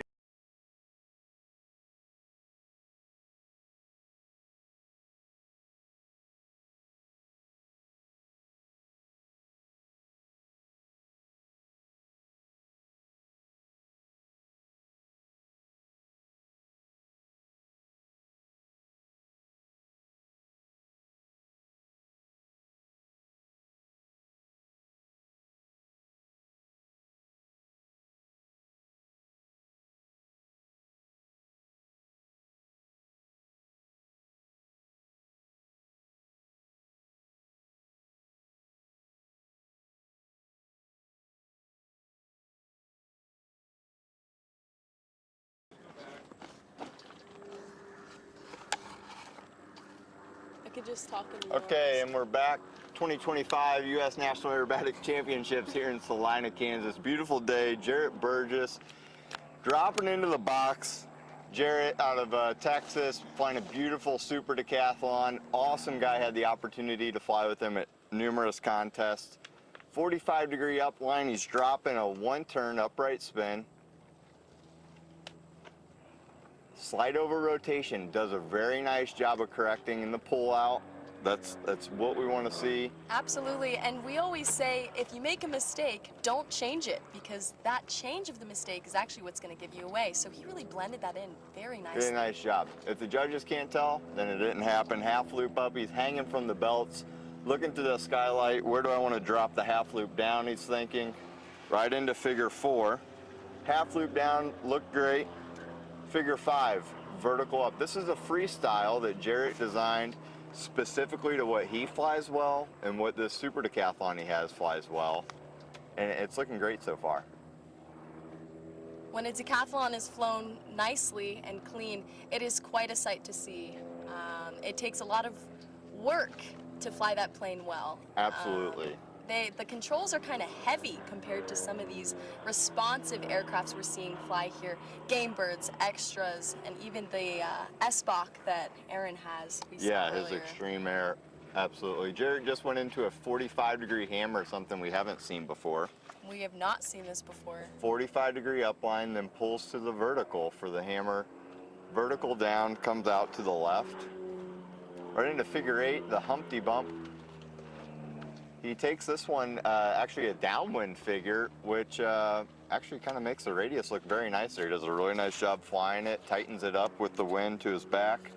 Figure 9, he's going to get right into. It's just a plain hammerhead, or a vanilla hammer, I like to call it.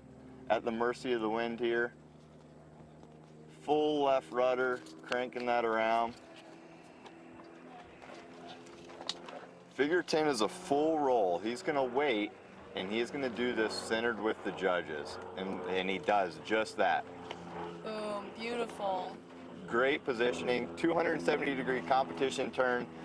He takes it to the left, exactly like we want to see from him. Now he's pulling, he's cranking around. This is a lot of sustained G loading. He's going to bring that directly over the judges. There's his wing wags. Positioning, very nice. That's a phenomenal flight by Jarrett Burgess. Absolutely. We love to see it. This is what the contest is about, is seeing what we've been working on all year at these regional contests and putting them on display for some hawk-eyed judges, I like to say. They will look and they will pry for any mistake you make. And so the better you are at hiding them, the better your score will be. Yeah. It's a great flight. They're looking for everything, aren't they, Jetta? They are looking. I have been volunteering on the judges line, and to hear the reasons why they're taking points off is quite mind-blowing to me, but at the same time, I am not a trained judge, so I don't see the things that they see. Well, it's an interesting sport because essentially you start with 100%, and they're just sitting there as you perform these figures, and they're taking either a half point, a point, or 2 points off. So you can only lose points. Absolutely, and also the way the grading happens is it's, I believe, 0.5 for every 5 degrees, or is it 1 full point for 5 degrees? I can't speak to that. I think it is 1 point for every 5 degrees off, but in reality, who sees 5 degrees? Not a lot of people, but you can definitely see 10 degrees, 20 degrees, so add that up, you got some points getting lost on some silly mistakes, and yeah. Yeah, that's what's interesting. If you, let's say you underrolled a roll by 5 degrees, if you keep it there, the judges might not see it. But if you correct it, then they're going to see it, and they know exactly how many points to take away from you. Dropping into the box now, we have a glider. This most likely is Kylie or Victoria. It's either Kylie or Victoria. We're not sure how the feed is going. We know that this is a glider. Sportsman glider free. We don't have the freestyle sequence. We're sort of backing through it. I might. Who is it? Is it Catherine? No, I don't think so. This might be the Sportsman known. Let's see. We got a 45-degree upline. This is judged at 30 degrees on the gliders and Sportsman. with a pushover to the vertical down. With a push the vertical down, I do have this This is an freestyle. N figure, and then pulling back up to the 30-degree upline. This is should Catherine Daly. Cap out upright to the right. 1.5 turn upright spin. And it is really interesting to see the angle of the spin change in these gliders. First, the Massive incipient wing. phase of the spin begins with the nose quite down, and then the nose really pitches up here in the second sort of portion of the spin. Back now on the down line, getting some excess energy here for this clover leaf. The clover. We will see if our pilot here takes it away or towards the judges. This looks like it's going to be left turn and away. Exit. We'll exit towards us. Followed by a 90-degree turn into the wind.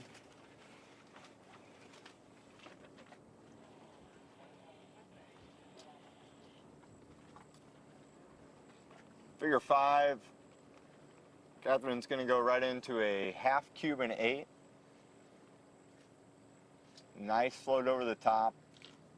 Finding a line for 30 degrees, rolling upright. In a glider, I would imagine doing that into the wind sort of helps because it helps the float across the top today. What you don't see here is sort of the fuller picture. Our videographer, Forrest Fox, has an incredible lens and is very tight on this airplane. But right now, sort of looking at this naked eye, we're able to see the full presentation of the sequence, where figures are positioned in the box, where they are relative to the judges. We are seated right behind them by only a couple hundred feet as Catherine pulls up into a loop here, very round and nicely flown. Great positioning on the loop too, centered with the judges. Yeah, very nicely done.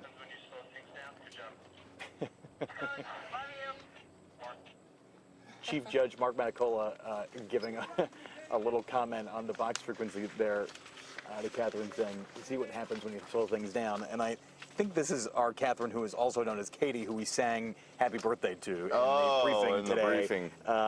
Katie, if this is you, happy birthday. Happy birthday. So one thing that's interesting about the gliders here, all the powered, the aircraft that you see that are powered with engines, this is the U.S. Nationals for those pilots. For the gliders, their U.S. Nationals happens more in the winter, early springtime. This is just a contest for them. I shouldn't say just a contest, but doesn't quite have the pressure of the U.S. Nationals. They usually, like the power competitors would have. I think, do that in Australia, Arizona, where Catherine competed in her first contest. It says that she's a political science major here at the USAFA, the United States Air Force Academy. Good job. Very awesome. So these gliders, we get questions, how are these gliders getting here? Are they towing them by the plane the whole way? And what's interesting is these gliders, the wings come off. They come off and they actually go into trailers, very long, sleek trailers, like maybe you would put a race car in, and they tow them all the way here from the Air Force Academy. Interesting. Wow. Did you know that, Jetta? I actually had no idea. I mean, I didn't really think about how they're getting these gliders here. I mean, it's hard. It was hard for me to imagine towing them all the way, because obviously I don't think that would really work out. But, the wings come off. The wings come off. I wonder if that makes anybody nervous when they're pulling maybe an excessive amount of G. But it doesn't really matter, right? I guess not. No. Next competitor primary, Blake in the MSU Extreme Decathlon. What do you know about Blake, Jetta? What do I not know about Blake? And that guy's got an interesting personality. Awesome. Well, we're looking forward to seeing Blake fly. His personality really shows in his flying, actually. He definitely is really good at capping off after certain lines, and he flies with intent, is what I like to say. He's one of our newer members, and he's been showing up and showing out, that's for sure, putting up some pretty good scores for us. Awesome. So let's see this 1.5 turn spin, and boom, locks it right down on that axis. Looking great from our point of view. Blake currently 4th in the standings in the primary power standings. He is put down a 75% in the first flight, a 79.63 in the second flight. He was 5th in the first flight, 2nd in the second flight. Flight's looking good, and he's a little off of the judges compared to what we've been seeing, which very pleasurable to watch. Going into figure 4, the loop, he's working his best, centering that up with the judges. He is a primary competitor. He's flying the same 3 flights. They are not given the option for a freestyle in primary. So he's got 6 figures to nail here. 180-degree competition turn. He decides to take that to the right. Interesting choice, knowing that the wind is kind of bringing them closer to the judges, but it seems like he ended up in a pretty good spot. The box positioning does not look bad. He had a full roll there. And that roll looked beautiful as well, so great flight, Blake. Can't wait to see you on the line when we get back. Awesome flight, Blake.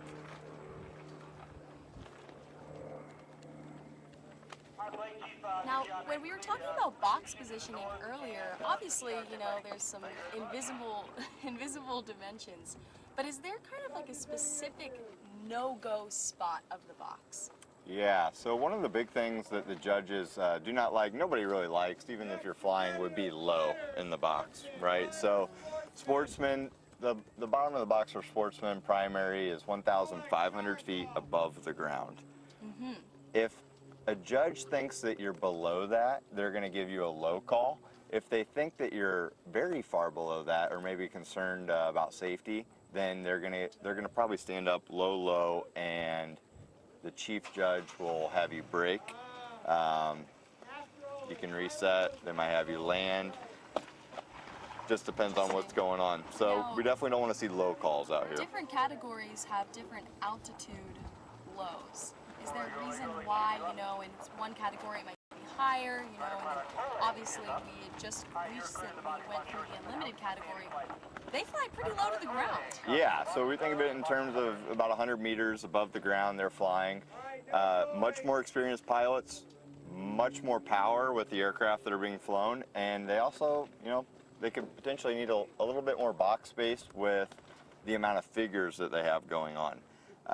There's one figure on one of their flights that was worth $60K, which even though complexity does not start with a K, that is the complexity of it. $60K is nearly the primary sequence. It's... Or maybe it is the primary. Is it what's the K factor? I'll pull it up for you. Okay, perfect. Right now, we're standing by for Oleg Shorokov, representing the United States Air Force Academy, flying the MDM-1 Fox glider, the aerobatic glider of Poland. These are very small in number. There are only about 53 of these flying worldwide. The glider is on tow right now. Off tow right now is what we have heard, being towed what sounds like by one of a 185? 185 tow planes here. They have been very busy swapping these gliders between tow planes that make these gliders climb up to an altitude of about 5,000 feet above the ground. Then they enter their base leg here, close to the box, perpendicular to the direction in which they'll fly. And then they will turn onto the final approach and wag their wings, signifying the beginning of their sequence. This is quite difficult, what they're doing here. And you have 3 powered pilots as your commentators today.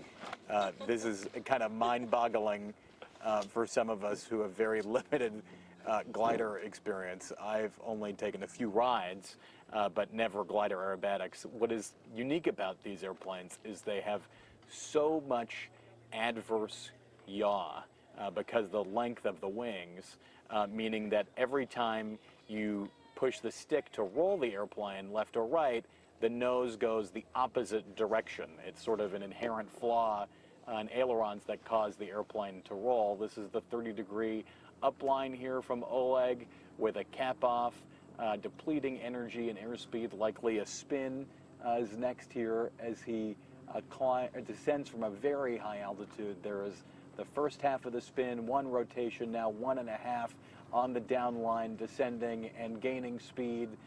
Looks like he will likely go into the now lay down Humpty. That's a 30-degree upline, followed by a half roll, keeping the nose on that 30-degree line with a half looping figure around, then back down on the 30-degree line, pinning the nose there, gaining some airspeed across the center of the box.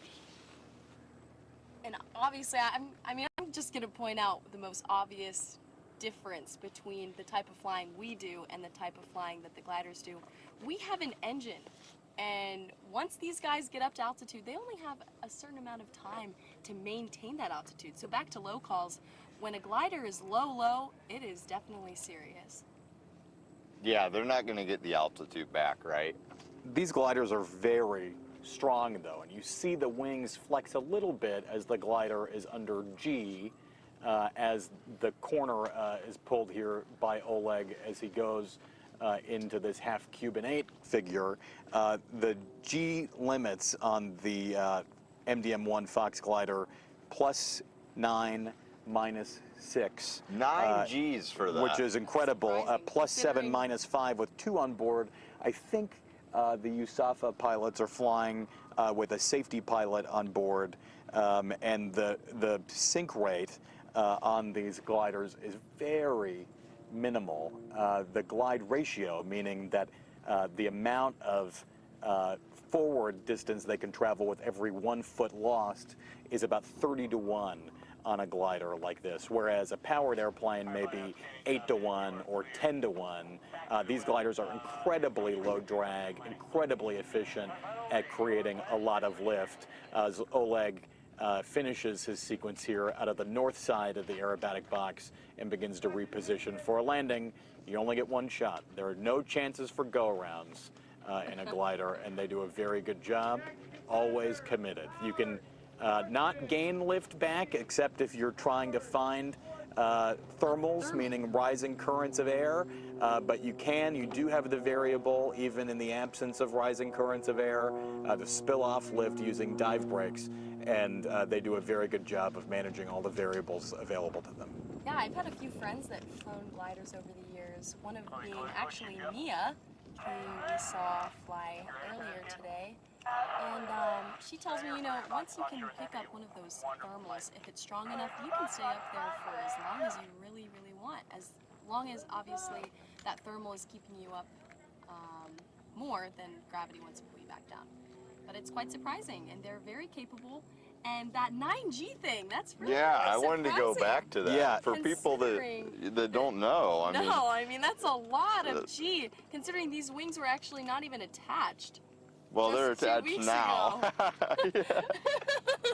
9 Gs, to put it into perspective for people that maybe weren't on when we were talking earlier, if you weigh 200 pounds, and forgive my public school system math here, but it's about 1,800 pounds that you're going to feel like you weigh. They're really strong, and these that are is 1,800 pounds. these are carbon That fiber, is an and elephant to some. they are strong. And the USAFA pilots do a really marvelous job of showing the full capability.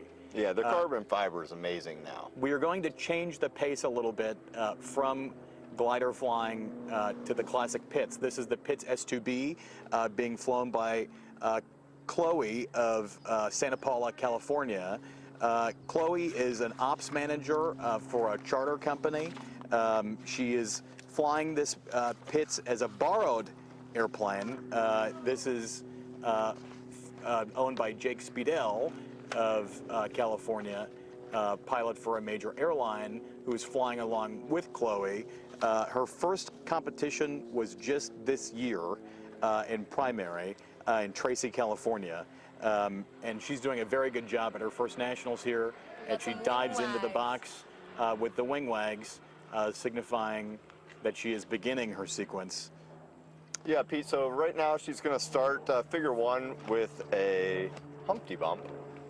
Judges are looking for a vertical upline, a half loop, and a vertical down. And the point at which she exits this vertical up needs to match where she starts her vertical down. That's sort of the grading criteria here, is the straight vertical lines, nice symmetrical loop across the top. It looks like a very nice figure.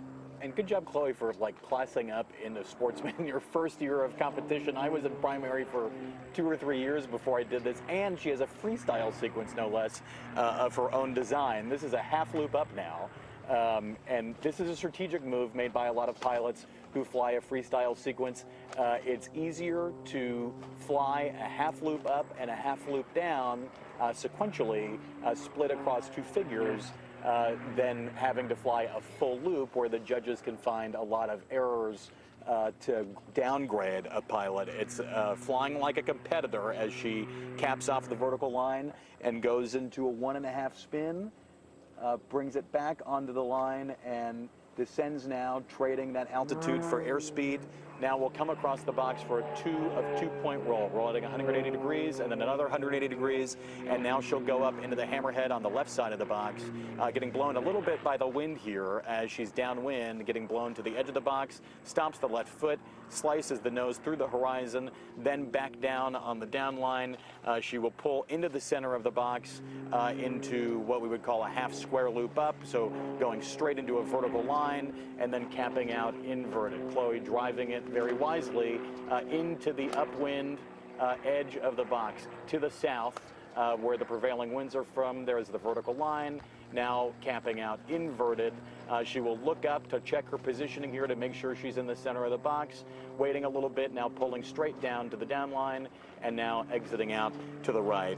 The next figure is called a wedge. This is a vertical line, then pulling to the 45-degree inverted line, followed by a half roll. Now that airspeed depleting off, looking out the sight gauge on the left side of the wing, stopping the line, rolling half, now on the descending 45 line, and now going to the center of the box, ending the figure with a plain vanilla competition turn, 180 degrees of turn, and she really stops it pulling here. that around. Looks beautiful. Very nicely done, showing us what can be done with the Pitts S2B, flying a freestyle sequence in the Sportsman category. I love watching the Pitts compete up there in that box. I know in the past a lot more airplanes used to be bi-winged airplanes, and we're kind of losing that trend a little bit with the incredible mono wings that are capable of some insane maneuvers, just like that 60K maneuver we were talking about earlier. And but God, they fly so well, especially with a wonderful pilot like Chloe in that seat. Yes, awesome job, Chloe. Something that we'll see a little bit later on will be the Christian Eagle, another biplane. We'll actually only have one of those. Usually we see quite a few Eagles in Sportsman. We just don't have them this year. Yeah, not many. I think there's only one. There is. Yeah. All right, John Wise coming into the box in his Super Decathlon. He's been cleared into the box on base. As we talked about earlier, these pilots, we see 4 minutes. They're about 4 minutes of a flight, but they've been in the air for a little while now. They've contacted tower, gotten the clearance to take off, switch over to a air boss, if you will, or a hold frequency, and they're directed to hold powered flights. We're keeping east of the airport, somewhere around 3,000 to 4,000 feet above the ground, and they're just sitting there holding. Getting your mind right, maybe going over your sequence a couple more times. At that point, maybe just thinking, what speed do I want to be at when I give my wing wags? What altitude do I want to pull level at before my first maneuver? And they sit there, and then they finally hear switch over to the chief judge, totally different frequency. The pilots are switching over. Chief judge calls them. Might say, Pete, chief judge. And You have to sort of shed all the nerves at that point. Yep. Like you just have to sort of lock in and go. And you hear those famous words. Cleared into the box. Pete, the box is clear. The box is yours. Maybe Have a good flight. have a good flight. And like I said, that brain hides under that parachute. It is actually fascinating. I remember, I think my first contest, I had just recently put that primary sequence together, and I was easily 45 degrees off heading the entire time. It's easy to do. Let's see what John can do. This primary known sequence this year in his beautiful white decathlon. Coming into the box here, he's giving his wing wags. He's driving into the wind. It's exactly what we want to see for a good presentation. Jetta, why don't you take us through this primary sequence as John does it? He's going to be pulling a 45-degree up line, capping off. We want to see a nice distinct cap off here, coming soon. So he's going to push level into a 1.5 down spin. He will exit the opposite direction. And let's see him develop this spin. really driving this to the south. He knows there's lots of wind out there. He's seen the other competitors. Oh, he just did a fly through. No, he didn't. He's going.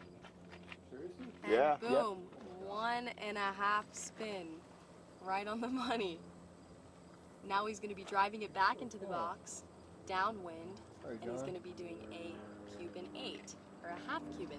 It's 5/8 of a loop, and then they're going to set a inverted 45-degree line down, and then roll out back to level. Yes, what the judges are looking for on this 45 down and this half roll back upright is even spacing between the upright and the inverted portion on that 45 Absolutely. line. And then he's going to go into what he will hope to do a perfectly round loop. It's difficult with the wind, but you know, a round loop is quite a sight to see. And then following this loop, that was a nice loop. Great. He's going to do his 180-degree comp turn. Let's see if he takes it right or left. He's looking in the box. He determines he wants to take it. To the right. He's going to take it to the right. That's going to be okay. He's going to look at his positioning. We've got one maneuver left here. The roll. Let's see if he waits to do it right over the judges' heads. I think he's aware of where he is, and it looks like he's going to wait to plop it right over the tent. So he's driving to this to the north, and now the judges are just looking for a constant roll rate. They don't want to see a heading change. They don't want to see descending. No descents. That And he's was a nice wagging roll. out. That was a good roll.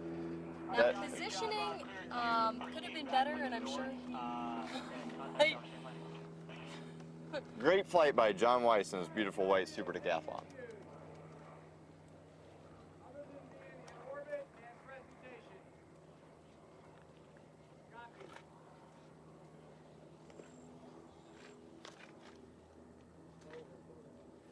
So some questions we get, Peter, how do I get into aerobatics? You know, the first thing I'll say, it's an incredible community to be a part of.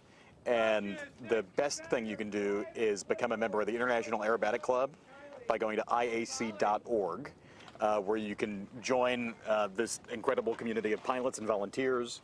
On there is a website, a part of the website where you can find an aerobatic school to take your first aerobatic lesson and have an opportunity to rent airplanes. Of course, there is a lot of knowledge in the IAC about where to go, how to get started, and if you want to, take the big leap and buy an aerobatic airplane. But there are a lot of other avenues too. There are ways to partner in airplanes. There's a magazine, Sport Aerobatics, that is published every other month that has just so much information. It is really sort of a fountain of knowledge, but the best thing is to join IAC. It's an awesome organization. I couldn't agree more, Pete. The people make it. And it's so based on it. So much of this is volunteer work. Join the go to IAC.org, join the IAC. Even if you're a pilot that's not interested in competing, Show up to a contest. Show up to a contest. Hang out. It's a good group of people. You can relax so much more when you're not having to compete. They're usually over the weekend, maybe a Friday, Saturday, or a Saturday, Sunday. It's a great organization, and I encourage any pilot. Something that's not required in the U.S. is any sort of spin training. Even if you're just a private pilot, no spin training required up until CFI, I believe. Somebody goes to get their CFI. That's correct. So go get some spin training or upset recovery training. Can make you a better pilot. Just the confidence knowing that if you end up in an aircraft in a situation that you weren't expecting, you know how to get out of it.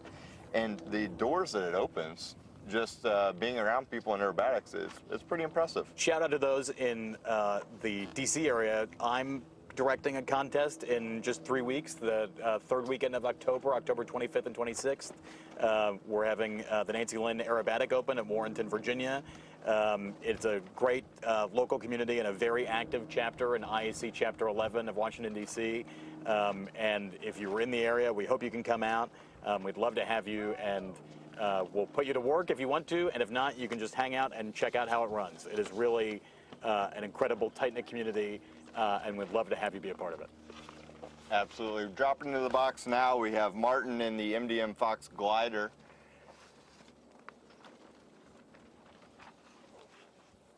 Let's see if I can pull up Martin's information here. Martin of San Diego, California. He is an engineer flying the Fox glider, and his first contest was last year in primary at Acrofest in Borrego Springs, California. This is his first time flying at the U.S. National Aerobatic Championships. These Fox gliders are quite rare, but they are quite specialized for flying aerobatics in a glider. You'll notice that the wings are a bit more clipped when compared to other sailplanes as he goes up into the climbing 30-degree line off to the right here.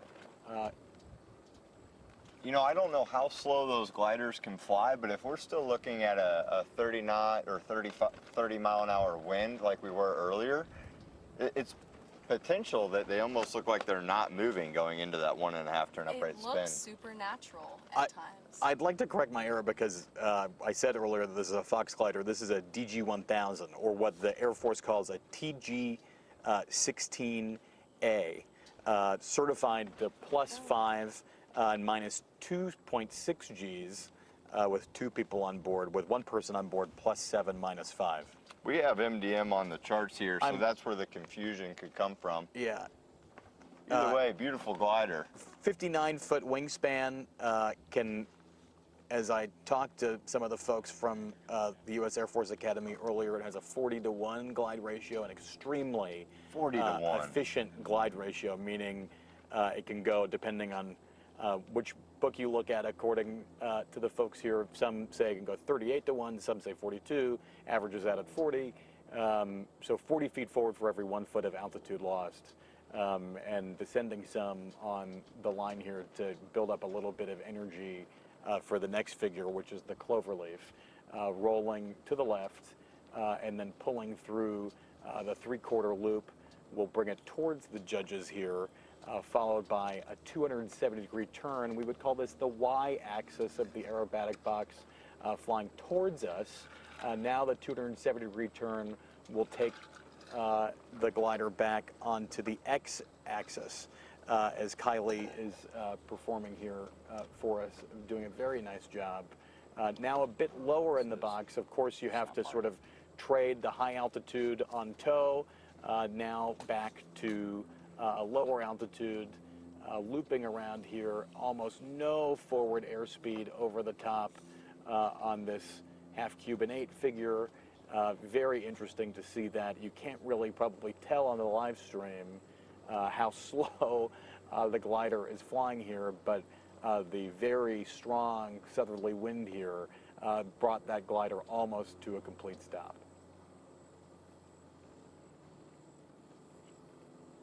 It's an incredible display to watch this slow moving glider be in just total control within these maneuvers. It really is, yes. And to think that, you know, gliders have been around longer than aircraft. This is true. Beautiful sequence there by Kylie, I believe it was. I got it wrong at the beginning. I said Martin. We've got Kylie there. That would explain the confusion with the glider that Pete caught. Awesome job, Pete. Kylie of St. Pete, Florida, a civil engineering student at the United States Air Force Academy, flew their first contest earlier this year, flying in primary, and favorite maneuver, the half Cuban, performed that very nicely here for the judges at the U.S. National Aerobatic Championships in Salina, Kansas. One person we want to give a shout out to would be Forrest. This is our camera guy. He is behind the camera making it all happen. He's shaking his head right now, but he's been out here all day.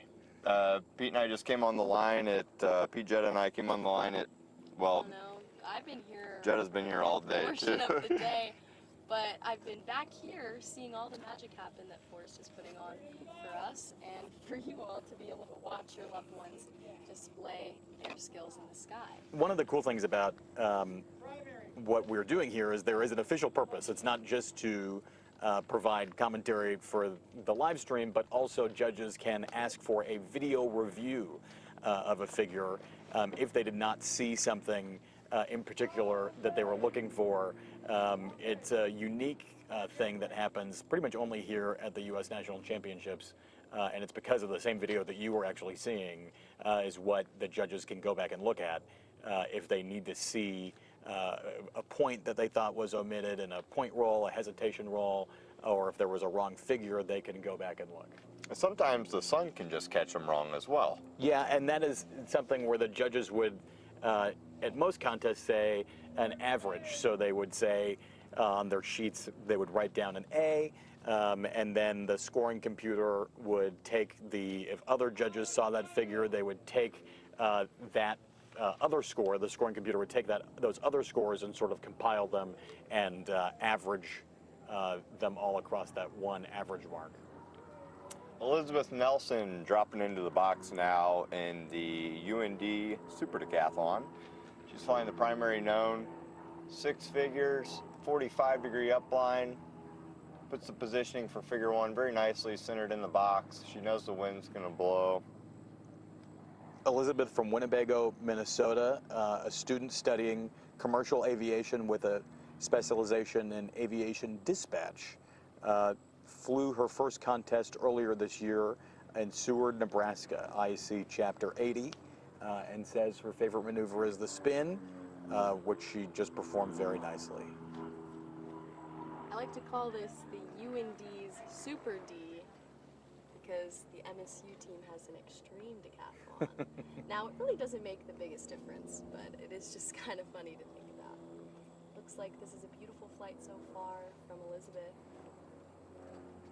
The way the green looks under the sun, it's quite nice. Beautiful afternoon here in Salina, Kansas for the 2025 beautiful loop. U.S. National Aerobatic Championships. Very nice loop done. Now the biggest question of them all, which way are they going to take this comp turn? Boom! Oh, it goes right into figure 6, which would be the full roll. Very nice figure. Might be some questioning from the judges.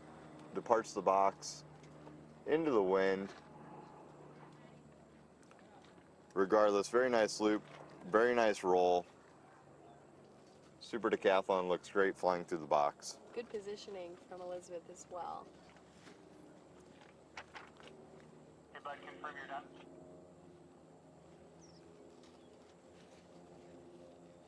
Now there is a chance that she might have forgotten a maneuver, so now she gets to decide if she wants to come back in and redo a maneuver so that she can get it scored, or just depart the box and land. Yeah, so she did leave out figure 5, which would be the 180-degree turn. That sets her up for figure 6 being downwind. Although she completed figure 6 because it was in the wrong direction, it would have been zeroed. She would have the option to come in and fly figure 5 since it was omitted. Completely up to her. Looks like that might be what we're seeing here. She will need to wag back into the box. She could start with figure 4 and do the loop again. Would not be graded. Looks like she, based on at least just the speed alone that she has, she might be just starting with that comp turn. Yes, I would love to see the 180-degree comp turn.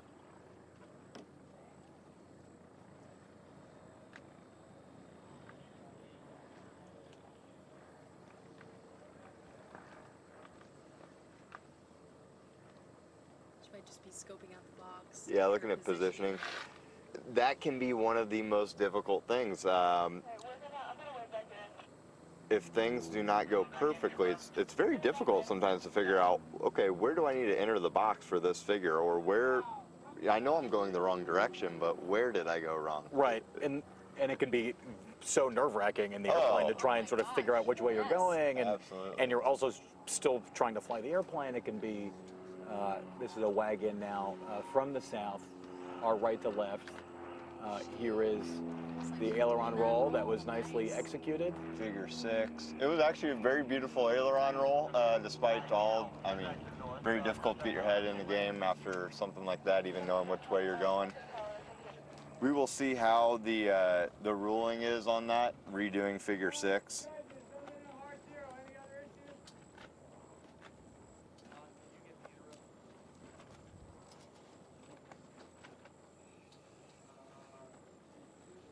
It's already hard enough to put together these physically demanding aerobatic maneuvers, but putting them all together in that competition scene is extremely difficult to really just overcome that mental block of brain fog.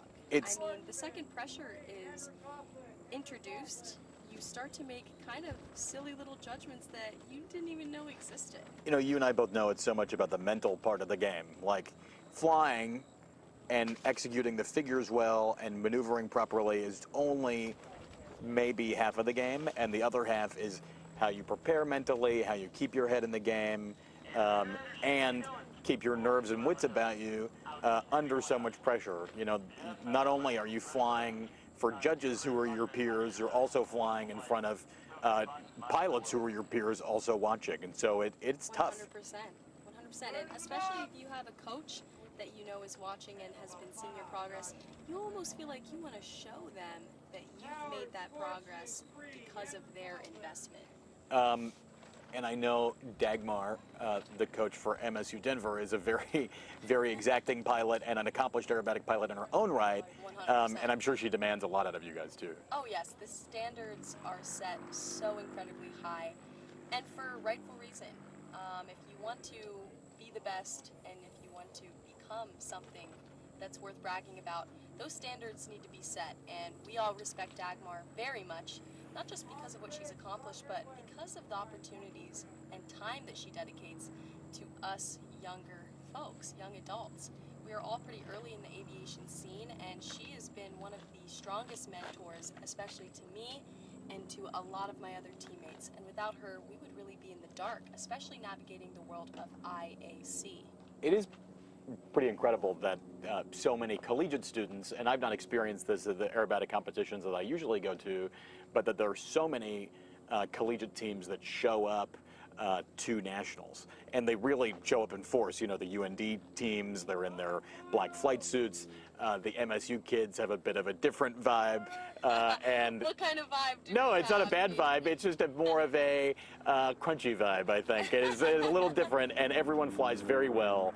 Everyone has a very high standard, and when somebody sort of gets in the airplane, you know, all of that sort of fades away, and the judges are just trying to grade the flights as they see them. Absolutely. It looks like a collegiate student is taking the box right now. Andrew Coughlin of Grand Forks, North Dakota, representing the University of North Dakota in one of their super decathlons.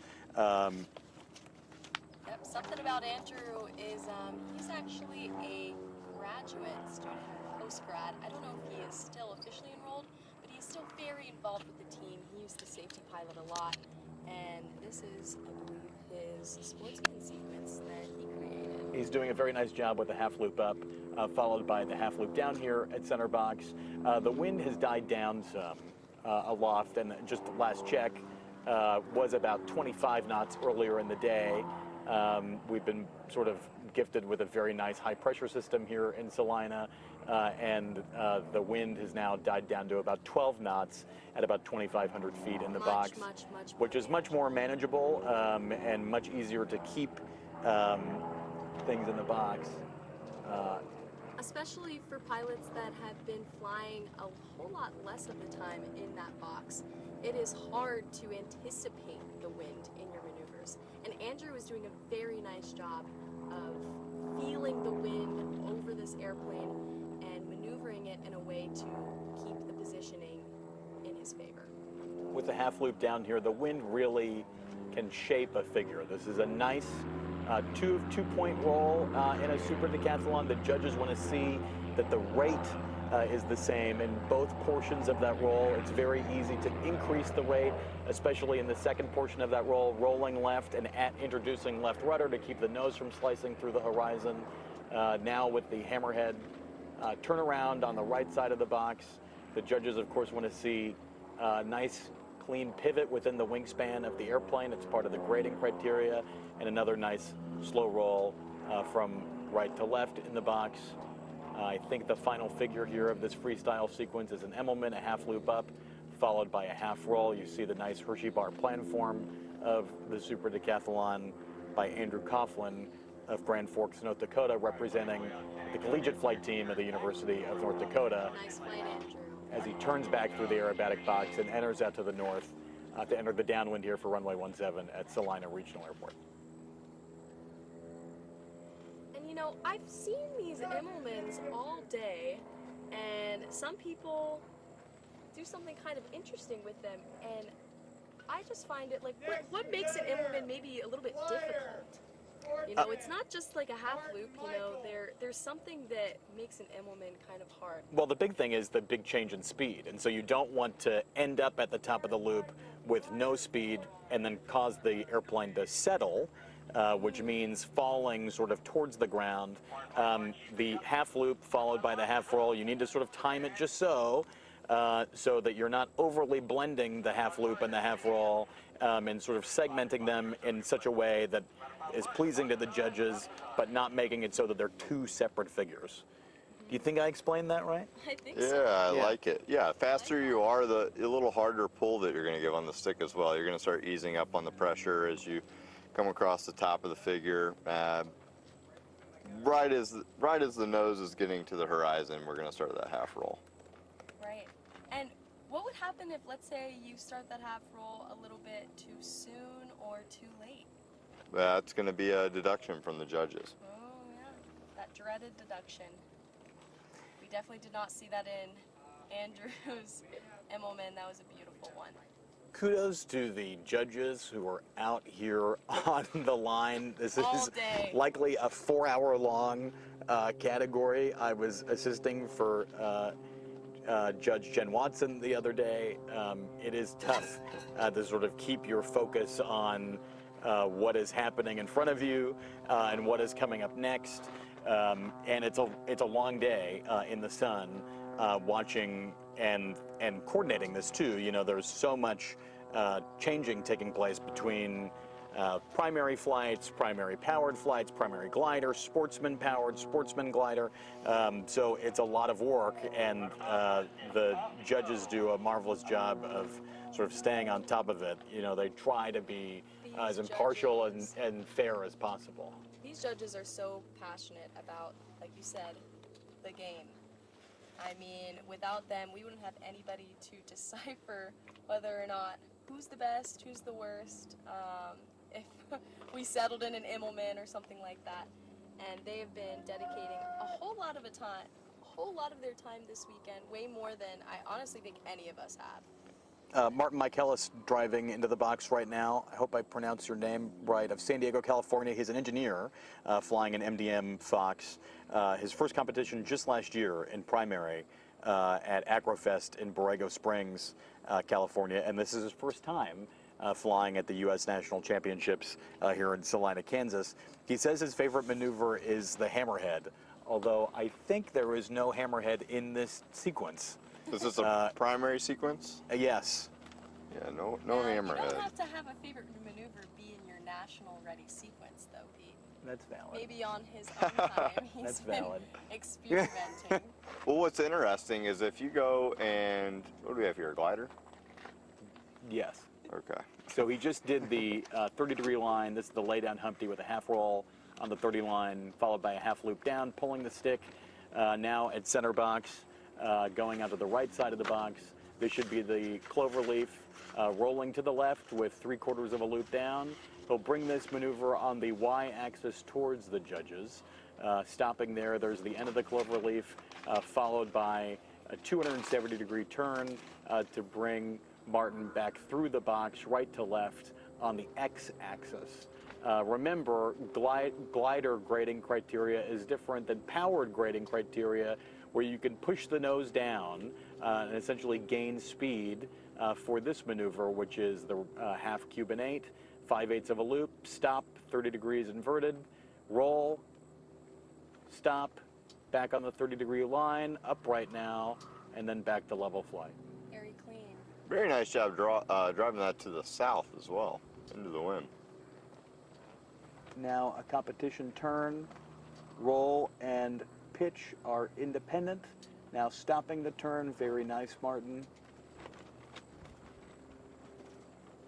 Followed by a full roll, a full slow roll. Judges are supposed to grade figures based on the zero lift axis of the airplane in front of them, which can be very different airplane to airplane. And so you'll see sometimes that these gliders look as if the roll is sort of kind of corkscrewing, and it looks like that with no visual reference behind it, but it is it's very straight. It's on a line, practice. essentially. Yes. If you put the glider on a line, spun it around, how does it look? You don't want the nose really moving anywhere too noticeably. Yeah, absolutely.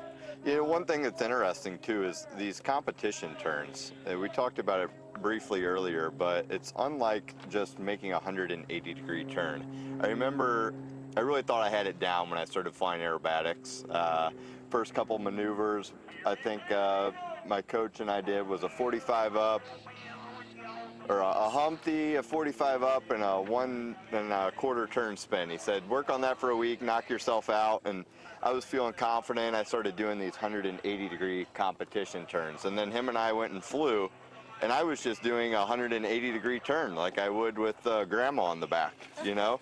And that's not what it is at all. It's not coordinated. No, and there has to be a very, very distinct difference between the roll-in or the bank and the initiation of that turn.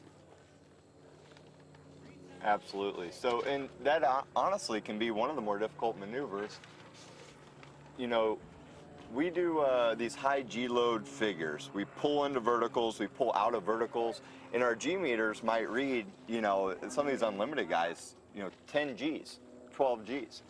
And that's very, very quickly we're pulling that. But these competition turns, you know, you're putting on a medium, you know, load, 3 to maybe 5 Gs, depending on the performance of your aircraft, and you're holding it for a long time, 270 degrees sometimes.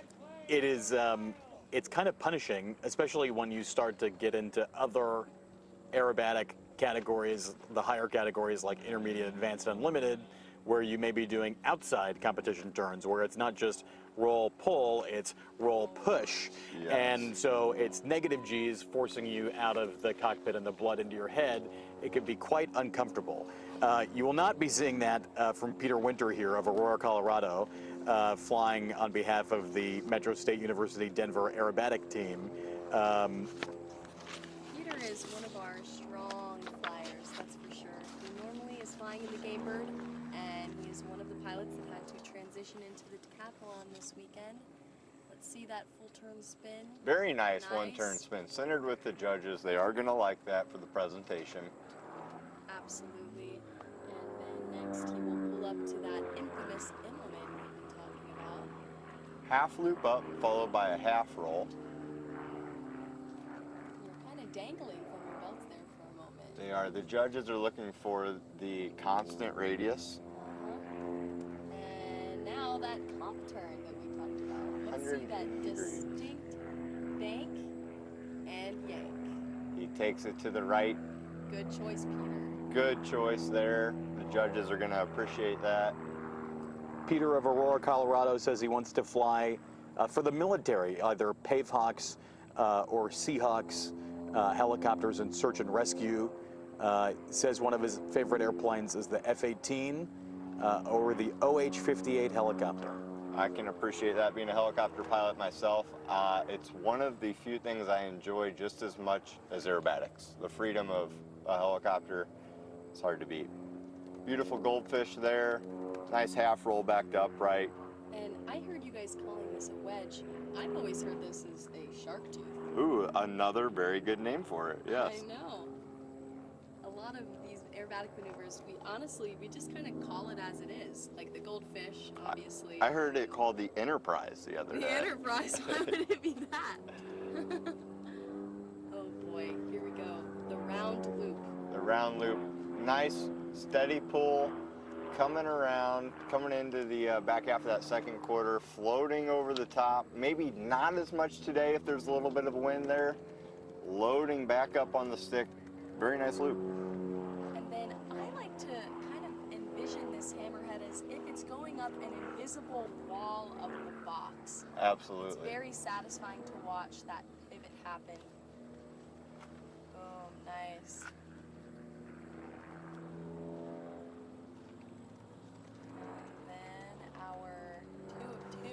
Two of two, gonna center it hopefully with the judges here. There he goes for his first point. Nice stop. Back upright. 270-degree competition turn we were talking about. Here we go, he's taking it towards the judges. Takes it to the left.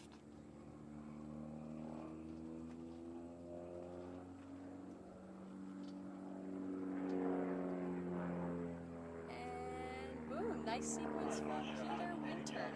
Peter, that's a wrap for your 2025 U.S. National Aerobatic Championships here in Salina, Kansas. Very nicely done for Flight 3. Very chummy on the radio. Peter put some very good scores down in his first and second flight, a 75.9 and a 73.86, although it is a huge field in the sportsman category when you consider not only the pilots who are flying independently, but also the collegiate teams. That put him in 18th place overall. He's 18th on the first and second flights, which is kind of hard to believe when you see such a good flight like that, he would possibly be in 18th place. It is really a lot of... But that just goes back down to, the diversity of skill in sportsmen. You have pilots coming from a lot of different, areas of practice and expertise, and some of them are kind of on the cusp of being able to move up to intermediate, and some of them are new to the sportsman scene. Well said. Well said. Yeah, that's even if only 10 people show up to nationals, it is a huge, for a category, it's a huge commitment, and those 10 people are the best in the country, or really in North America, because we have competitors from all over. We have China, correct? Japan, Canada. Yep. It's even though it's the national championships, it's really an emphasis on the International Aerobatic Club. It's right. Quite a worldwide array here. Some of the scores are actually coming in live, and we're able to get them.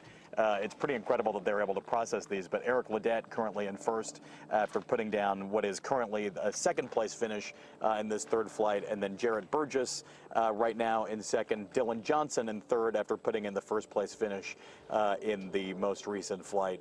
But it is still anybody's game, and there's still more than 2/3, probably 3/4 of the scores left to be put in the system.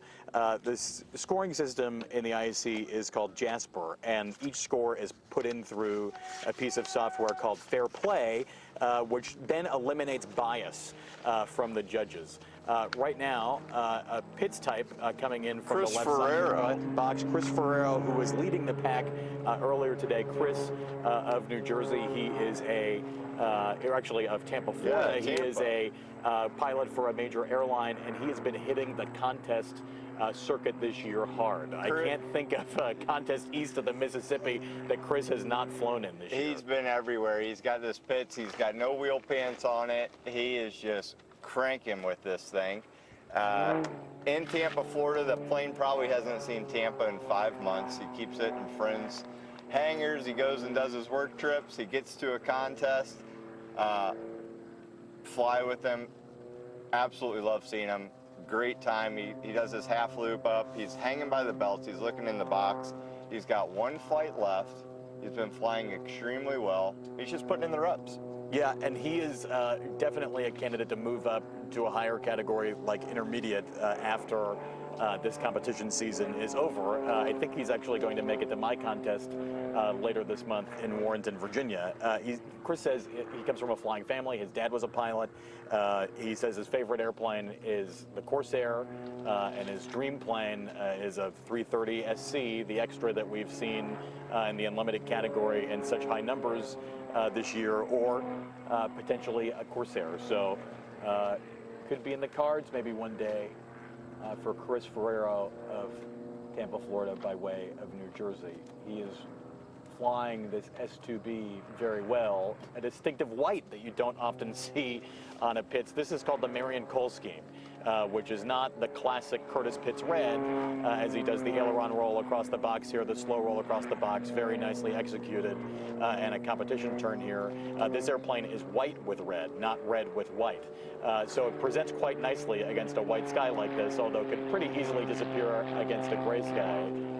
Chris is doing a very nice job of flying here, getting his positioning just so as he goes into the wind for this hammerhead up on the right side of the box, cheating it a little bit into the wind. Very good, Chris. Stomps on the foot for the hammerhead pivot. Supposed to be within a wingspan length, and he did a very nice job. No doubt the judges will appreciate that. 2 of 2 here, right center with the judges, on a line. Very nice. 270-degree competition turn. He's getting right after it. If he timed it well, he will come right over top of the judges. And there he is, Ferrero the Ferrari, right over the heads of those judges. And he pretty much nailed that and putting it right on the center box with a wing wag for the judges. They will appreciate that. He's been flying well all week. Chris, buddy, time to move up. Time to move up, Chris, and get some wheel pants. Get some wheel pants. We'd love to have you in intermediate. Yep, great guy to have fun with, and just like we were saying, it's a club. The people that are in it are what makes it, you know. So we know Chris because Trevor and I represent sort of the East Coast squad. And we see him at so many contests on the East Coast, and he's just been beating it up hard this year. He's just can't get rid of him, huh? And he's fun. He's a ton of fun, you know. And part of that, you know, mental preparation is Chris comes to a contest to have a good time, you know. And so with that mentality, you know, a little more relaxed. And we saw there, he put up a great flight. It was a great last flight. He should be proud of it. Something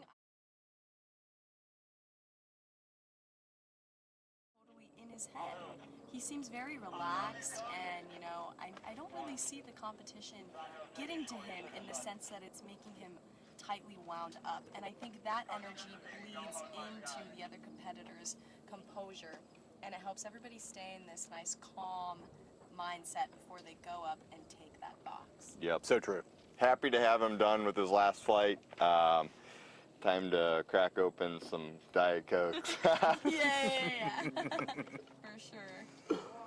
I will see the scores come out, and we'll see how he stacks up. Perform. A little bit of a lull in the action now because not only is the competition happening here, but this is still a fully operating airport. We don't shut things down here as if it's an air show. Right now, it seems like a private jet, a Citation type, is taking off, headed out to the southeast, and it seems like we're probably waiting on a glider now. I can hear one orbiting in the hold. There are 4 holds here at the U.S. National Aerobatic Championships as planes get ready to prepare to go into the box. The airspace can be quite busy, and during a long category that is combined like this, like primary and sportsman, you can bet all of those holds are full. And so tow planes are separated with gliders in tow on the west side of the aerobatic box. There's a frenzy of activity on runway 12 here where the tow planes are hooked up to the gliders that they'll tow up to altitude. And then on the other side of the airport, on the east side of the airport, that is where all the powered planes are hangared and staging to be departing on runway 17 to the holds on the east side of the airport. So there is a lot of action here. that you're not able to see, that we are able to sort of see in a wide shot, and knowing this from being on the other side of the airport. There's typically a lot going on, and the coordination starts on the ground. Absolutely. Yep, they're fitting these gliders in. We've got a glider coming into the box right now. This is Joseph Bevivino. And Joseph is actually flying a free that he has designed. The gliders are given the option to do so. There's a clean shot of Joseph there. He's flying the DG-1000 glider, the two-seat glider used by the United States Air Force Academy. This is a 30-degree lineup, cap off to the right.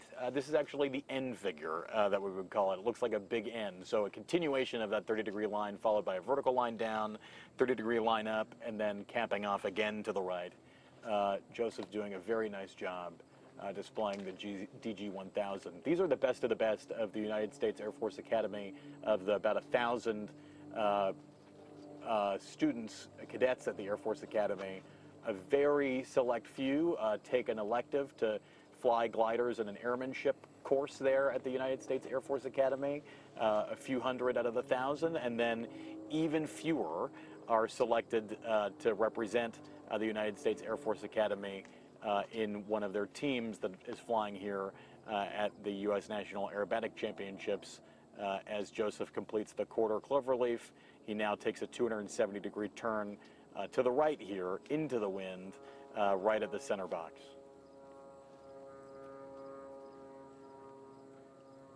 You were talking about the process and how they get selected to come here, and it's just another display of an opportunity for young adults to get into this type of flying. It's not the most accessible, but USAFA and other collegiate programs make this stuff so that they can really show their thing and show off what they've been practicing. I actually live in Colorado Springs, and sometimes I see them on tow and I see them practicing a little bit, and they put in that work, and we can clearly see it in their flying. Yeah, what's interesting is as Joseph completes a wedge here, a reverse wedge rather, on figure 6, he's gonna drive down and go into the loop. Flying a powered aircraft like us three do, you go up, you fill up, and you essentially practice for as much fuel as you have. These guys get a tow, and then They spend at least 10 minutes climbing up to altitude, I'm sure. Yeah. But then after that, if they want to practice a bunch of spins, I mean, you're only going to do so many spins before you're at altitude, and it's time to land. 100%. Joseph of York, Pennsylvania, a student at the United States Air Force Academy studying management. He did his first aerobatic competition only this year in the primary category, which makes this his first inaugural Sportsman flight at the United States National Aerobatic Championships.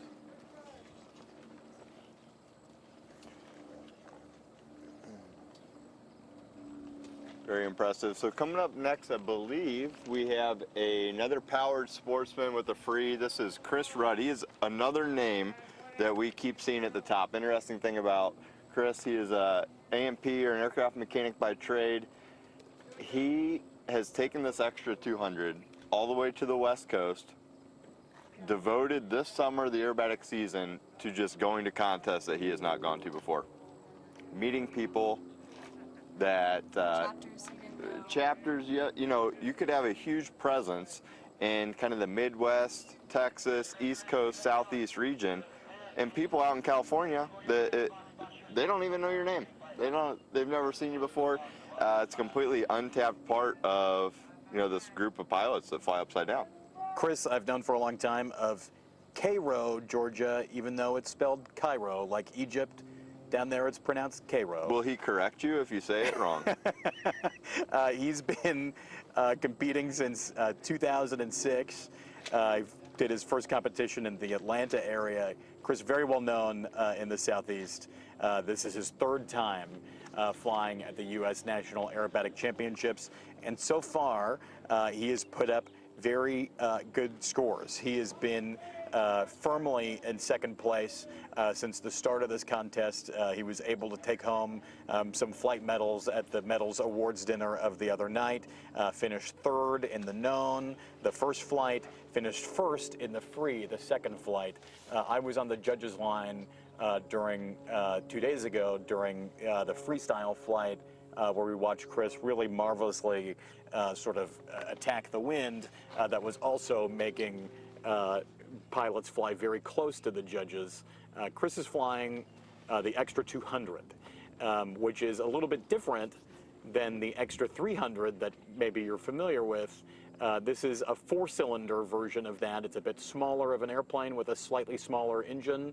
They weren't made in huge numbers. They're very popular in Europe, where the fuel is a bit more expensive.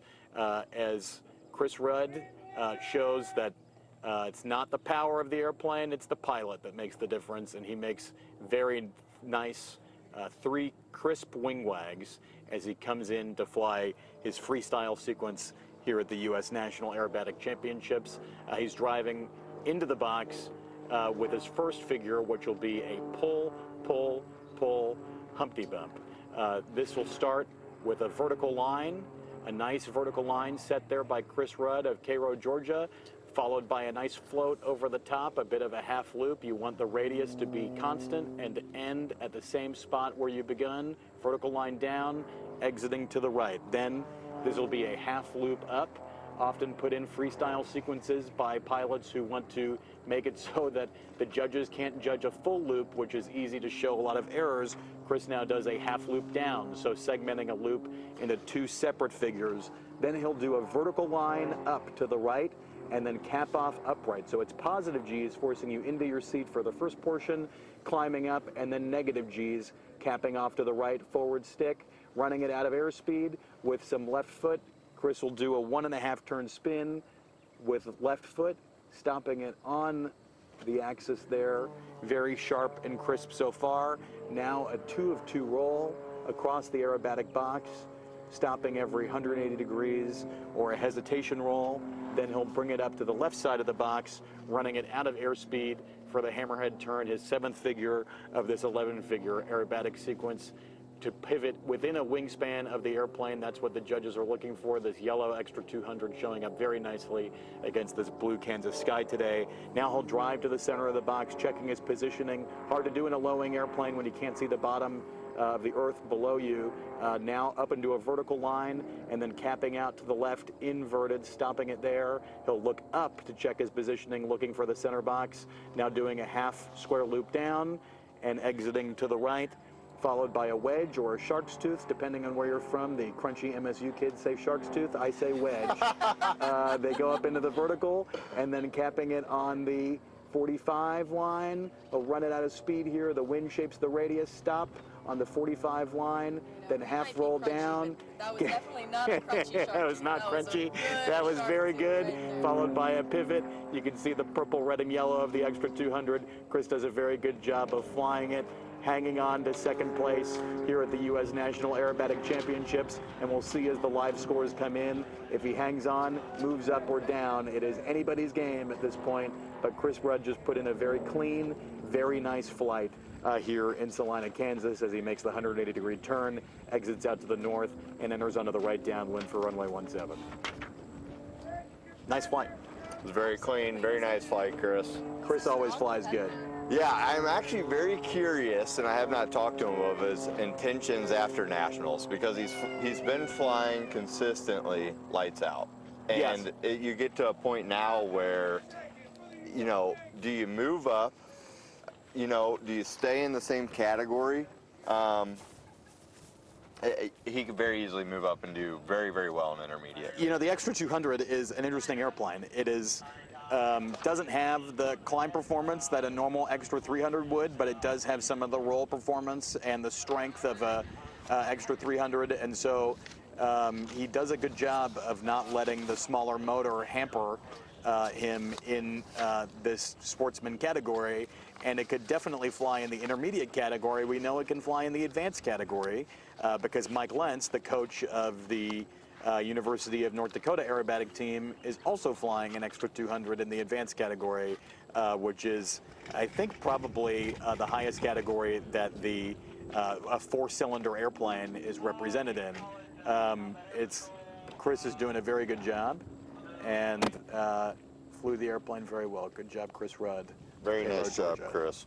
Another thing I want to bring up, Pete, while we have a moment, is our sponsors for the 2025 U.S. National Aerobatic Championships. Could not do it without sponsors.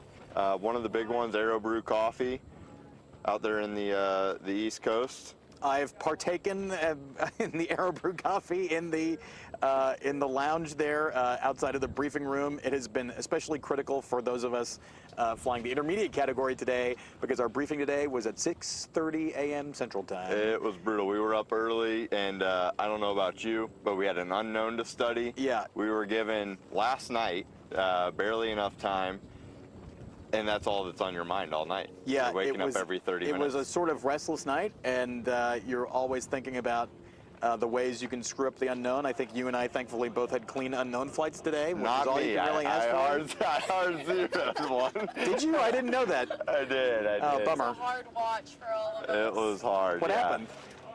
You know, one of those things, like Jetta said, your brain goes under the parachute.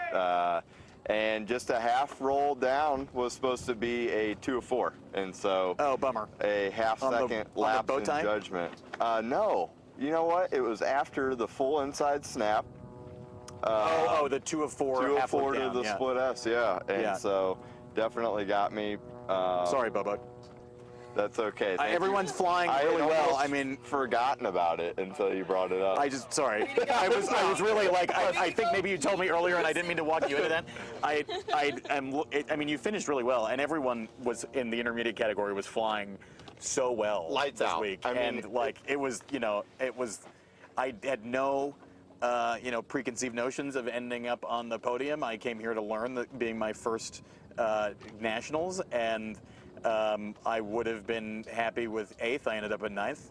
I didn't zero anything, but it's tough. Everyone's flying really, really well. It is tough, yeah. And so when people are putting in clean flights, it's hard to claw your way back from sort of a mediocre performance. So every maneuver counts. And, no doubt. And mental, everything. Awesome week here in Salina. We got another glider dropping into the box. Larry Ruggiero of Greenville, South Carolina, flying one of the Fox gliders with a very interesting green starburst paint scheme on the bottom of the glider. He is in the Sportsman category as he goes off to the right side of the aerobatic box here.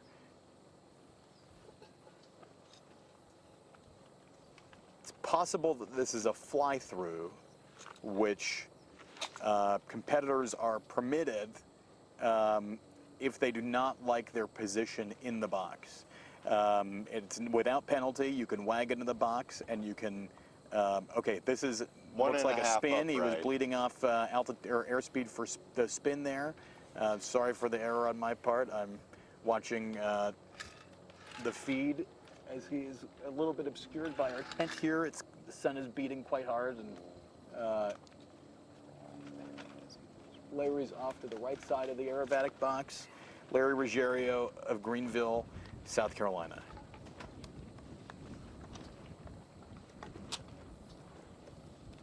Larry's an incredible pilot, and he's a very experienced glider pilot.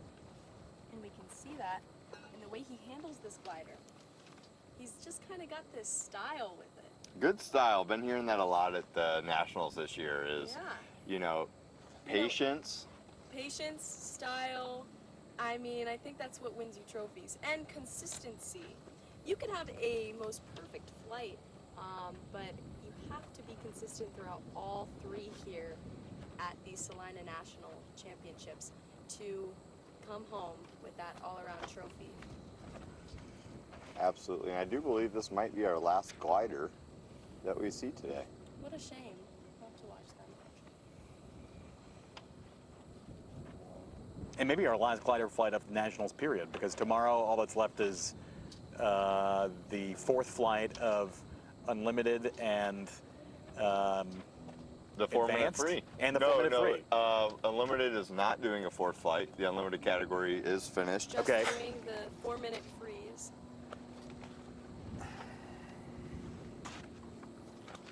For those that don't know, this year is team selection year for unlimited.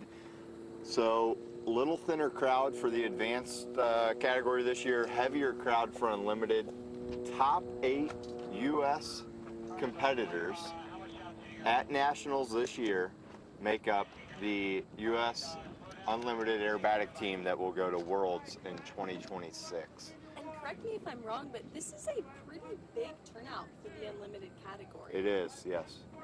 It takes an extensive amount of time, effort, and expertise to get to the unlimited level.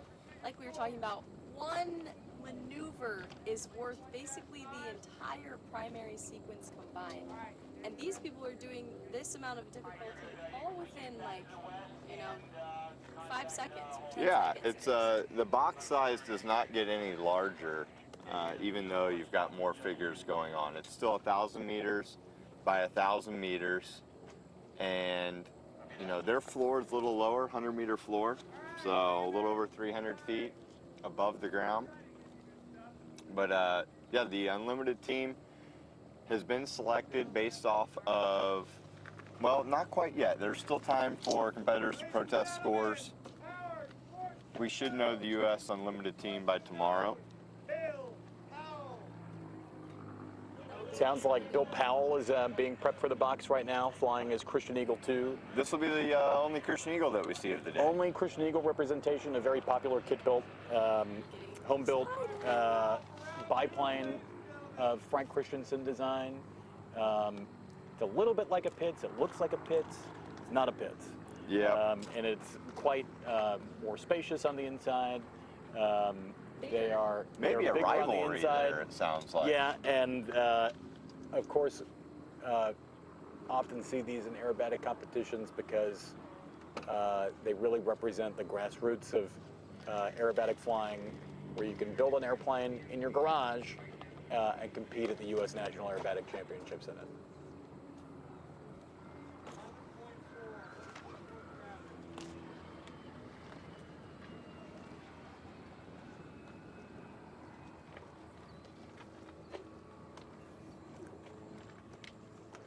I hear Bill. I don't see Bill.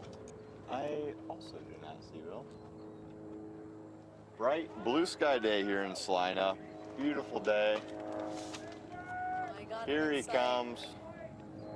Here comes Bill Powell with the wing wags. Bill is flying the Power Sportsman known for 2025. This sequence was determined late last year, late in 2024. And all Sportsman competitors are flying this sequence. Bill Powell, an airline pilot of Germantown, Tennessee. This is his 4th year competing. He started in 2022 in primary, the Rome, Georgia contest. This is his first time flying the U.S. National Aerobatic Championships. Nice one turn upright spin.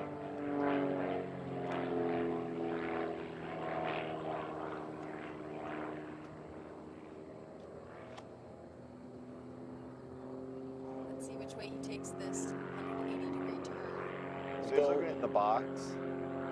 Takes it to the right. Excellent decision. Bill, of course, flying the known sequence. Pilots in the Sportsman category are given the opportunity to fly the known sequence once, and then a freestyle of their own design twice, or they can fly the known sequence all 3 times, this being the 3rd and final flight of the Sportsman category that will determine the national champion in Sportsman. Bill is flying the known sequence.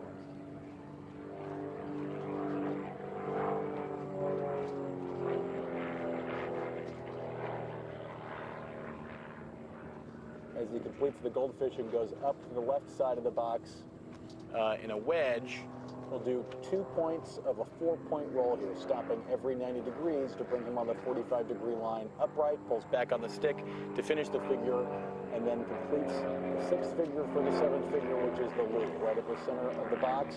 The judges want to see a nice round loop, no flat spots, no pinching, not tall, not oval.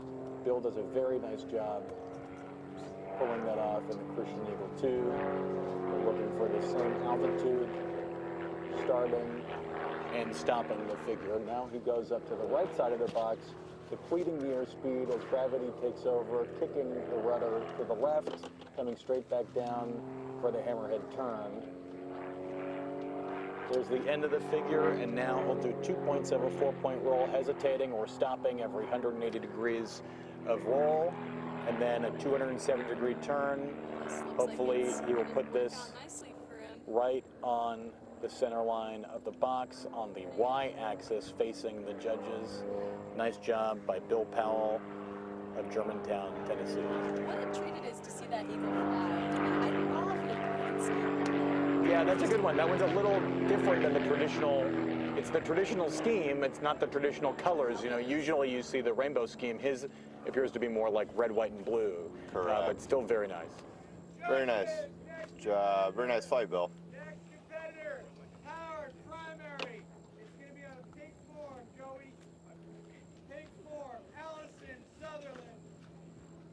Seems like we got our primary contestant getting ready to enter the box. Very exciting. Some more of our sponsors, not so many in this category. I think we have one that we'll see a little later on, but Extra Aircraft being a huge sponsorship for the IAC this year, along with the last couple of years, MX Aircraft, Aura Aero, and their new aircraft we're going to see fly here in a little bit, maybe 20 minutes, MT Propeller, Northwest Insurance, of course, Aircraft Spruce, good sponsor for the IAC. Now, Aura Aero, they have a really interesting airplane here. They do. They have their new airplane. Can you give us some information on that, Pete? It is interesting to figure out the pronunciation, if it's the integral or the integral. I've heard both, but I would say the integral Type R, which is a new design out of France, being imported here into the United States by Michael Goulian and team of the northeast New England area in Plymouth, Massachusetts. It's being represented by Ryan Tierney here in the Sportsman category, and it's got 2 seats. It's side by side, which is interesting. It's similar to the Cap 10, which was really the backbone of aerobatics in France and Europe in training for a long time. This airplane is powered by an IO390 Lycoming engine, 210 horsepower. It's a very interesting new breakout design, and being shown really for the first time here on the national stage at the National Aerobatic Championships. Also, the judges are learning how to judge it. It has kind of an interesting shape with a flat bottom wing and a very cool curved flare to the wingtips. And so it takes some time for judges to sort of learn how to judge a new airplane.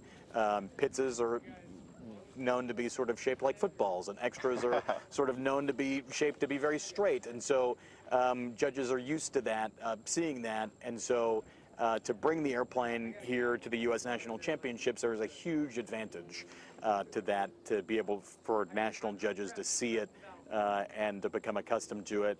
And the plane has been quite the performer. It is definitely not a decathlon. It has more performance than that.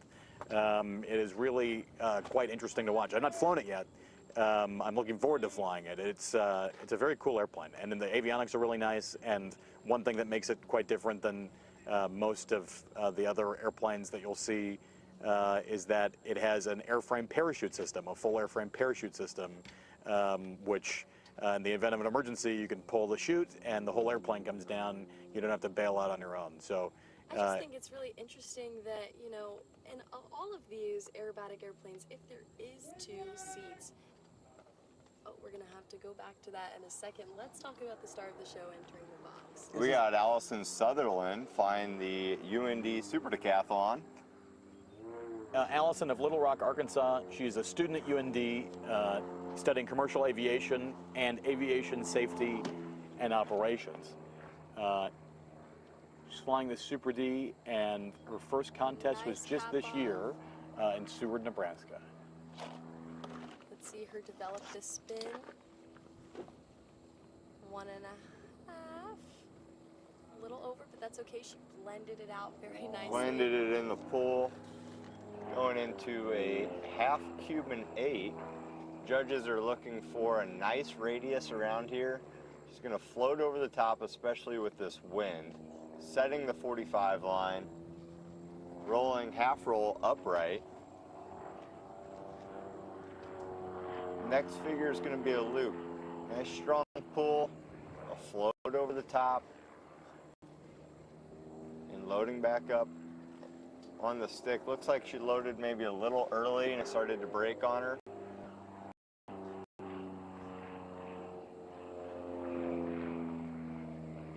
She's going into her 180-degree competition turn. Sets the bank, finds her heading. Let's see that roll.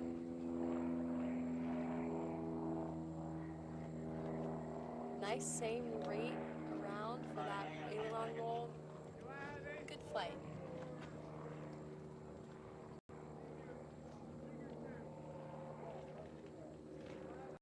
And it's still a beautiful, clear day here in Salina. We've been incredibly blessed this week with weather. Absolutely. We had an hour-and-a-half weather hold yesterday. Which is nothing compared to what a lot of contests normally have to go through. Absolutely. I've shown up to contests, not even gotten to fly or just fly one flight. The U.S. Nationals has been going on in Salina since Sunday afternoon. Competitors started showing up Wednesday, Thursday, Friday, getting Get some extra practice in. practice slots in. Absolutely. The aerobatic box is marked with white markers on the ground, 1,000 meters by 1,000 meters.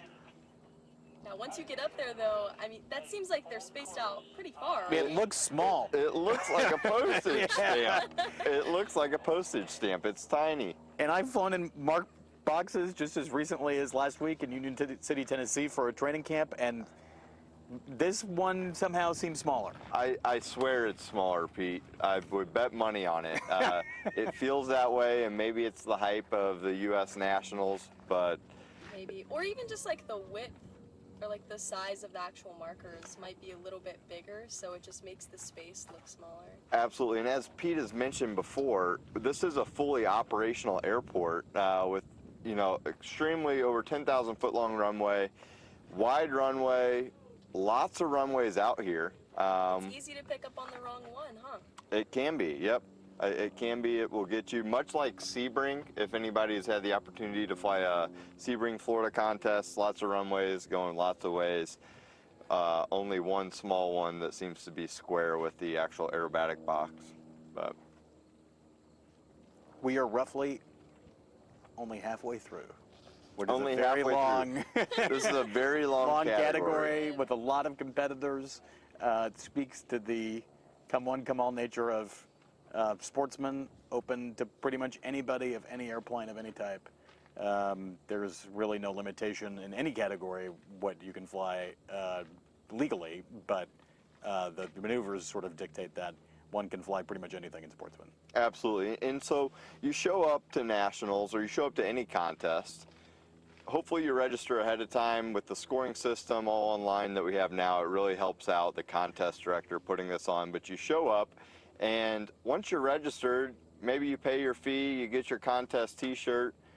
Usually some sort of tech inspector will come out. In this case, nationals was Chris Rudd, who we just saw fly earlier. And they're essentially looking over not only all your documentation as a pilot, but all your documentation for your aircraft as well. Yeah. And what's really interesting is that technically you don't need to be a pilot. You can be a student pilot and fly with a safety pilot in a contest in the United States. There's a handful of students on the MSU team, and I'm sure, even though they're not as crunchy, UND has a couple students, student pilots. And, yeah, the standards are definitely shocking, but they're reasonable enough to keep us safe, and we respect them in its full. Love it. So next pilot cleared into the box, Liam Shedderly.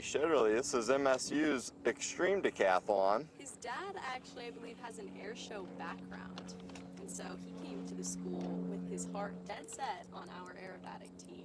Oh, very interesting. So let's see him compete Sportsman. Liam is flying the Sportsman known. As we've mentioned before, Sportsman competitors are given the option. They can fly the known program for that year for all 3 flights, or they have the opportunity to design their own free or freestyle. It must meet a certain point criteria. It must have certain rolling elements, looping elements, and in this case, Liam has decided to fly the known 2025 IAC Sportsman known for all 3 flights. He just wagged into the box here. Starting off with figure 1, he pulls for a 45-degree upline. Strong cap off into a 1-turn spin. Here he comes. He takes it right, pure preference. Stopping, looking down at the box. You know, what's funny about our triple nickel extreme decathlon is that it actually spins to the right easier. Spins to the right easier, so that would explain the preference. Liam goes into the in momentum half loop up, half roll upright, 180-degree competition turn. Which way will he take it, Jetta? I hope to the right, but it Looks like he's starting a left turn. He's looking at the box. He's made his decision. Sets the bank. Finds his heading, rolls out. Going into figure number 5 is, I call it a goldfish. What do you call it? I don't know. The color changes on the day, but it's still definitely some kind of fish It looks like maneuver. a goldfish, and I'm hungry. I know, me too. Yeah. I've been out here on the line all day. If anyone wants to bring some snacks out to the line.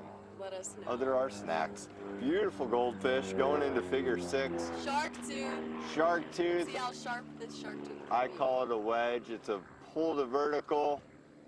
He's laying down, inverted, nice radius. Inverted 45. Different here, it's a 2 of 4. There's first point. There's the second point. Judge is looking for a stop, a constant roll rate, equal distance on both sides of the roll. He goes into figure 7. I like the positioning of this loop right Positioning tight to the judges, but centered to the judges. now. Absolutely. Easing back into the back pressure on the stick, feeling the G load in his seat. Now he's going to run into the far wall of the box. There it is. Driving a nice brisk pull to vertical. Beautiful job. Kicking it over. Full left rudder. Boom. Back vertical. Figure 9 if he gets right into it. Centered on the judges. There he goes. 2 of 2. 2 points of a 2-point roll. Back to upright. And figure 10, 270-degree competition turn. He seems to like his turns to the right. He decides to take this one to the right. This is to the left, Oh, Trevor. to the left. Might explain my hard 0 earlier. Clearly, we don't have it all figured out. No. Product of a public school system. And there's his wing wags. Liam, you are officially done with the 2025 U.S. National Aerobatic Championships here Liam. in Salina, Kansas. Beautiful Solid day. Flight. Solid flight. Very solid flight. Pleasure to watch the MSU triple nickel decathlon, extreme decathlon. Extreme decathlon. We're not just no Super D team. No. And now, something that there's kind of a fun fact. We actually have a team member who wasn't able to join us for the Nationals. It's quite the time commitment, but that's okay. He'll be with us next year. But he felt so dedicated to our aircraft and our team that he actually got a full-blown colored tattoo of triple nickel, the decathlon, on his left pec. And so it is, he's gonna have that for the rest of his life. Nice. And I'm With or honestly- without wheel with or pants? with- I think it has. It would. That would No be a wheel good. pants. No wheel No, pants. we don't have wheel pants on our decathlon. I would right have now. maybe added those to Yeah, the it looks tattoo. Maybe silly he without added them. the pants, maybe he didn't. I can't remember. But either way, it is full-blown, colorful. It's fresh ink, and it is a sight for sore eyes. I appreciate the commitment. I A appreciate it tattoo too. that a lot of these aerobatic competitors have is an avalanche, which is a loop with Yeah. a full snap roll at the top. I love that maneuver. I don't have that tattoo. What maneuver would you get tattooed if you had to? I don't know that I would because not enough people would know what but it like was. if you had to, but like if you absolutely had to. I guess the avalanche, you know? Do that? Yeah, you know, solid maneuver. It's like your first introduction to snap rolls, right? Yeah. So it's almost like a stepping stone in your aerobatic career. I'm not sure what I would do. I don't know. Maybe a tail slide? A tail slide would be a good one. I have no idea. One thing I wanted to bring up is if you're flying aerobatics, this competition aerobatics is very different from maybe just going and flying aerobatics with a buddy. And we'll put this conversation on pause. We have Christoph Weber diving into the box in the extra 200. He is flying a free. He's decided to come up with a free program to fly for his second and third flight. Christoph, a charter pilot, started flying competition in 2021 in Seward, Nebraska. His favorite maneuver is the Lumshavak. Lumshavak, we will not see any of those here. No, we won't. And this is his second time flying in nationals so far, flying in the box like a real pro. Very nice extra 200 he's got. Going into figure two is vertical upline. Like we said before, he's designed this specific to what he feels he flies the best and what his plane looks the best doing. So here comes a 1.5 turn upright spin. Nicely flown. Followed by an aileron roll across the box, slow roll across the box. Very good. Very nice roll. Then a wedge, pulling to the vertical upline. We'll run it out of speed mostly, make a nice radius here, then come to the 45-degree downline, followed by a half roll on the 45-degree downline, transitioning from upside 45 degrees down to right side up 45 degrees down. Now onto his 6-figure, which is a half square loop up, or you could call it a vertical line, with a pull to cap out inverted.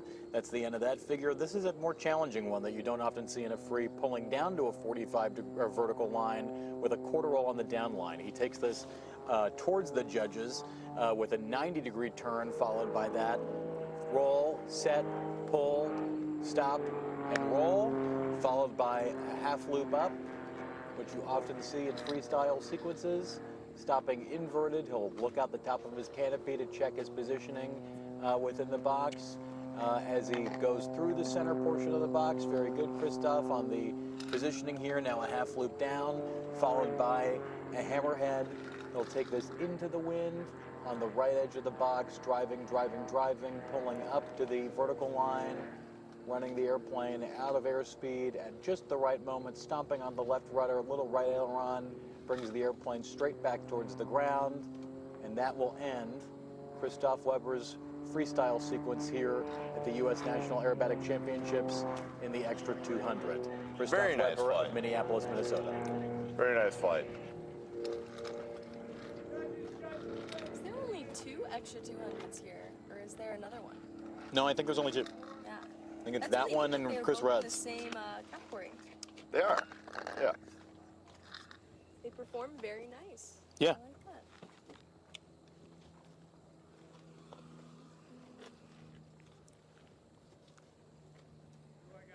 All right, folks, 15 competitors to go this afternoon. We've been averaging about 10 to 12 an hour. 10 to 12 an hour. It will probably according to pick up Chief a little Judge bit with the gliders. We've wrapped up the gliders for the nationals this year. Next, we have a super decathlon we'll be waiting on.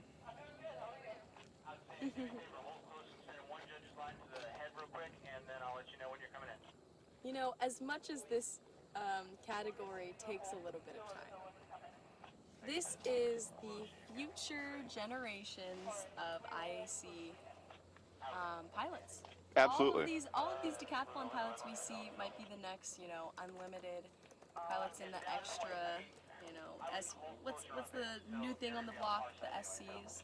Yeah, they could be flying one of the single seat extras, the SC or the SX. They might be flying an MX, another sponsor of the IAC Nationals. They could be flying a Game Bird. We haven't seen any on the team yet. That doesn't mean that it's not coming. You know what? I will say the Game Birds are taking the scene by storm. They're an American brand, and you know they're just as capable in some ways, and they look cooler in my opinion. But I'm also kind of biased because our team has one. Yeah. So, whatever. Yeah, beautiful plane, and that's something that you're seeing more and more of. You know, we talk about the older decathlons having the wooden spar and then transitioning to the metal spar. Composite, the composite industry, you know, Gamebird having an all-composite plane, Extra coming out with an all-composite plane. Their most successful being the composite wings, the composite gear, and then, you know, integrating their steel tubing. Trevor, what makes composite even interesting? Like, why is a composite plane so much more capable than a wooden plane? That's a great question. I'm not an engineer, but I know it's far lighter. It's a lot stronger. They can get so much more. You know, it's a trade-off. Do you think that, you know, we're kind of at the limit of the controllability of some of these aircraft? So what can you do? Well, you can put maybe a more efficient engine. You can get, you can make it lighter, and composite is doing one of those things. It's making these aircraft lighter. So Absolutely. The lighter you are, the more, you know, potentially maneuverable you are. You're also probably burning less fuel and getting the exact same thing done. So it's just a win-win all around. But I would say there is one downside about getting composite. I feel like it's kind of fragile. I don't know. I don't think they've seen any sort of issues.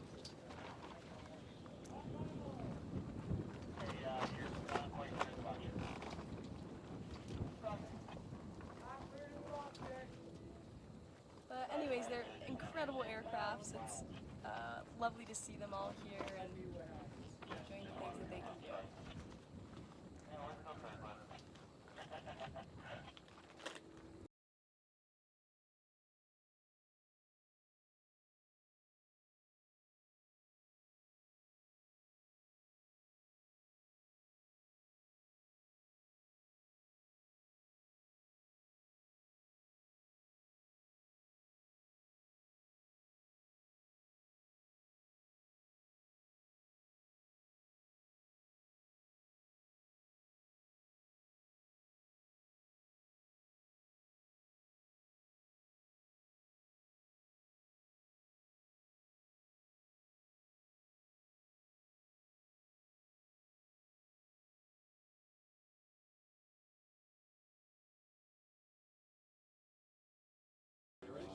Yeah, we can share a mic. Oh, it's working? Are we live? Are we live? Yes. Oh, we're live. After a brief break and some just some mic checks. We're back here, 2025 U.S. National Aerobatic Championships here in Salina, Kansas. Beautiful day. I'm Trevor Smith. I've got Pete Montine here and Jetta Lusk. Oh, so much lust. I thought that was it. We've got the next competitor dropping into the box. Catherine Barney of Hayden, Idaho, representing the University of North Dakota aerobatic team on her 45-degree line here and capping off to the upright, right at the center of the box. Should be very pleasing for the judges. Perfect timing there for the 1.5 turn spin. Puts it right on the center, exiting out to the left here. So far, so good by Catherine Barney of Hayden, Idaho. Does the half loop up here, followed by the half roll. Actually, this is a half Cuban 8, so 5/8 of a loop to the 45-degree down line, and then half a roll, bringing her back upright and to the right. We got a loop. Loop right here at the center of the box. Using that wind to her advantage, I'm liking the radius of this loop. The positioning in the aerobatic box here is looking very nice as well. So the loop's centered with the judges. They're going to appreciate that. 180-degree competition turn coming up. Decides to take it right. Seems like a trend today. A lot of people are liking that right turn. They're favoring the western boundary of the aerobatic box. Full roll here. Very nice roll. There's the wing legs, and that is a wrap for Catherine Barney of Hayden, Idaho, representing the University of North Dakota. Lovely girl. I met her at Oshkosh this year. awesome. Awesome job, Catherine. Up next, one of our sponsors, Aura Aero, and the Integral R. Woo! New aircraft. Pete, tell us a little bit about this plane that we're about to see. This is a really interesting new design out of France, wood and carbon fiber, pulled by a Lycoming IO390, a 210 horsepower engine. Aura Aero is a startup working to make different varieties of this airplane. They're starting first with the aerobatic version, which is a tailwheel. They're also working on a tricycle gear version for the trainer market, and then an electric version. It is a very interesting design that is reminiscent of the Mudry Cap 10 that was the backbone of aerobatic training in Europe and made famous around the world by the French Connection Formation aerobatic team, also flown by the French Air Forces and their aerobatic team, sponsored in part by the French government. Ryan Tierney flying the Aura Integral R here in the Sportsman category, also flown by Stephen Fiegel in the intermediate category. This is Ryan's last flight here, flying his freestyle sequence as he dives into the box. You can see the very bright red of the Aura Integral R. This is the first one that has been flown here in the United States, and this is its inaugural flight in front of national competition judges as Ryan takes this 45 line into a hammerhead on the right side of the box.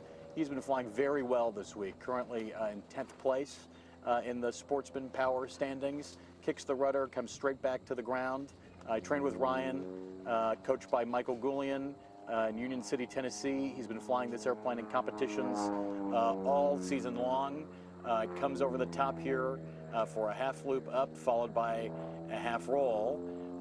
Ryan doing a very good job of displaying this airplane. It's a new shape for judges, for them to get used to, as he bleeds off speed, doing something that will often, this airplane will be often used to introduce pilots to spins. This is the 1.5 turn spin on the right edge of the box. Ryan now pointing the nose straight at the ground to gain airspeed now through the center portion of the box. He pulls up into what is called a wedge or a shark's tooth to the vertical line. This airplane has very good vertical performance. Now to the inverted down line, 45-degree down line, followed by a 2 of 4-point hesitation roll, then exiting out to the right. Ryan doing a very good job displaying the airplane, putting on a master class in the Aura Integral R. There are very few masters in it right now because it is a brand new airplane. This is the first one in the United States. A lot of vertical penetration there. Yeah, Ryan doing a a nice job of the Humpty Bump here over the right side of the aerobatic arena. Now doing a quarter roll down, taking the airplane away from the judges. Now going straight into the 90-degree competition turn. Now this will be a half square loop up, or you could call it a vertical line, capping out inverted. We'll stop it here, inverted, check his positioning by looking at the top of the canopy. This airplane a little different because it's a side-by-side airplane. It's not a tandem seat airplane like you'd often see for aerobatic trainers, like the Super Decathlon. Has some advantages for the training market because you can sort of see kinesthetically what your instructor is doing, and they can point things out to you. Very critical in aerobatics, very hard to do in most aerobatic training airplanes just because of the way that they're set up. There's the 180-degree competition turn, followed by a 2-point hesitation roll, stopping every 180 degrees, followed by a 270-degree turn. Ryan Tierney showing the judges the Aura Integral R and what it can do and what he can do here for his final flight at the U.S. National Aerobatic Championships. This airplane sure to be seen in larger numbers here in the United States and around the world. 100%. Absolutely. Based on how we just saw that flight go, I see a very, very long, big, wide future for Aura Aero, and their airplane is taking the scene by storm. And what a beautiful flight. I love the way that airplane looks in the sky. It's a pretty airplane. It's different, you know, it's it has a bit of French flair, which is kind of nice. You brought up something interesting is, you know, it used to be you had these pits, which I'll take and use your words, looks like a football. They're very round, and the wings are round. The fuselage is sort of rounded on the bottom. The tail is round, but for a few varieties. And then the monoplane started coming on the market, and it's like the judges, they weren't really sure. Because when a plane pulls vertical, they're looking at the longitudinal axis of the plane. That's what matters to the judges. So you go from judging these football-shaped planes, once again, Pete's words, not mine. I think they're beautiful. And they're getting used to that sight They get used to that sight picture, and then the monoplanes come onto the market, and you start seeing, okay, your eyes become vertical. accustomed. This is what vertical looks like. And now we're seeing this Aura Aero out here, which has a unique shape. It's a little bit different. And it has a bit of a like bottom sort of dorsal fin that sort of streamlines straight back into the tailwheel, and it does sort of create a unique look. And so when judges are trying to judge the airplane based on its zero lift axis, on essentially the line that it's creating that may be different than the angle of the plane through the sky, they're sort of getting that picture down and in their mind's eye. And so this has been really sort of critical to have the airplane here at Nationals, for judges to be able to sort of see it and get used to it. And it's awesome, too, that they're bringing it out here. You know, competition aerobatics makes up such a small part of the scene. Right. Whether it be upset training, spin training, I would say that probably makes up a lot more of the scene of people going upside down in a plane versus being critiqued and judged on it. Yeah, and there's a lot more sort of aerobatic training than there is in the competition, than those who sort of matriculate into the competition world.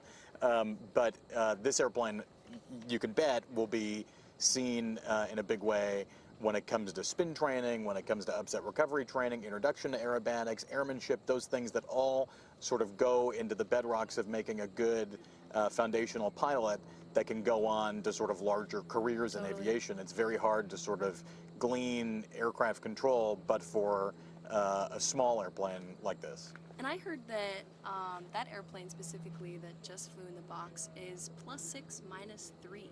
Wow, That's so pretty impressive. And I think they want to up the G limits.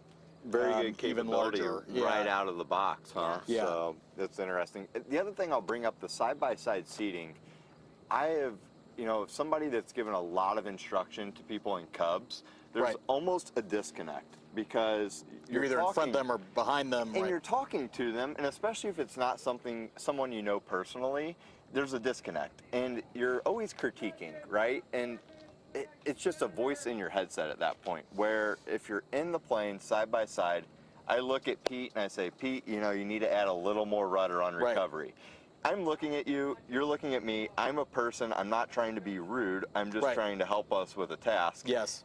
Whereas if I'm giving you instruction or you're giving me instruction in a decathlon and I don't know you, oh, yep, here's Pete again trying to correct me. You know, it's Totally. It's like in one ear, out the other, because there's no, visual connection. right. And it's a more welcoming training environment. Yep. Okay. So we're going to take a brief break. We'll get back to you. Judges need a break. They're out there in the sun. We'll be right back.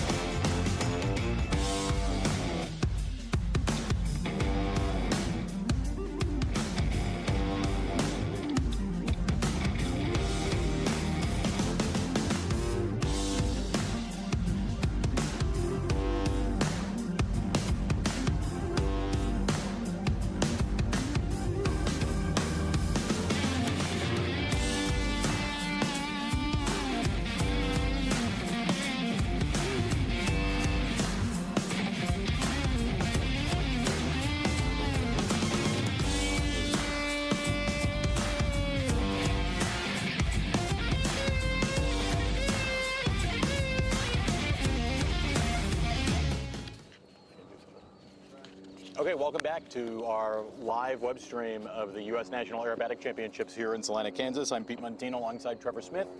We are both intermediate competitors now. Very pleased that our day is over here at the U.S. Nationals after flying our unknown flight and watching the Sportsman category compete here. This is Daniel Shore of the Metro State University Denver Aerobatic team, flying what the team calls Triple Nickel Extreme Decathlon 555 X-Ray Delta, as he does the one-turn spin here toward the center of the aerobatic box and exits off to the left. Daniel's doing a very good job of representing the MSU team, coached by accomplished aerobatic pilot in her own right, Dagmar Kress, who flies an Extra NG. This is the Extreme Decathlon, 210 horsepower, slightly more power than the Super Decathlon, which I fly. Daniel going off to the right here as he goes up into a loop. Judges want to see a very round loop.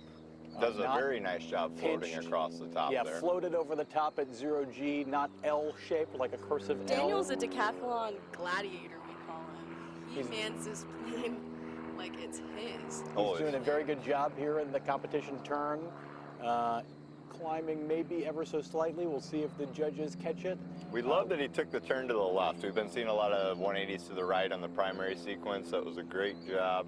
Very nice slow roll by Daniel. A hard airplane to do a nice roll in is the Extreme Decathlon, or a decathlon of any stripe. Daniel does a very good job here exiting out to the north, and he'll recover back on runway 17. Good job, Daniel. Nice fly, Daniel, the gladiator. Pete, you mentioned you've got a Super Decathlon. What are some things that make the Super Decathlon great? We've been seeing a lot of them here in the primary and sportsman categories. The Decathlon is very capable, and I think the thing that makes the Super D great is that it's you're able to do a lot of different things in it. You know, I'm able to fly to lunch in it, I'm able to fly to Oshkosh in it. It's a good cross-country airplane, but it's also quite an aerobatic airplane too, and it's certified to +6, -5 Gs. It can go to the intermediate category. It is a pretty good flying airplane, and though it's hard to fly well, and it has a lot of drag. It's an older design. It's traces its lineage back to the Aranca Champ. What's that?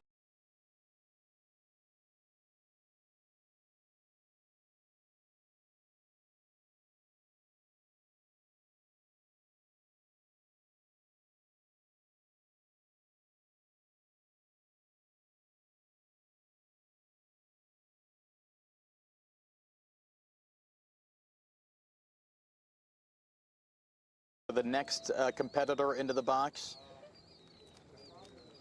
Who's next on the list? Yeah. Up next, we've got Steve Thorne. Up next, Steve Thorne of the Toronto area. You may know him as Flight Chops on YouTube. Steve is a filmmaker and aviation content creator flying RV-14, a Vans RV-14. And you can see this actually be built on YouTube. Steve and a team built it with the Canadian National Aviation Museum, which is absolutely incredible. Steve, huge supporter of the IAC, coming out of Canada. I got a chance to train with Steve over a set of aerobatic training camps that were held in preparation for nationals in Warrenton, Virginia, and then in Union City, Tennessee last week.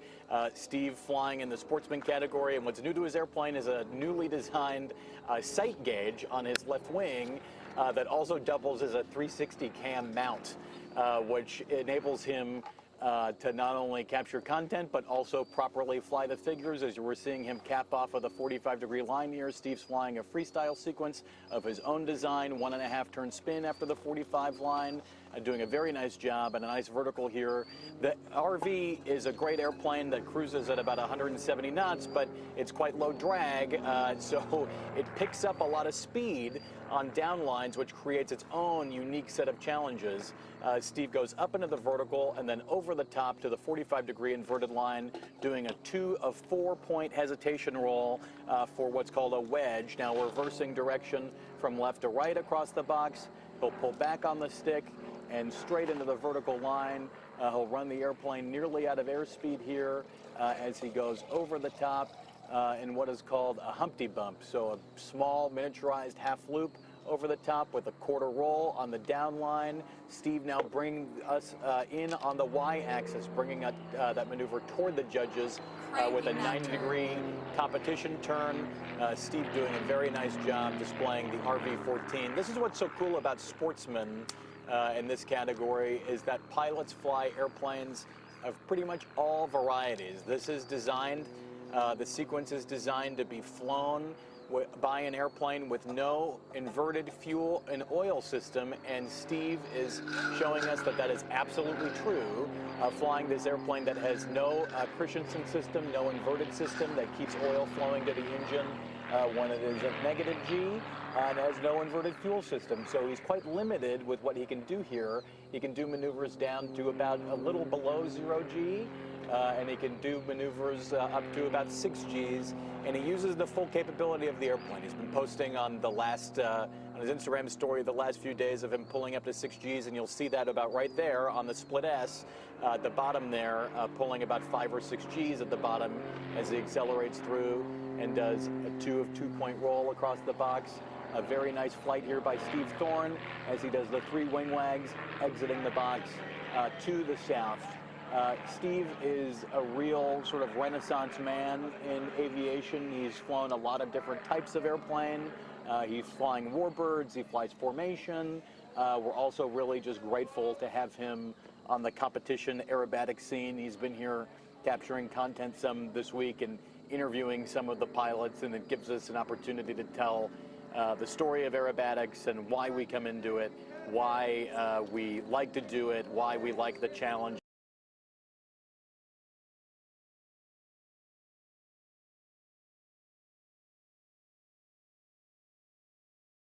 Alongside Trevor Smith. We are both intermediate competitors now. Very pleased that our day is over here at the U.S. Nationals after flying our unknown flight and watching the Sportsman category compete here. This is Daniel Shore of the Metro State University Denver aerobatic team, flying with a team called Triple Nickel Extreme Decathlon 555 X-Ray Delta, as he does the one-turn spin here toward the center of the aerobatic box and exits off to the left. Daniel's doing a very good job of representing the MSU team, coached by accomplished aerobatic pilot in her own right, Dagmar Kress, who flies an Extra NG. This is the Extreme Decathlon, 210 horsepower, slightly more power than the Super Decathlon, which I fly. Daniel going off to the right here as he goes up into a loop. Judges want to see a very round loop. Does a very nice job floating across the top there. Yeah, floated over the top at 0 G, not L-shaped like a cursive L. Daniel's a decathlon gladiator, we call him. He mans this plane like it's his. He's doing a very good job here in the competition turn. Climbing maybe ever so slightly. We'll see if the judges catch it. We love that he took the turn to the left. We've been seeing a lot of 180s to the right on the primary sequence. That was a great job. Very nice slow roll by Daniel. A hard airplane to do a nice roll in is the Extreme Decathlon, or a decathlon of any stripe. Daniel does a very good job here exiting out to the north, and he'll recover. Guys. Okay, we're back live here at the U.S. National Aerobatic Championships in Salina, Kansas. 6 p.m. Central Daylight Time. We've been out here since about 3 p.m. For what is the final flight of the Sportsman power and primary sequences. I think this is Christian Ledet. This is Eric Ledet's father. They're actually flying the same free sequence. These two have been battling it out, and here he comes, vertical up line. He's going into a 1.5 turn up right spin. He's got a beautiful Pitts S2A, 1973. It's got the original tail number that it had from the factory, which is absolutely amazing. And he's got a Lycon engine on the stand ready to go in this thing after Nationals. So. Nice. It's awesome to see a father-son team at Nationals. That is super it's like Battle of the Bloods. Oh, it's crazy. It's really, really cool. Both awesome guys. Both very involved in aviation. This is Christian's first Nationals. It's his son's second, so you might say Eric has a little bit of a head start, but they've both been flying really, really well. Here he comes into a wedge. We're gonna see a half roll upright. He's holding the 45 line. He's gonna place this Humpty right in front of the judges. We can really tell on these uplines the wind has died down compared to what we saw a few hours ago. Winds in excess of 30 knots at altitude.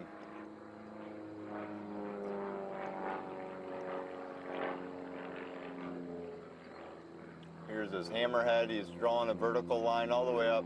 Very minimal airspeed, kicking in full left rudder, pivoting around. The judges, if you wait too long, you're going to end up torquing, too much engine torque, kind of bringing it around, not enough control surfaces.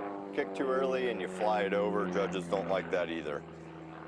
Here's a reverse wedge.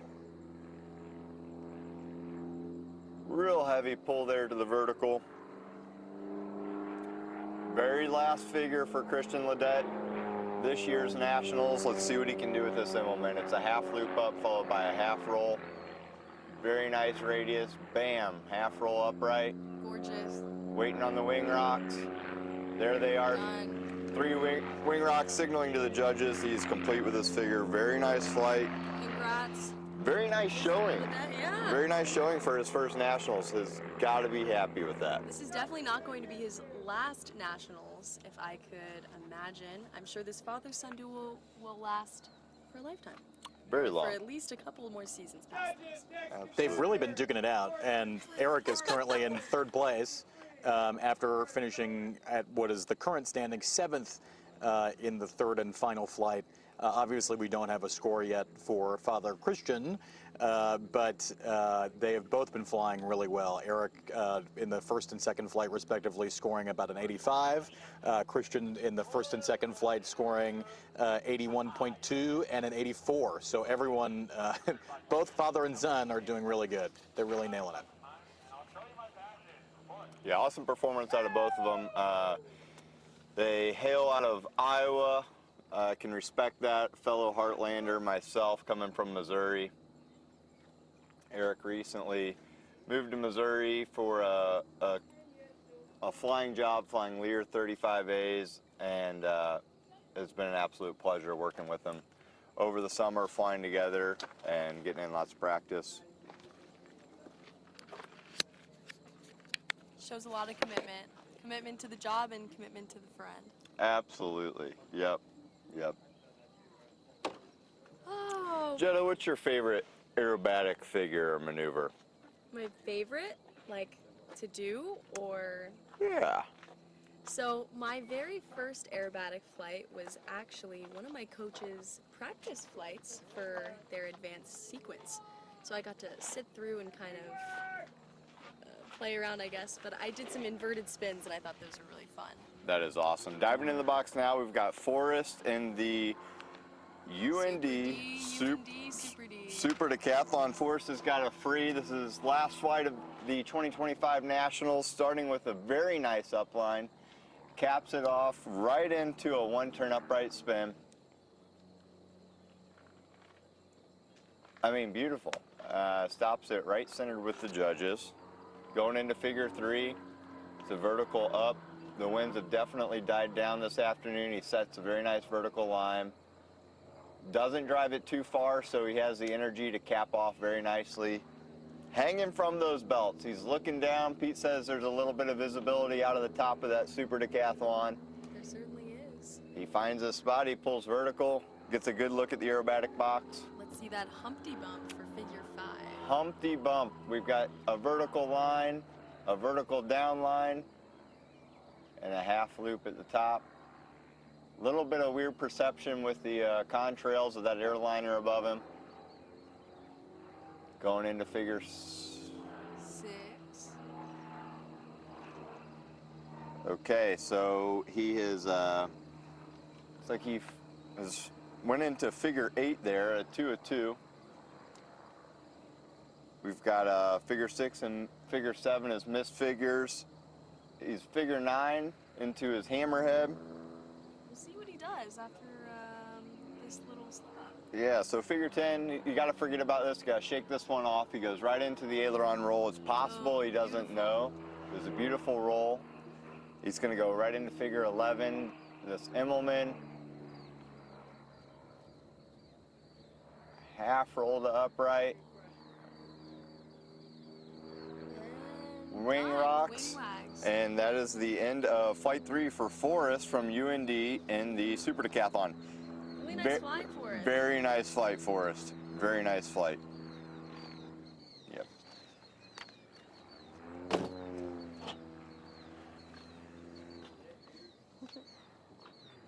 Back to what my favorite aerobatic maneuver is. I definitely loved those inverted spins, and you know, it might seem kind of simple, but I also have a pretty small palette of aerobatic maneuvers. This is my first year as a competitor. I really like the Cuban 8s. I like those half Cubans. You like the half Cubans. Have you ever done a full Cuban 8? I have done a full Cuban 8. I mean, it's just 2 of them put together. I did that for just like training purposes, just to do back to back to back. Sure. Kind of cool.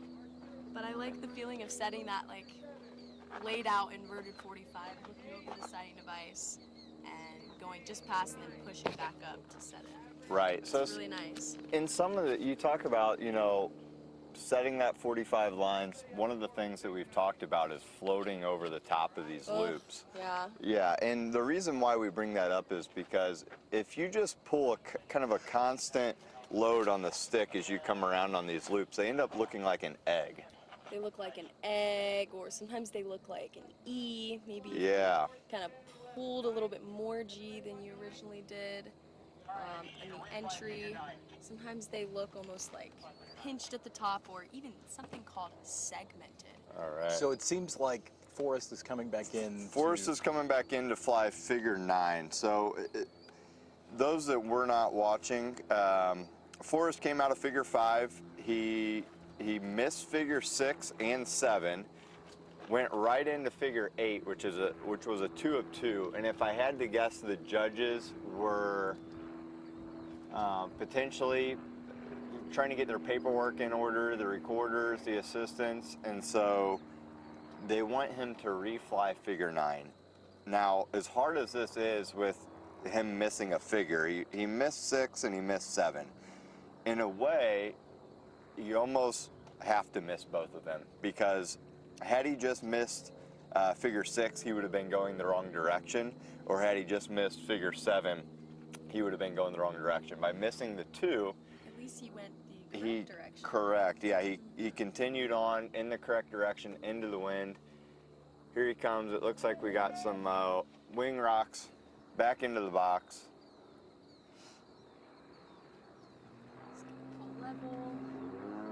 Level line. He has the opportunity. He can do figure 8 again.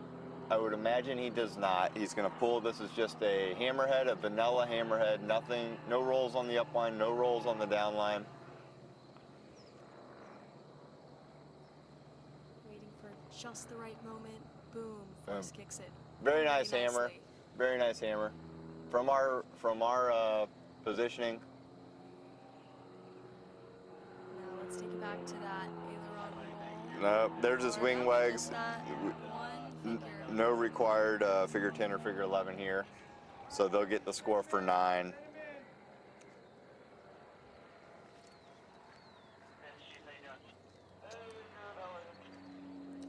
That was a really nice flight. I always like watching Forrest fly. Yep, Forrest did He's a strong competitor. very well all year. I believe he was at Nationals last year. He did very well at Nationals last year. So this is not his first rodeo, but potentially his second. It is, I believe, his second time at Nationals. Yep, it was a very nice flight. Yep, gotta shake that one off, ma'am. I know how it feels. We've all been there. Oh, yes. No, we all have our moments. But there are so many good moments to look forward to at national championships, where things like trophies and medals get handed out. They do, yeah. So we have individual flight medals, 1 through 3, and then we have the overall winners getting presented with the trophy, first, second, and third place. And that's what these competitors are flying for, potentially. But you know what? Like we say, IAC, the C is club, not competition. we're just here to have fun, and it's cool if we get to take home some hardware. Absolutely. We love taking home the hardware. We've got Vincent Evans in the MSU Triple Nickel Extreme Absolutely. Decathlon. Vincent is from Chicago, Illinois. Do we have a nickname for Vincent? Vinny is normally what we call him. And Right. Vincent is also another strong student leader on the MSU team, and he's a Gamebird pilot. However, he's going to rock the decathlon, the beloved Triple Nickel. Awesome. I've got a kid back home at my home airport that I try to hang out with, mentor. He's 11. His name's Vincent as well. I call him Diesel. Really? I Maybe do. Vinny could have the nickname like Nickname that, too. Diesel. I like his name as it is. He is flying the Sportsman known. Sportsman Good top known. off. Here we go. Let's see this full turn spin. Developing nicely. Locks on, finds his Locked line. it. Nice. Strong spin. Here he goes into figure 3. The Immelman that we've been talking Oh, about. I love that Immelman. A good Immelman is very impressive to me. I don't know what it is about it, but it kind of looks like they're just defying gravity. And we're gonna go into that comp turn. Left or right, he's trying to decide. Right. He right. takes it right. Woo! We love it. We've been seeing these brought towards the judges all afternoon. And Choice. I don't know if we should make our applause so obvious. I know. It's so easy. It's for the love of the game, people. That's right, love of the game. It's so easy when you're on the ground here. And We got the snack that smiles back, the goldfish. the going goldfish. down. And if you hear us eating, we are munching on some goldfish here. Not a sponsor. Not a sponsor. Could be. American Champion is a sponsor this year. And Boy, do we love flying our Triple Nickel American Champion Extreme Decathlon. this is what we're watching right now. Beautiful goldfish right into a wedge with a 2 of 4, 2 points of a 4-point roll on the downline. The judges are looking for crisp points and for the roll to be centered between the inverted line and the upright line before pulling level. That was a very, very clean figure. Very nice figure. Loop, good aerobatic box positioning. The presentation is a score here, and the judges are going to want to see this loop centered on them, and it seems that that's when I mean, that is as Vincent center pulled it. as I can really imagine. Yep, very nice. Box positioning is a 20K or 20 complexity figure or score in Sportsman, I believe. It's heavy. It weighs a lot into the scoring. Yes. And so far, he is absolutely crushing it. He's doing a good job. Good hammer. Now let's see a Chicago 2-point roll. Here it is, straight out of Chicago, Vincent. 2-point roll, 1 figure left of his 2025 U.S. Nationals. The turn away from the 270. judges. Let's go. He takes it right. We love this. The judges love this. Here he comes. He's going to find his heading stop. Wings level. That's exactly what they're looking for in a Very nice competition flight. turn. Nice flight, Vincent. Cool.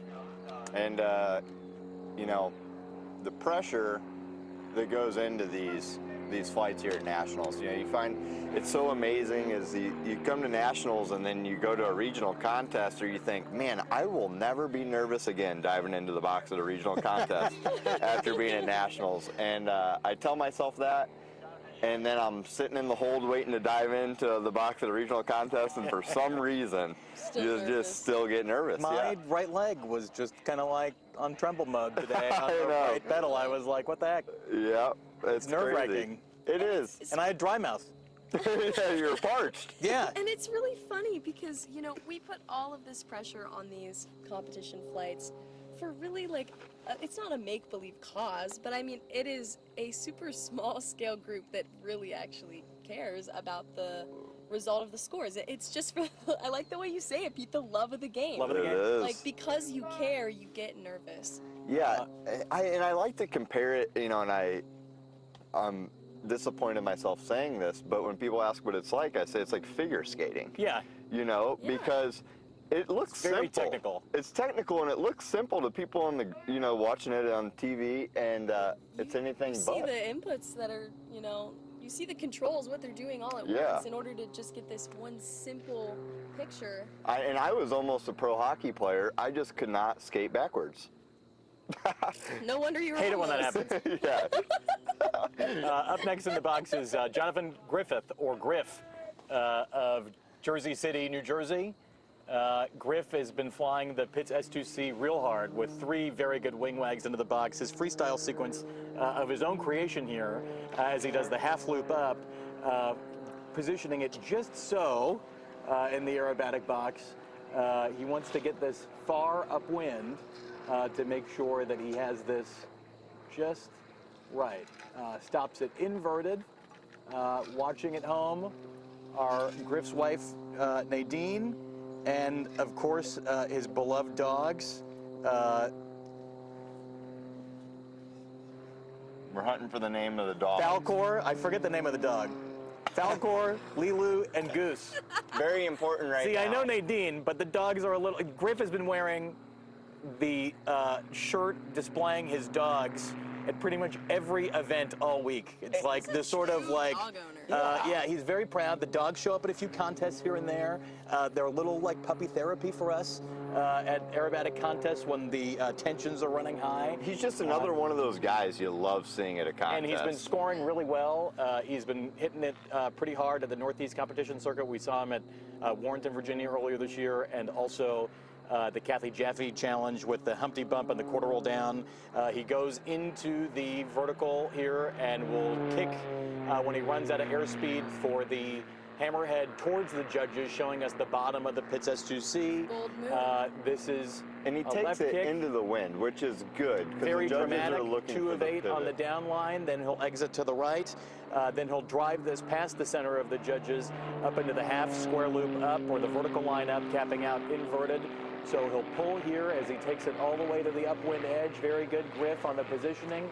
We all know that presentation is a huge part of your score as an aerobatic competitor, and if the judges don't like something, not only will they include it in your presentation score, at the end they'll also knock off 2 points from what could have been a 10-point figure. A 10-point figure instantaneously becomes an 8. This is a challenging figure to put into a freestyle sequence, a 2 of 2-point roll from inverted, and Griff does it very well.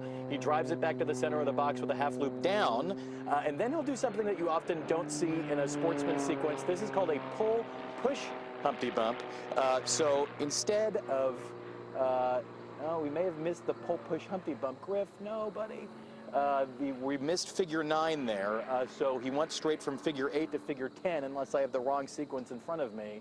There should have been a pull, and then the vertical, and then a push. Maybe he's coming back since he lagged. Maybe he knows he's done. It will very beautiful flight, beautiful S2C that Jonathan has.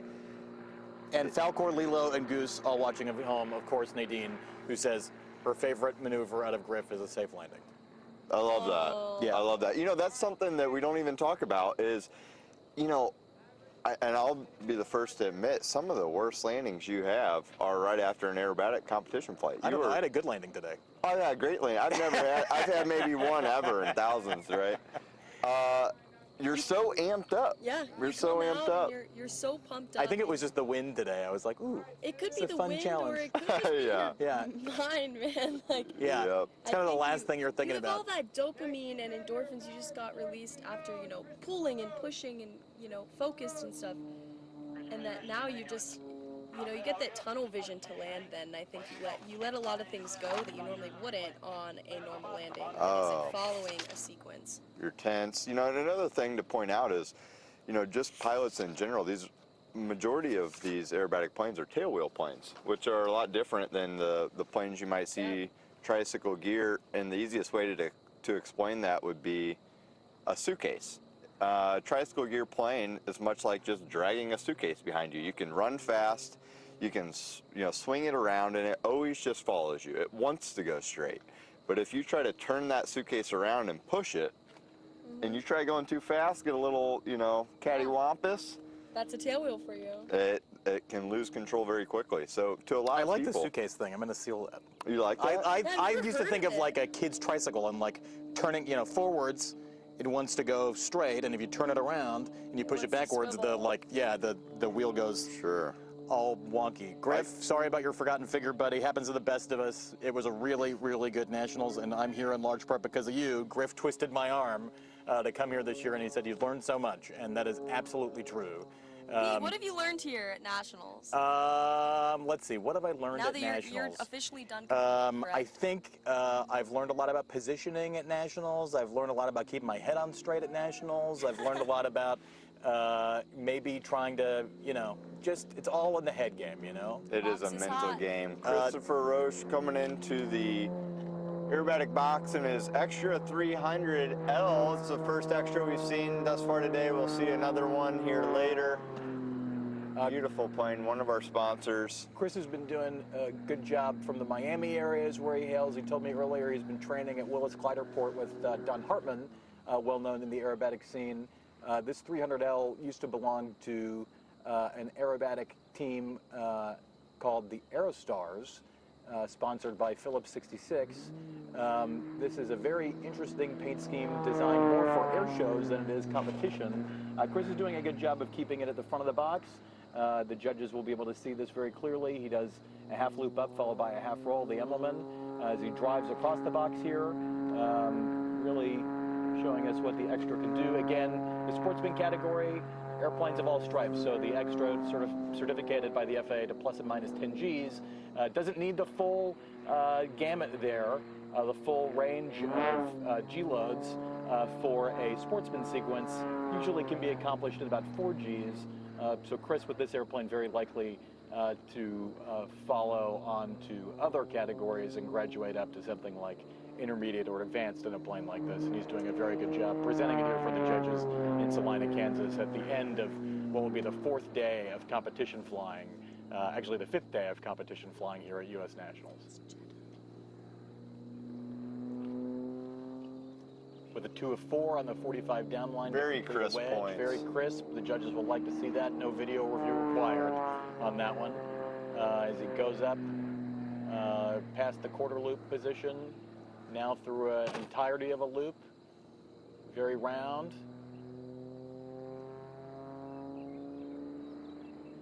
Exiting to the right.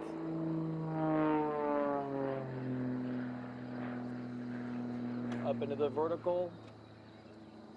Run it at airspeed. Gravity starts to take over. Engine can no longer push him up anymore. Kick of the left rudder, a little right aileron, comes straight back down towards the ground. And the hammerhead turnaround. Sounds easy. In description and practice, it's very difficult. Two of a 4-point or a 2-point roll, stopping every showing off that roll 180 degrees. He's doing a very nice job taking this turn away from the judges. He'll end it here, right on the judges with the 3 wing wags. Good job, Chris, of Southern Florida.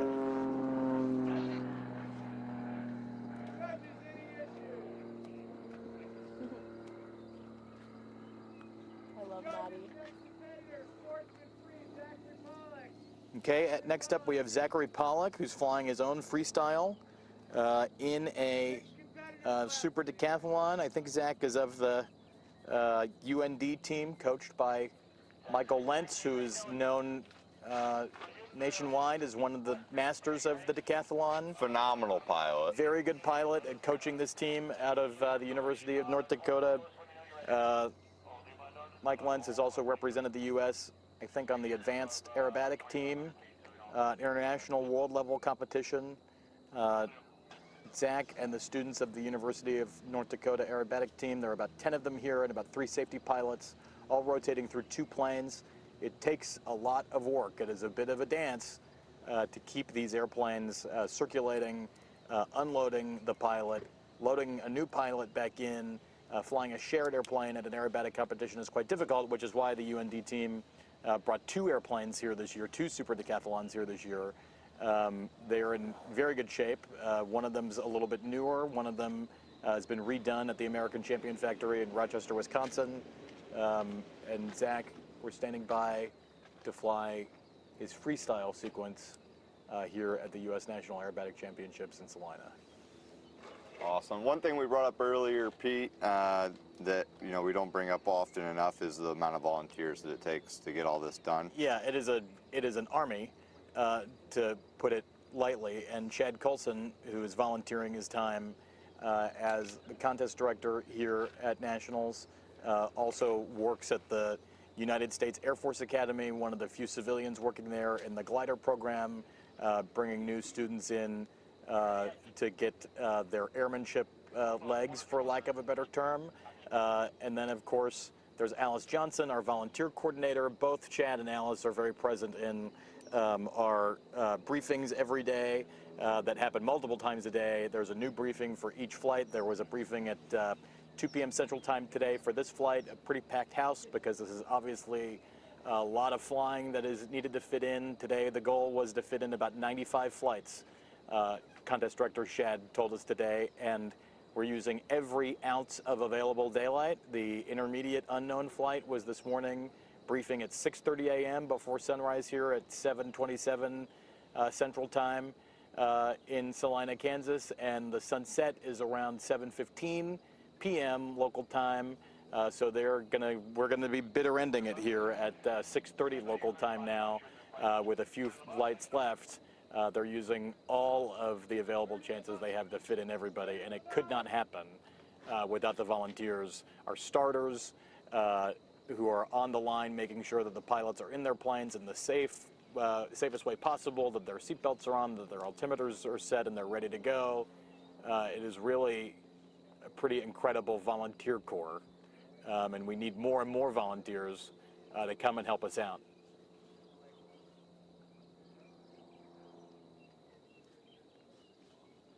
Here are the wing wags for Zach Pollock's dive into the box, flying the Super Decathlon of the University of North Dakota Green. He's leveled off now, driving into the center portion of the box for what should be his first figure, which is a vertical line up, capping out upright, so positive G's to begin, then a vertical line, and then capping out to the right. Negative G's pushing him outside of the airplane and into the seat belts. Bleeding off the speed with a little bit of left foot. This will be the one-turn spin, coming straight down towards the ground, right at center box. Good positioning by Zach Pollock of the University of North Dakota. Now Zach Pollock is also a dual athlete. He flies gliders and power. Oh, awesome. Very cool. Good for him. One of the few dual athletes here at Nationals, including Mita Anderson of Virginia. They represent a very select few, the very, very, very small percentage of pilots who compete in aerobatic flying with the half loop down. He finishes the half loop down to go into the Humpty Bump. That is a pull to the vertical line, running the airplane very nearly out of airspeed to do a very small half loop over the top. The radius here is key. The judges are looking for the radius to start and stop at the same point, respectively, on each line. Pretty hard to do. He completes the Humpty Bump with a pull to level to the right, and then he'll do a half loop up, stopping inverted. That is one complete figure. Now it's a new figure. This is a half loop down. This is a strategic move done in freestyle sequences because judges can pick apart a roundness of a loop until the cows come home, but separating it into two figures makes it a lot easier to judge each separate figure and not as a complete loop. This is a two-point roll across the box. Nicely done by Zach. Very good and smooth flying, very crisp, nice onto the vertical line. Looking at the sight gauge at its left wing. Now stomping the left rudder, right aileron to come straight back down, and the hammerhead stall turnaround. Now he'll pull to level flight. This will be a complete slow roll, hard to do in a decathlon. Changing the attitude of the airplane at every point requires a lot of forward stick through the inverted portion. Now pulling up for the Immelman, stopping it inverted. Left aileron to come out upright, a half loop and half roll combined. That completes the freestyle sequence from Zach Pollock.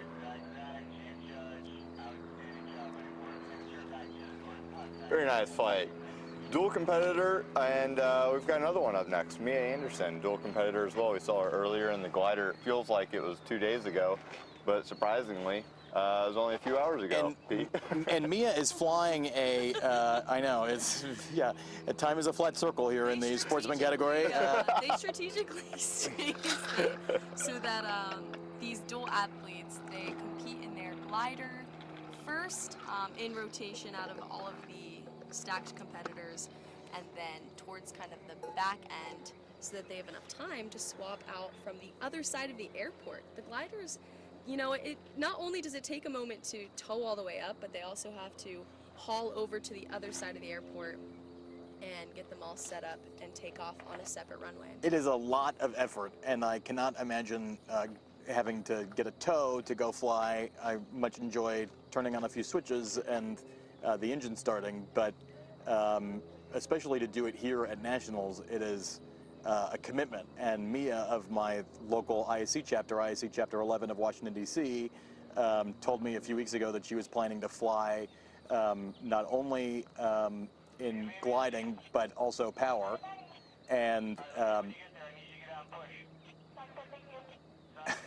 Chief Judge Mark Matacola is saying, get out and push to Mia Anderson to hurry up into the box because we're running out of daylight here to complete all the flights. But Mia's flying an airplane that is unfamiliar to her, even though she's very familiar with the super decathlon.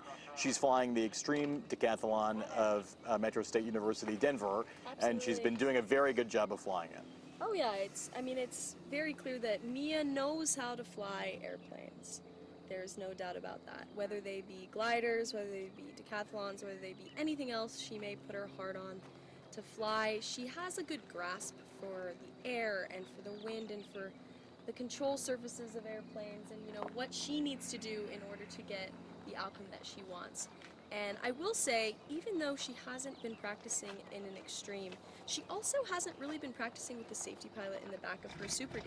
So, which changes things so much. Absolutely. There's a safety pilot in the back of the plane today. But she also has a little bit more horsepower, so maybe it'll kind of counteract the extra weight in the back that she's going to be navigating her sequence with. And safety pilots aren't there to tell you what to do. They're not an instructor. They're primarily there as ballast once the competition begins. They may be there for an insurance reason. The airplane can't be flown solo. And so it is... I mean, one of the things we talked about earlier is how your head gets a little, you know, you're a little juiced up after you compete. And sometimes it's hard to think clearly. And it's really important to think clearly, especially when you're entering the traffic pattern again. And so a safety pilot is really nice to be able to take over when, you know, you maybe need to calm down and cool down a little bit after having a high-stress flight. But we see Mia setting up on a final, and let's see her start her sequence. Mia, of 20 years old, is a very impressive pilot and has a very bright future in aviation, whatever she decides to do. I'm on team Mia needs to buy an airplane. Yeah. But Mia's parents need to buy her an airplane. If they're listening, let's make it happen. She's a very cunning person of a lot of, I think she has a lot of entrepreneurial spirit, and I know wants to be a commercial pilot, although she can pretty much do whatever she wants to, and she's shown a lot of her flying acumen and professionalism. Proves that you don't have to be a professional to fly like one. As she goes up into the 45 line, she's now doing the 1.5 turn spin. Very nice, Mia, that has nailed that one. She's coming off of the line now to go towards the center of the box. Next figure is a half Cuban 8, if I'm not mistaken. I'm going off of memory here on the primary sequence. Mia is flying the primary known sequence, which we've been practicing some in the aerobatic box in Warrenton, Virginia, at Warrenton-Fauquier Airport, probably the haven for aerobatics in the Mid-Atlantic. She does the half roll on the down line, a very beautiful figure. Perhaps the judges will call it a little short after, meaning that the line, the roll needed to be equally spaced on the line. The loop, judges are looking for a nice round loop here. And Mia has really mastered this very well in the decathlon. It takes a lot of practice. And really, it's seat of the pants feel that makes it so that one can really nail that maneuver every time without having to think about it too much. She's done Now the 180-degree competition turn, sets the heading, rolls out. Another nice figure from Mia Anderson, 20 years old, of Leesburg, Virginia. She is our kid wonder here at the National Aerobatic Championships with a half roll and Nice the wing wing rocks. lags. It was really good. She's not the only young person flying here. Mia is doing a very good job, not representing a collegiate team. She's not presently in college. She is taking a bit of a gap year. But, That's false. Is that, well, She's she's in taking, college. no, wait, that is false. You're absolutely right, that's false. I thought she was taking a gap year, but she was taking classes Mia, here. I'm so sorry. People Sorry, don't know what he's Mia. talking Sorry, Doug. about. Absolutely amazing flight, amazing nationals for Mia. Dual competing, you don't even get to focus She's on going to one. community college. She's doing online classes at community college, is that right? I believe so. Okay. Yeah, she's working on some kind of Mia, sorry. degree. It's very. It's been a long day out here. Yeah. It's definitely. It's a good degree. Sometimes the mouth works faster than the brain. After being on the judges' line for several hours here commentating, although we're enjoying ourselves here Honestly, as as the sun sun's sets. going down, The sun I goes know, down. this is quite a lovely evening. Yeah, even and the wind has died caterpillars down. amongst us right now. It is really quite nice And here we're in gonna- Salina, Kansas. Yeah, we're gonna be packing up in the dark here tonight, but that is okay. I think that is our last flight. early. Is that our last flight? No, we've got 4 more. Oh, 4 more. Sorry, it was wishful thinking. Here, I'm swapping out. I'm gonna bring my mini-me. Hang on, I'll be back. Funny. Well, Trevor, I'm happy that we have 4 more and not 14 more. I know. As the sun's going down, this is going to be It's quite very a nice. lovely evening. Don't want it to end. Sunglasses are coming off. Oh, shoot. Times are changing. We have some nice cold Diet Cokes hopefully waiting for us We when are we get done. approaching civil twilight soon. Let's see, we've got next competitor, I believe, cleared into the box. Let's see. Michael Leonard, maybe goes by Mike. Uh-oh, just dropped some paperwork here. In a Pitts S2B. Absolutely, and very nice free here. Oh, that's the wrong free. That would be why it looks so familiar. Here we go. I'm Pete's mini-me. All right, right on. What's your name? Bowden. We got Bowden here commentating now. You can, there's a magnet behind it. And this is And what you can tuck that we're in all your about. shirt. We gotta keep the We got the young next, souls involved and excited, like Bowden. we Hi, got it. Bowden, welcome to the comments. You want to read this off, and then we'll talk through it. Okay. You know how to read a resty? Yes, I A do. resty is the name for our aerobatic sequences that we're flying out there, and now we've got somebody to read it to us. I love this. Okay. Bowden, fire away. Okay. Bowden, let's hear it. We got Figure our one. wing legs. We got the wing wags. Okay. Figure 1 is a vertical cap off. We do. So we're going to look for Zach to pull vertical here. Judges are looking for the longitudinal axis of the plane to be positioned vertical. It's wrong sequence. Oh, that was the wrong sequence. Oh. It is an alien head. We got Michael Leonard. It's an alien head. That's what we call it. It's a 5/8 loop, pull to vertical, radius around. Our apologies on that. My bad. 45-degree down line. Next, we have a 2-point roll. So he's going to roll inverted and roll back over. Perfect. Very nice figure. We have a hammerhead, also known as the stall turn.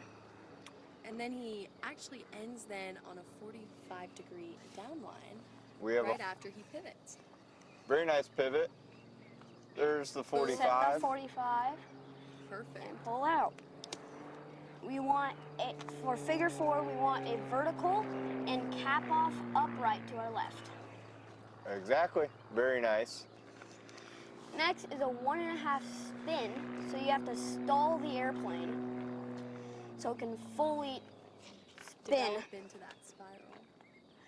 Boom. There we go. You watch it go 1.5 and set it. Now we have a half loop up, so it's going to end inverted. He's going to be hanging from those belts at the top, looking in the aerobatic box. Where do I want to pull for figure 7? Yep. He wants to drive it so he has good box positioning. Figure 7 is a half loop down. Nicely done, centered with the judges here. Yep. We want a 180-degree competition turn.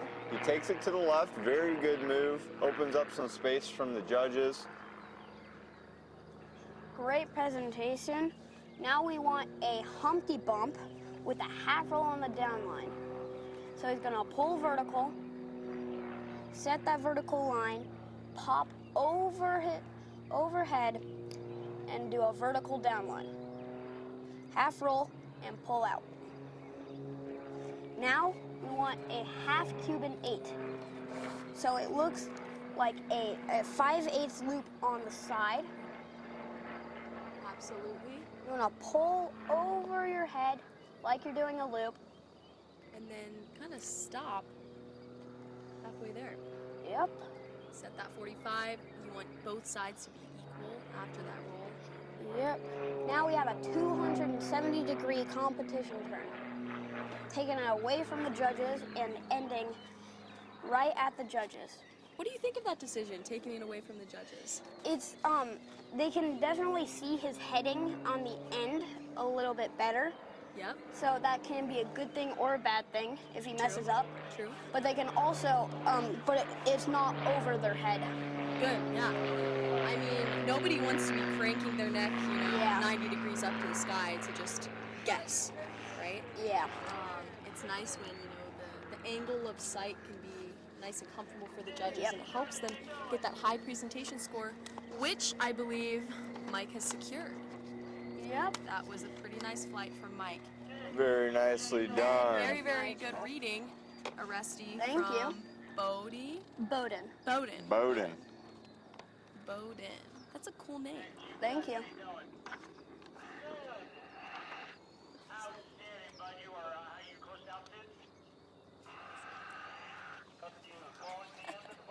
All right, next competitor up, next pilot Dick Swanson, flying a beautiful extra 330LX. Bowden, it'll be the front, it'll be the free, or the known, Sportsman known. So I think I left it on the front page. I think he has the freestyle. Wait, who are we doing? He's flying the known, and I might have left you out to dry. You got it known? There you go. It's the wrong card. Do you know the known? Do you know the known? Dick Swanson, beautiful 330LX. He recently got this aircraft. Came out of a super decathlon.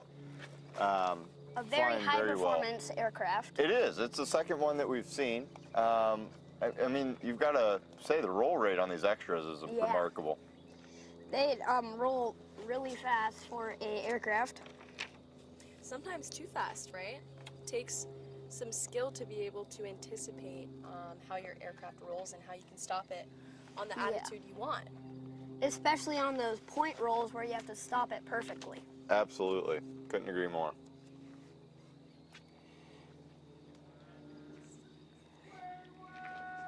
Wing wags. We got the wing wags. He's wagging in.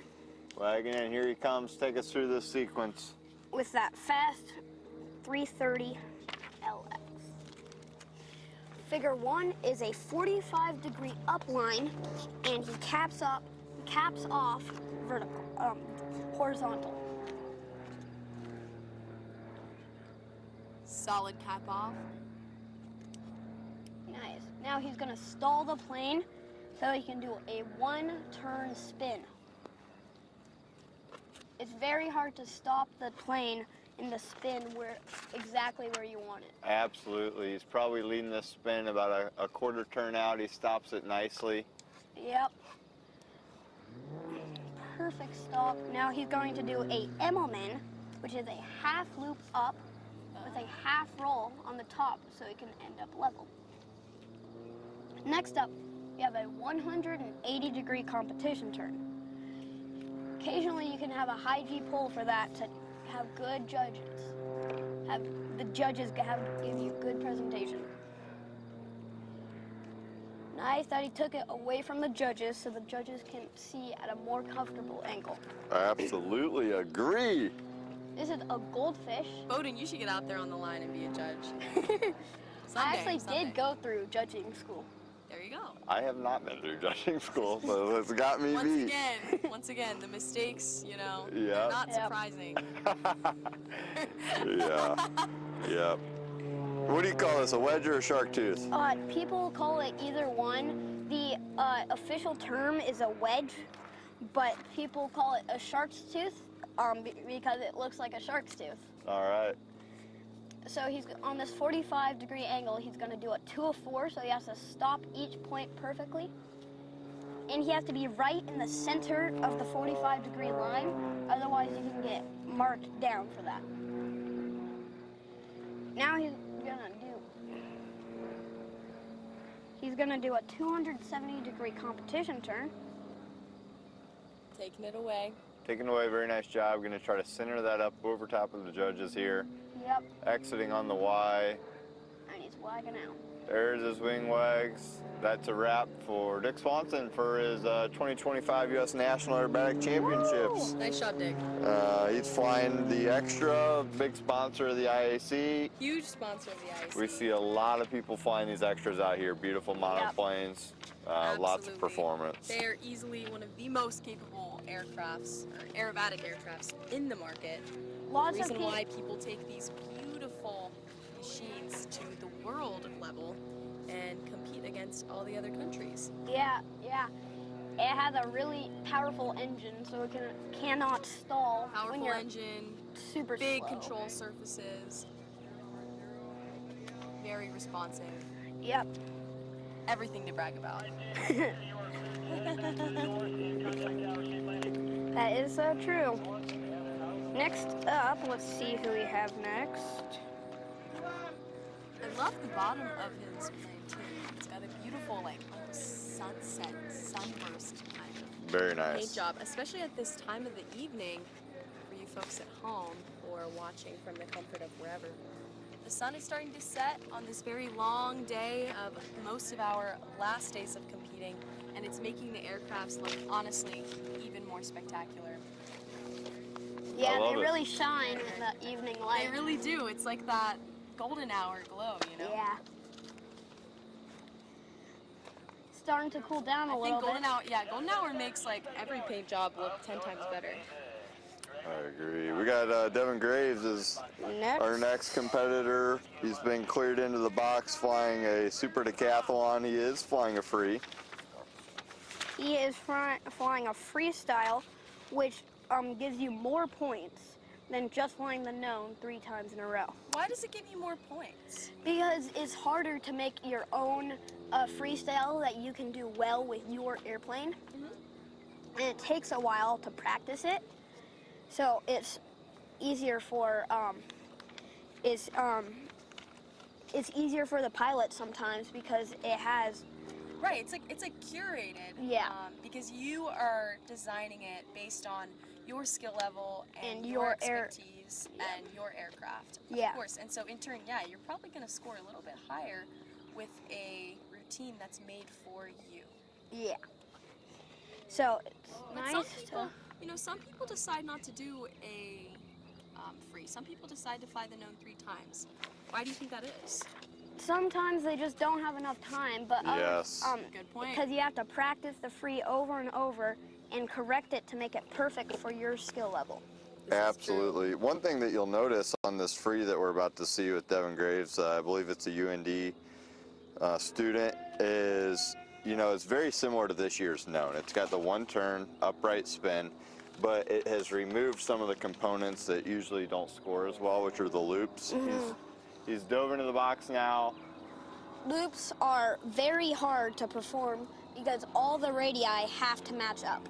Absolutely. Exactly. Here we got honestly, the vertical up. In a perfect world, it is nearly impossible to get that loop to look absolutely spot on every single time. Yeah, pretty much 99% of the time you cannot get a 10 on that because it's just almost impossible. Difficult maneuver to perfect. We've got a nice 1-turn upright spin. Yep. And Devin's coming into figure 3. Take us through figure 3. it is a half square loop up unofficially, but officially it is a vertical up line and to lay out inverted. So you'll be hanging from your seat belts for anyone who wants to drive it across the box. looking down through the skylight in that decathlon. Where does he want to pull for the next figure? He found his spot. Perfect presentation. You have to practice this a lot. Very Next nice. up, Coming into Humpty.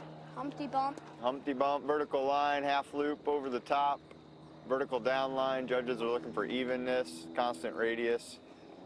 Big pull out of the bottom.